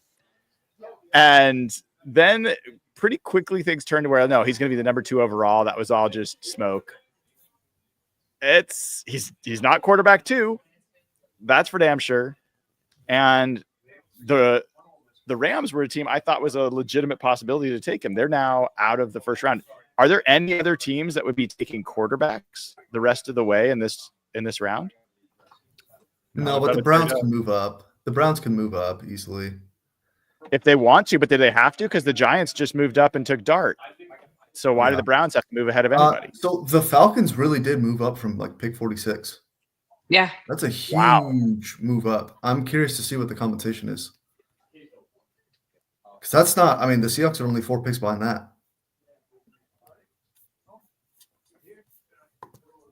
That's a lot of quarterbacks in one room. Josh heard his position in the prediction game. But wait, he's not number 1, is he? What's that? He's 10th. He's number 1, first, right? He's winning of all of them. Oh, out of our group. Okay. Yeah, and he's 10th overall, which is pretty good. Yeah. He's right there with Matt Miller. He's beaten Bob Staten. He's beaten Todd McShay, Daniel Jeremiah. He's doing well. Oh, so they traded Falcons traded 46 and a first rounder next year. Whoa. Wow.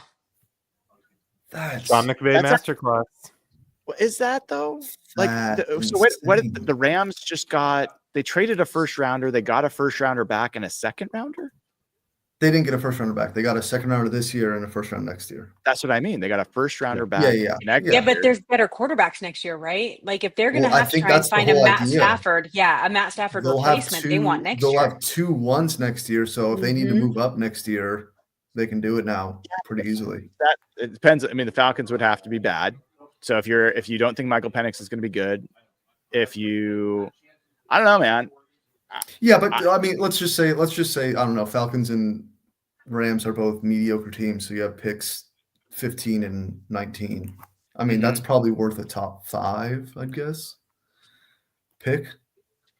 I mean, package it with your 2027 first. Like, you're giving yourself options in the ammo to move up. Right. Says that Falcons got a third back as well. That's a big. They're going after the new Manning. Why would the Falcons give up a first round pick next year? They must want somebody bad. I mean, I think Nathan and I are on opposite ends of this. I like the Falcons and where they're going. You're not. You think that they're just nothing. Yeah. Like we're. I can't really argue with that. They've been pretty bad. What'd you say, Nathan? Trash franchise. Oh, Oh, They're just one of so last year I went against a bunch of hype teams. Like people were on the Bears, people were on the Commanders, people were on the Falcons, people were on somebody. There was another one in there, and I'm just like, these franchises never win. Like, what are we doing? And I ate crow on the Commanders, obviously. Falcons. I'm gonna tip it. That's kosher. James Pierce, edge rusher. That's wild. What? That's wild. That's a That is big trade for. crazy. Why would the Falcons give up all that for him? That guy's got some serious character concerns. And Mike Green's still on the board. Everyone had Mike Green to them. Mike Green has some serious concerns as well. He has some Sure. allegations. Oh, does he? Like big? Yeah. Yes. Yes. Oh, I very, didn't know that. very big. Yeah. That's still a huge trade up. I mean, I guess the Falcons are like, look, we just got Jalen Walker at 15 that we never thought we would have. We can complete our edge rushing duo here. But that's, man, Steep. very steep price. I'll be right back, guys. But that was one of the positions where Brian's I was getting like, yelled at. that was one of the positions where I was like, okay, this is one where there's a cliff here, right? Because the guys now left are Mike Green, which I didn't know he had the allegations. Donovan Ezeraku, don't love him as a first round pick, although I like him a lot more at 40 whatever than Pierce, where they went and got him. I would definitely be interested there. And then you have Scorton, Tuima Olo, which I love JT, but like he's not a edge, like pure pass rusher. He's just not like he's not a pass rush guy. He has a lot to learn in terms of like pass rush plan and moves. Michael Williams minus. Yeah, Landon Jackson, Jack Sawyer. So like you don't like there is the cliff there on those pure pass rush guys. Yeah. I think there's some really interesting like tweener kind of guys. The guy from SMU, his name is escaping me. I can't find him on the big board. That's all right. No, more of like a D tackle. He's like 280, so he's like a D tackle edge rusher. Elijah Roberts, I found him. Okay. Pretty athletic guy. Had like 17 and a half sacks the last 2 seasons. So I think there's some interesting guys in that kind of mold. Yeah. I would have hung out and like, even if you get panicky, trade a whole lot less to move up to the top of the second round and get Ezeraku. Yeah, like you couldn't have waited 4 or 5 more picks. Weird. Seems odd. So okay, they addressed guard or at least one interior spot. Where's your head at for presumably 2 spots tomorrow? I think it's wide open. There's really not going to be anything that they do that I like am against other than quarterback. Receiver feels like there's going to be a really good receiver there for them. Yeah. A lot of safeties on the board still. We'll see when those guys start coming off. And then, yeah, I mean, double dip at offensive line. You still have Ratledge and Jared Wilson and Savaiinea and on. Like, you know, it's just wide open edge. Like Landon Jackson, I think is interesting for them. Yeah, that is the nice thing about taking Zabel at 18, or you know, any guard at 18. That was your huge need that you absolutely needed to address, at least by the end of the second round. Right. And now you've done it. And yeah, I'm with you. I don't think there's any spot they could draft tomorrow where I'm like, I don't get that. Even tight end, I would be like, okay, I see it. Yep. I mean, at this point, they can just take their favorite players on the board, right? Yep. Like there was one elephant in the room. They addressed it. And now they can kind of what you were saying in the later rounds where you can just kind of play and see what you get. They really can do that as long as they stay, you know, these are our favorite players. Mike can go get the guys that he wants, you know, maybe Kubiak has certain players that he wants. And so, but I think your point is really valid that they took that pressure off of this draft now. Now they can kind of go in and be like, all right, who do we like? Who's left? Who are we not going to, sell the farm to get? So I think that that's great. Yep. And it was an even bigger pressure than normal because they didn't get Will Fries. Like, Yep. it was all like they had one guy in free agency and they didn't get him. And it was like, okay, now we're going into the draft and you have to get a guard. And they did Wide it receiver and once, so safety now feel like the spots where there's going to be the there's depth. There's depth Yeah. there for sure. Like- I mean, Tyreek Williams. I love him, and if he's there, really happy to draft him. But if he goes ahead, like if he goes 46 or something, bummer. But whatever. Like wide receiver, you don't have to force DL, right? Wide receiver, there's gonna be somebody. Safety so far, it looks like there's absolutely gonna be somebody. We'll see if there's a run or something, but Steve Weiss there is might be, not a but- fan either of the capital that the Falcons gave up. He's like, it's that first round for next year. Yeah. That's the problem. A couple of quick things, guys, and then we should do some super chats because there's a bunch of super chats that people have been waiting on for a while. But little note sent to me by someone at the organization.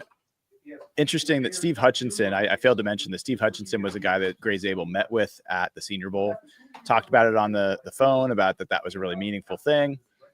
And it should be noted, I don't know if this is the last time the Seahawks drafted a guard in the first round, but it might be. The last time when Steve Hutchinson was drafted was 18th overall in the draft, and that worked out pretty well. So could be a pretty cool full circle moment where you've got him interviewing and recruiting Gray Zabel and ends up being picked with the same pick he did way back in the day. So cool little note there. The Ravens just made a very Ravens pick. Malachi And I Starks. say that. I say that in like the most Is that who they picked? admirable way possible. Yeah, it's a really good Of pick. course they did. Like that was That's like such a Ravens pick. it's totally a Ravens pick. every year it's just like, oh yeah, that really good player's still on the board for the Ravens. They took him. Yeah, damn. He's I a mean, good who, player. we'll get to the super chats in a second, but who are like oh my god, they're still available guys? Josh Simmons. But his injury makes sense. Yeah, Will Johnson injury. Jahad Campbell. Is Jahad Campbell going to go to the Eagles? Good, but I think all these guys have a reason. Like I don't want to say. Yeah. I mean, I don't, I like think Will Josh- Johnson has the knee. I'm just. Josh Connerly, I'm looking I think at is the going to go. I think he's going to go in this first round here. I'm just looking at who's available. Will Johnson, we know he has the knee. Jahad Campbell has the shoulder. Mike Green has some off-field issues. Josh Simmons has the injury. Max Maybe Hairston Emin has Worry. Emin Worry. Yeah, I was going to say maybe Emin Worry. You're saying, okay, yes, athletic freak, maybe not the most complete football player right now. What's the deal with Maxwell Henderson? Because I actually quite like him. I don't want to say because I don't know how credible they were, but they were pretty alarming. But anyway, They were just social media. it might have just been social Maybe. media, but it was concerning. Serious allegations, but just like what an IG post or something like that, wasn't it? Yeah, Okay. yeah. Let's do some super chats. You guys cool with that? Yeah. All right. So that would involve me finding them. Okay, here we go. Eric Tams. Oh, this is for Evan. Can I bribe you with a $50 super chat if you convince Brian his 2018 trade back hot take was ill-conceived?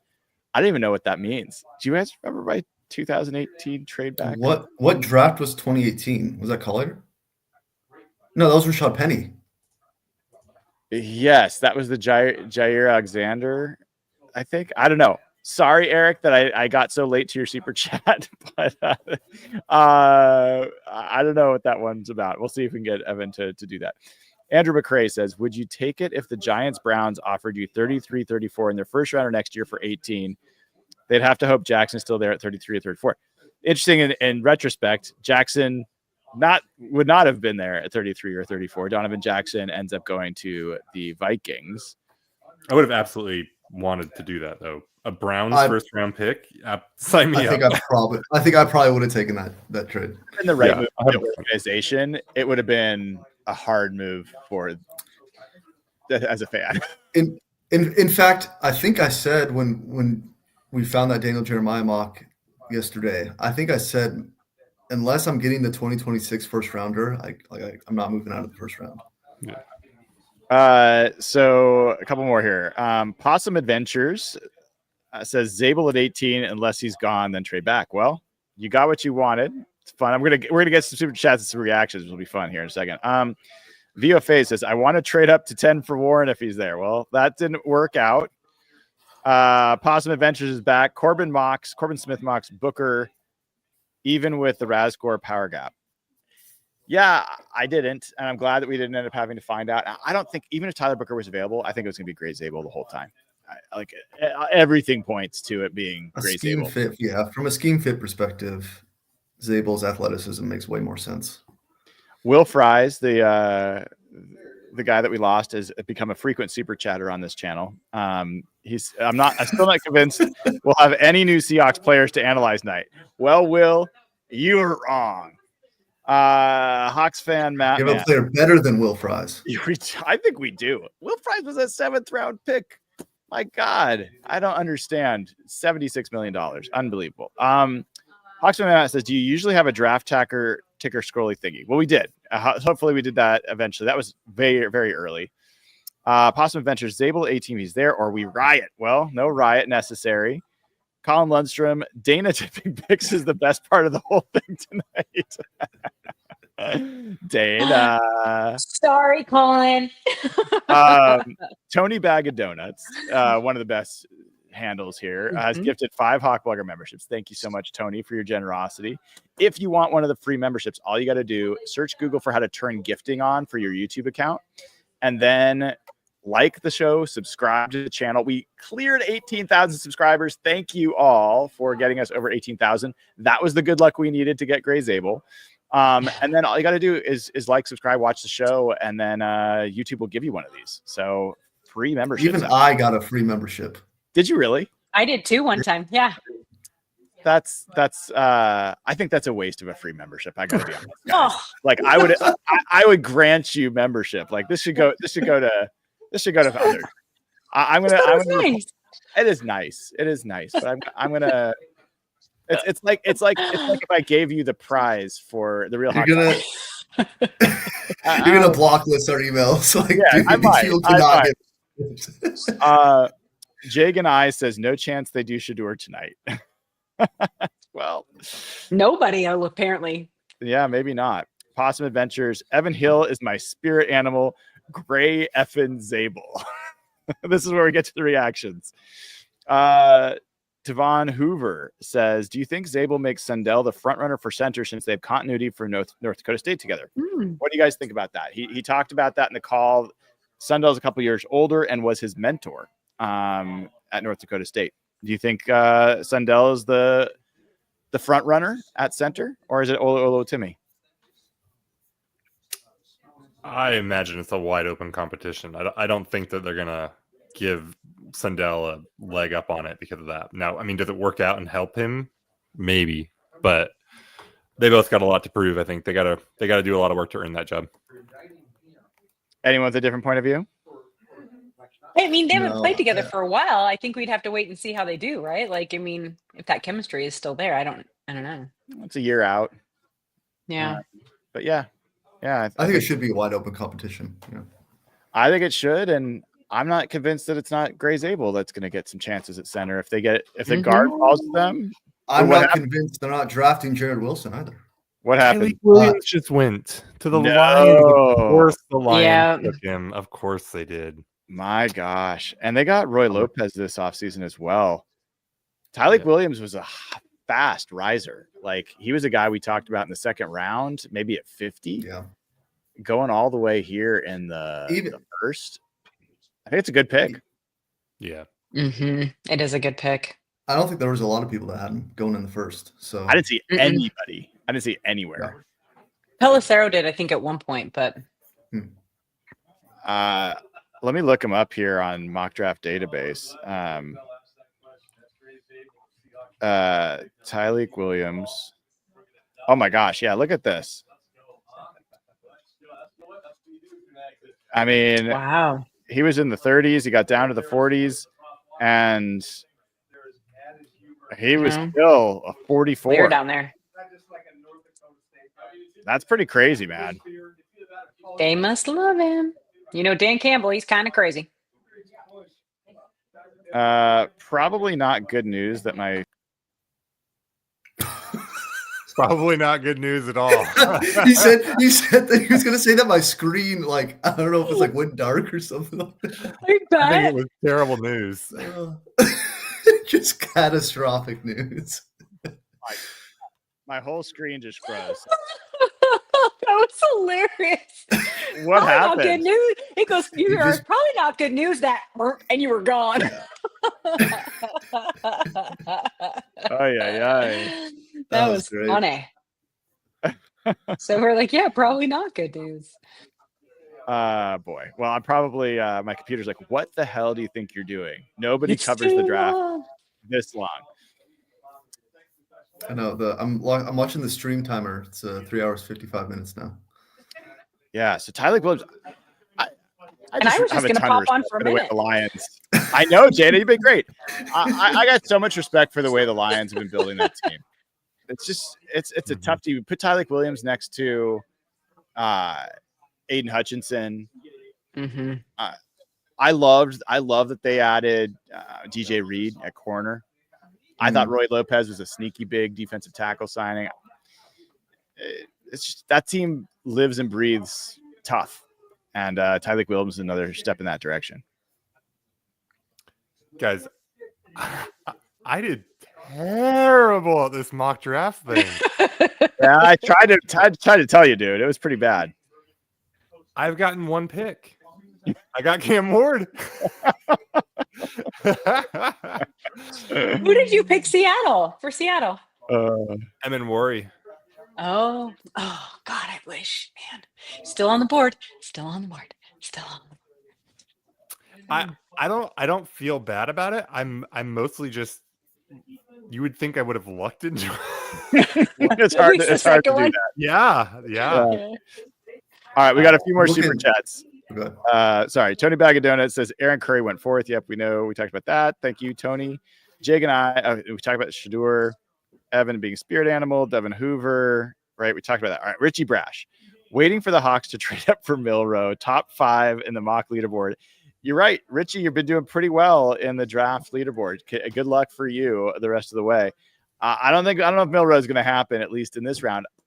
I don't think it's crazy that the Seahawks might try to trade up to the top of the second and take a quarterback. If they like Milroe, I just think Milroe under center, play action, intermediate passing, like none of those things sound like a Clint Kubiak quarterback. None of those things sound like Jalen Milroe.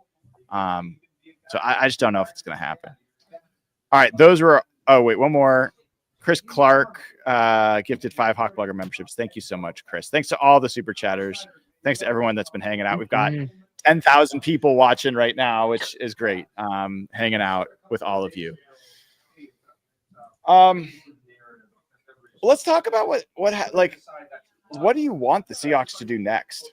Do you want them to trade up? Do you want them to stick and pick and wait?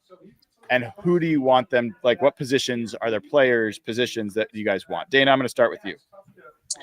You know, I don't mind. Well, having, those 2 picks so close together in the second round, I don't mind them staying where they're at. But if they were going to move up for someone, some of these players, even with injury questions that have such a high ceiling, I don't think I would be mad at. Unless, I don't know. I don't know a ton about their injuries. And so unless they're pretty severe, but they're still so highly ranked, I would think it wouldn't be too bad. But you know how I feel about Imanwari. I would love to see him in Seattle. And so if they were going to jump up, I could see them wanting him, him playing in that defense. But I don't know. I actually seem to, the draft is falling very interestingly. So I think I'd be okay if they just stayed. Brian, we talked about a little when you were gone about how they can really do anything now and it doesn't feel wrong. Yeah. Like, they needed to take an interior lineman, at a minimum before the end of round 2.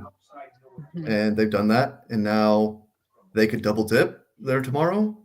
They could go receiver, which there's still only been, I guess Golden and McMillan, which I think were pretty much the consensus 2 first rounders. Everyone else after that has been fringe or second round. Like Booker went too. Sorry, you're right. You're right. Same thing. So safeties on the board. Oh, there goes Conley to Washington. So Brian, you're right. He does go first round. The tackles just go, and they need offense. They had like Brandon Coleman playing left tackle last year. Good athlete, but probably better on the interior. And they got a quarterback they got to protect. So yeah, local kid. So congrats to Josh Connerly on getting picked in the first round. So to answer your question, they can move up. They have the ammo. I was talking about how they did for Jaron Reed back in 2016. I don't know. I can't remember what they moved up from, but if you get to 40 and someone's there, I see no reason to not pull the trigger and give up a 4th round pick to do it. Let's talk about for a second who are the players that they had on 30 visits that have not been picked yet. Nick Manwari, Savion Williams, the wide receiver / running back, Tyler Shuck, the quarterback. I'm not going to list the guys that aren't likely first round. Savon Ravel Jr., the cornerback, and it is Savon, even though it's spelled S-H-A. It's Savon Ravel Jr. Mason Taylor, tight end. Michael Williams was picked, edge rusher. Jared Wilson, Jalen Milroe, Ty Robinson. I don't think he's a second round guy, but maybe. Kyle Williams, the receiver. Shamar Stewart's gone. Will Johnson, the cornerback. Zoff Frazier, the cornerback. Jahad Campbell. Of those guys that are available, if they went out and got Jahad Campbell, did I freeze or something? No, you're here. No, you're good. Okay. I don't think I would be upset with any of those guys.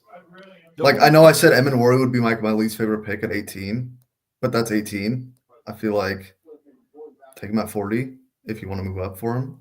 I'm fine with that. The only thing is there's so many of those guys. Yeah, like you probably don't need to. I think that's maybe into the 40s, like you're saying. At that point, the list really whittles down. But certainly, like looking at the next 10 picks or something like that, it's like, I don't know. Any of those guys would be cool, but any of those guys would be cool. So why go pick, the one? I can't imagine Jahad Campbell getting out of the first round. Even though he's an off-ball linebacker, I think he could end up being one of the top couple of defensive players in this draft. Like, it could be that shoulder injury. Mm-hmm. Sure, but Labrum. Sorry, Labram's hip injury. Sorry. No, I thought it was a. No, it is shoulder. Yeah, okay. yeah. Sorry, I thought it was shoulder, and then I looked up a quick body diagram, and I thought there are multiple labrums in your body, I think. But if he somehow slips by the Bills, Chiefs, Eagles, then I wouldn't be against that. Even though I like Tyrese Knight and Nick Manwari, certainly, Jalen Milroe, I wouldn't be so thrilled about them trading up for a quarterback. I don't think trading up. No, I could be okay with it at 50 or 52. I'd be okay with it in the third round, but like you said, almost anything they do now, it's going to be hard to be like super aggro about it. I'm kind of getting nervous about Johnson and Campbell though. In what way? The injuries and how serious they are. I mean, those guys are both guys that have been mocked like top 15. Maybe Johnson a little lower, but if they get past these three teams, because if you're the Bills, Chiefs, or Eagles, you probably feel okay like taking that guy and being like, well, maybe the rookie year is a healing year or whatever. But if even these teams that are a little bit of house money here at the bottom of the first round aren't taking them, then it starts to feel like there's something pretty serious about them. And look at the Bills' number one need listed here. It's cornerback. Yeah. I think I had Max Hairston going to the Bills in and he's still around. Me too. Can I give you guys a couple little quotes? Of course you can. So, I don't know if you guys know Jordan Rodriguez. She covers the Rams. She's fabulous. Anyway, apparently she asked Sean McVay, it's like, if you went 7 years between first round picks and now you have 2, what? And he interrupted her. He goes, for now. God, that dude drives me nuts. I'm telling you. And the Giants have announced that Russell Wilson will be their starter. So Interesting. yeah. Is it? They had to do that. I mean, I think so too. Like, But it why just did seems they so predictable. Jameis first then. Right? Did they sign Because Jameis? they're the Giants. Yeah. can I just They ask? have Jameis, Jackson, and Russ. Yeah. Jameis. Yeah. I gotta ask you a stupid question.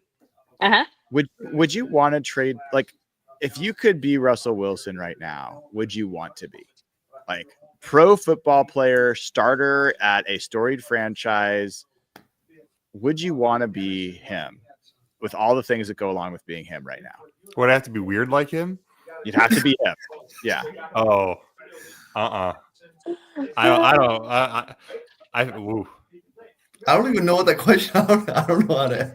I guess what I'm getting at is like, so clearly a declining player, so clearly unaware of the fact that he is a declining player, so clear that the league, everywhere he's been, has this residue and this like vitriol towards him. Like he has not exited a place on good terms yet. The best exit was probably from Seattle. And he was so terrible to this organization on the way out, his agent especially. I like. It's another On one trade. hand, everyone would want to be a NFL quarterback. I look at Russell Wilson. I'm like, God, I would not want to be him, knowing that everyone in that locker room knows that he is just a placeholder, and his career is probably on the precipice of being over. I'm telling you, we're all declining players, Brian. We're all aging. My thing is he should have retired. He should have just been like, you know what, this didn't work out in Denver. I had, but he just does not have that mindset. So he will play until he falls apart. I got one, Nathan. I got another one. I'm up to 2. We got Ernst. Yeah. And just so you guys, the Eagles have traded up. Yeah, the Eagles swapped with the Chiefs. Just one pick. I don't know that I agree with that depiction, though, of where Russ is in his awareness right now. Maybe I didn't pay enough attention to him in Pittsburgh, but I thought he left Pittsburgh okay. Did he not?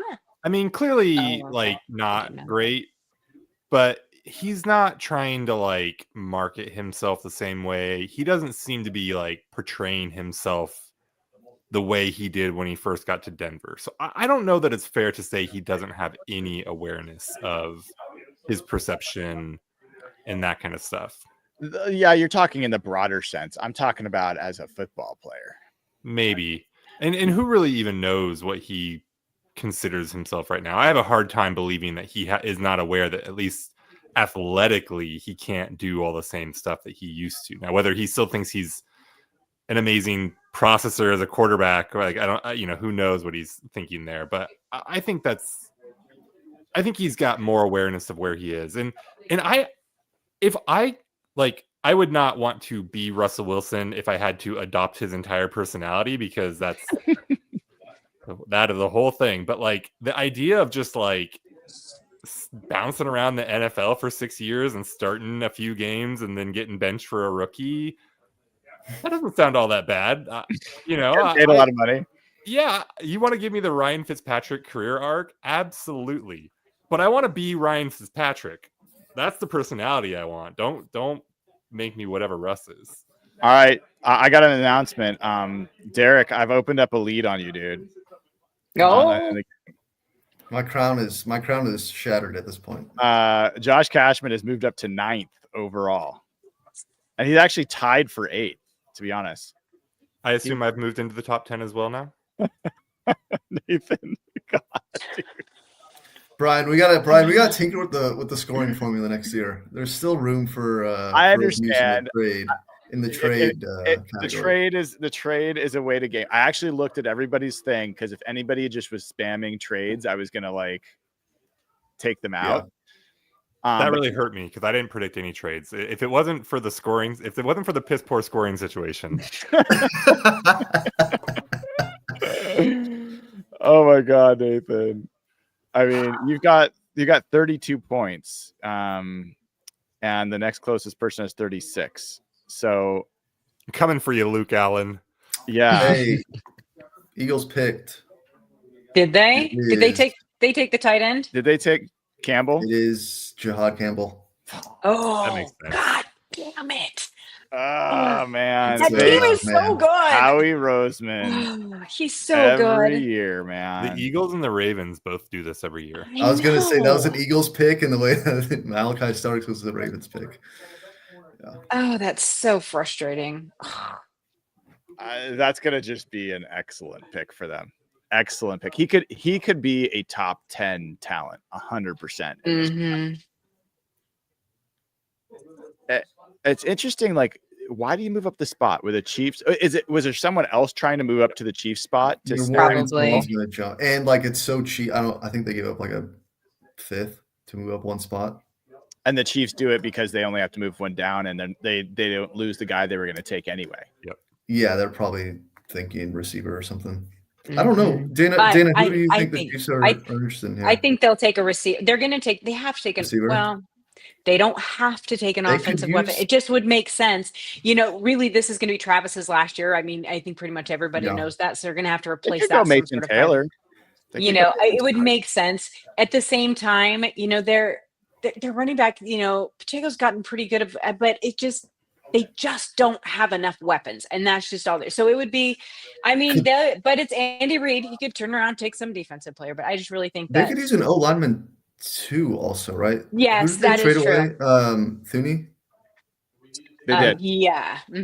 Yeah. So So potentially, that would make sense. Josh Yeah, Simmons. it would. Josh Simmons. Josh Is that who Simmons. it Yeah. is? Or- is it Josh Simmons, or are you saying that's an idea? That's who I think it could be. Okay. That line, it's going to be on the offset. I still think they take. I don't know, unless they can get them later. I'm not sure. What's their cornerback situation? Is it like Trey Amos? Does that end up being a possibility? Rebels still They out got there, right? CB1 in the league, Trent McDuffie. Yeah. Do they take Go. my favorite guy, Go Omar Huskies. Norman Lott? Oh, I know, Brian. You maybe. would be devastated if I they did mean, that. I don't like as much as I like him. I don't think he's the most obvious fit for the I mean, Warrior's Seahawks. still out there, right? What He is is he's still also out just there. not. Huh? He's not like a sure thing either. Yeah, but what is him and his Snaps. Spags defense? Omar Norman. No, I was saying Omar Norman. Law. Oh, yeah. No, I'm in worry. Yeah. What about Carson Schlesinger? I mean, if they were going to take a linebacker, they probably would have taken Campbell. Although Schlesinger is more of a Chiefs style linebacker. Sorry, guys. Hold on. Double dutying. Okay. Maybe I can't remember because I try to block the Chiefs out most of the time. I don't remember where their defense was ranked last year. Do we know where that was? The Didn't they end up Chiefs, pretty good. Yeah. it's pretty good. Pretty good. Yeah. I just think it's going to be. I think it's going to be an offensive one. Pretty good. So nobody knows. Okay, great. Sorry. I just think that it just makes more sense to me that they would get an offensive weapon knowing, not that Travis has been so great, he saves everything for the end of the year, but I think that just makes more sense to me. But I think, I just knowing what I've seen from how offensive tackles just go off the board, I have to think Mhm. that's would my make guess. sense. Like, because the Chiefs did, and they could probably afford to let someone like Simmons, heal up, and Mhm. he could end up being the best tackle in this class, like when Yeah. healthy, right? Oh yeah, Oh yeah. What are you That's laughing why I at? was there? curious. the chat. No, What's- the group chat. Oh, Oh, what did Evan do now? No, this one's Derek is the one going on about terrorism now. Oh, interesting. Derek's making the 9/11 jokes now. It's a Sean McDermott joke, not Gotcha. anything else. I can't keep track. I have to keep track of all this other stuff. But I wasn't looking either, Dana. I was like, no, private I'm chat, like, there's sorry. nothing there. I know. I have Yeah. So let's see.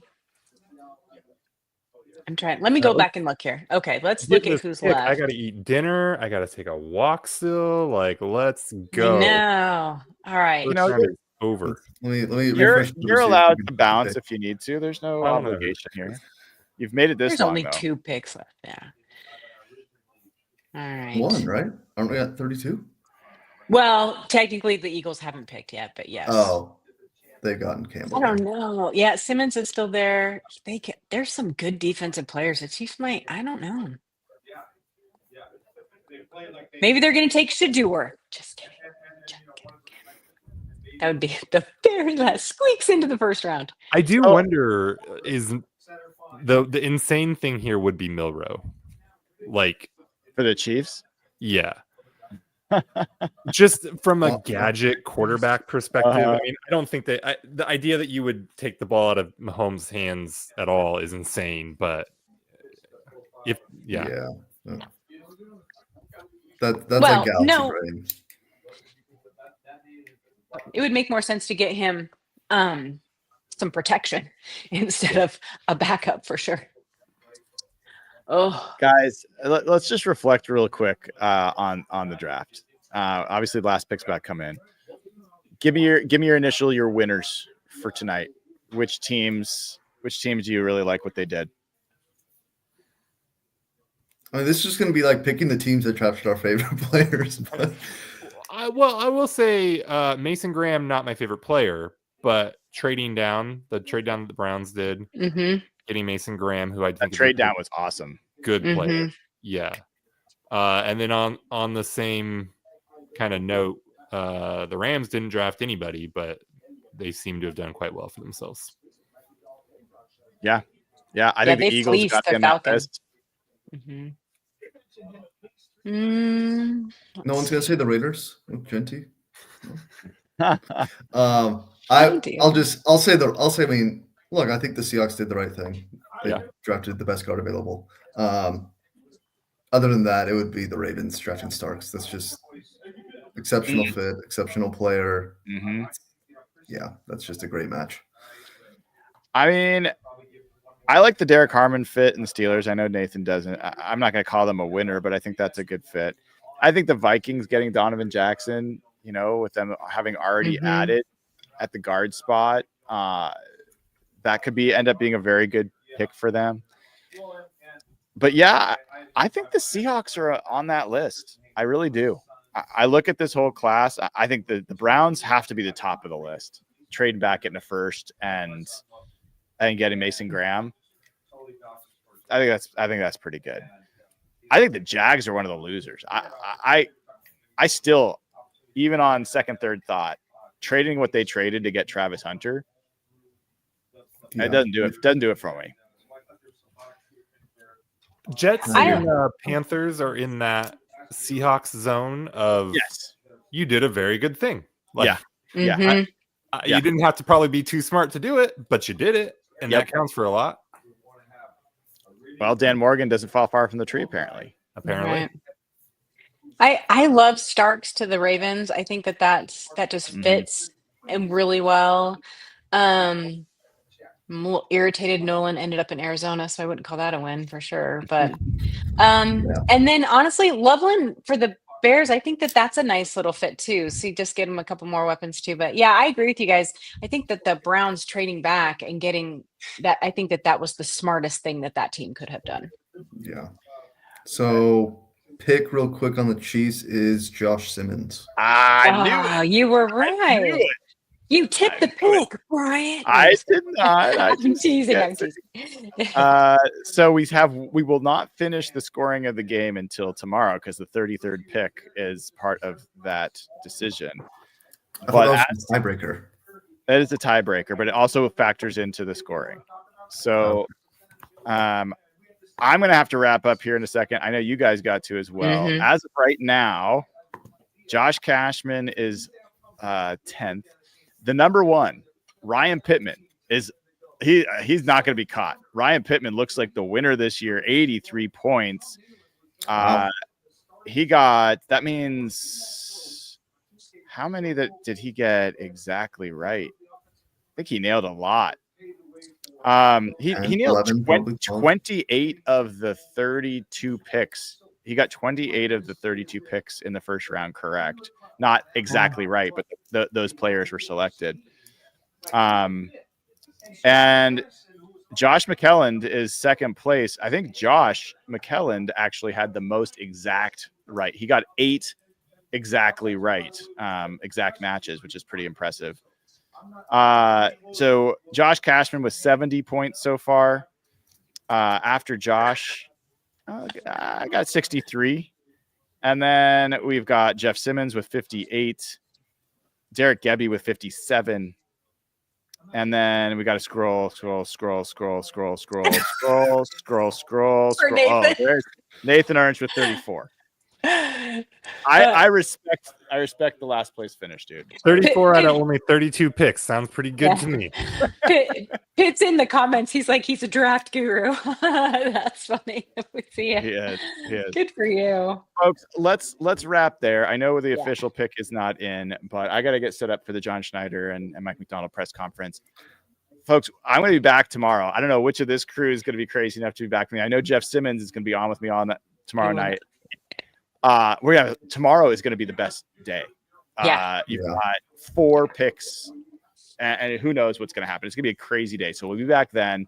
If you haven't given the show a like, click subscribe, please do. If you haven't signed up at patreon.com/hawkblogger, please do. Join as a YouTube member, join as a club level member, or on Patreon, get you access to the Discord channel where all of us hang out. So head on over. Your Seahawks have done it. They have drafted an offensive lineman, an interior offensive lineman in the first round, and he's an awesome guy and an awesome player. I think there's a good reason to be excited. Thank you to Nathan Ernst, Dana O'Gorman, and Derek Gebby for spending the whole time with us. Amazing. And it was a lot of fun. So thank you guys all. Have a great rest of your night. I'm Brian Nemmeser. This has been another episode of Real Hawk Talk.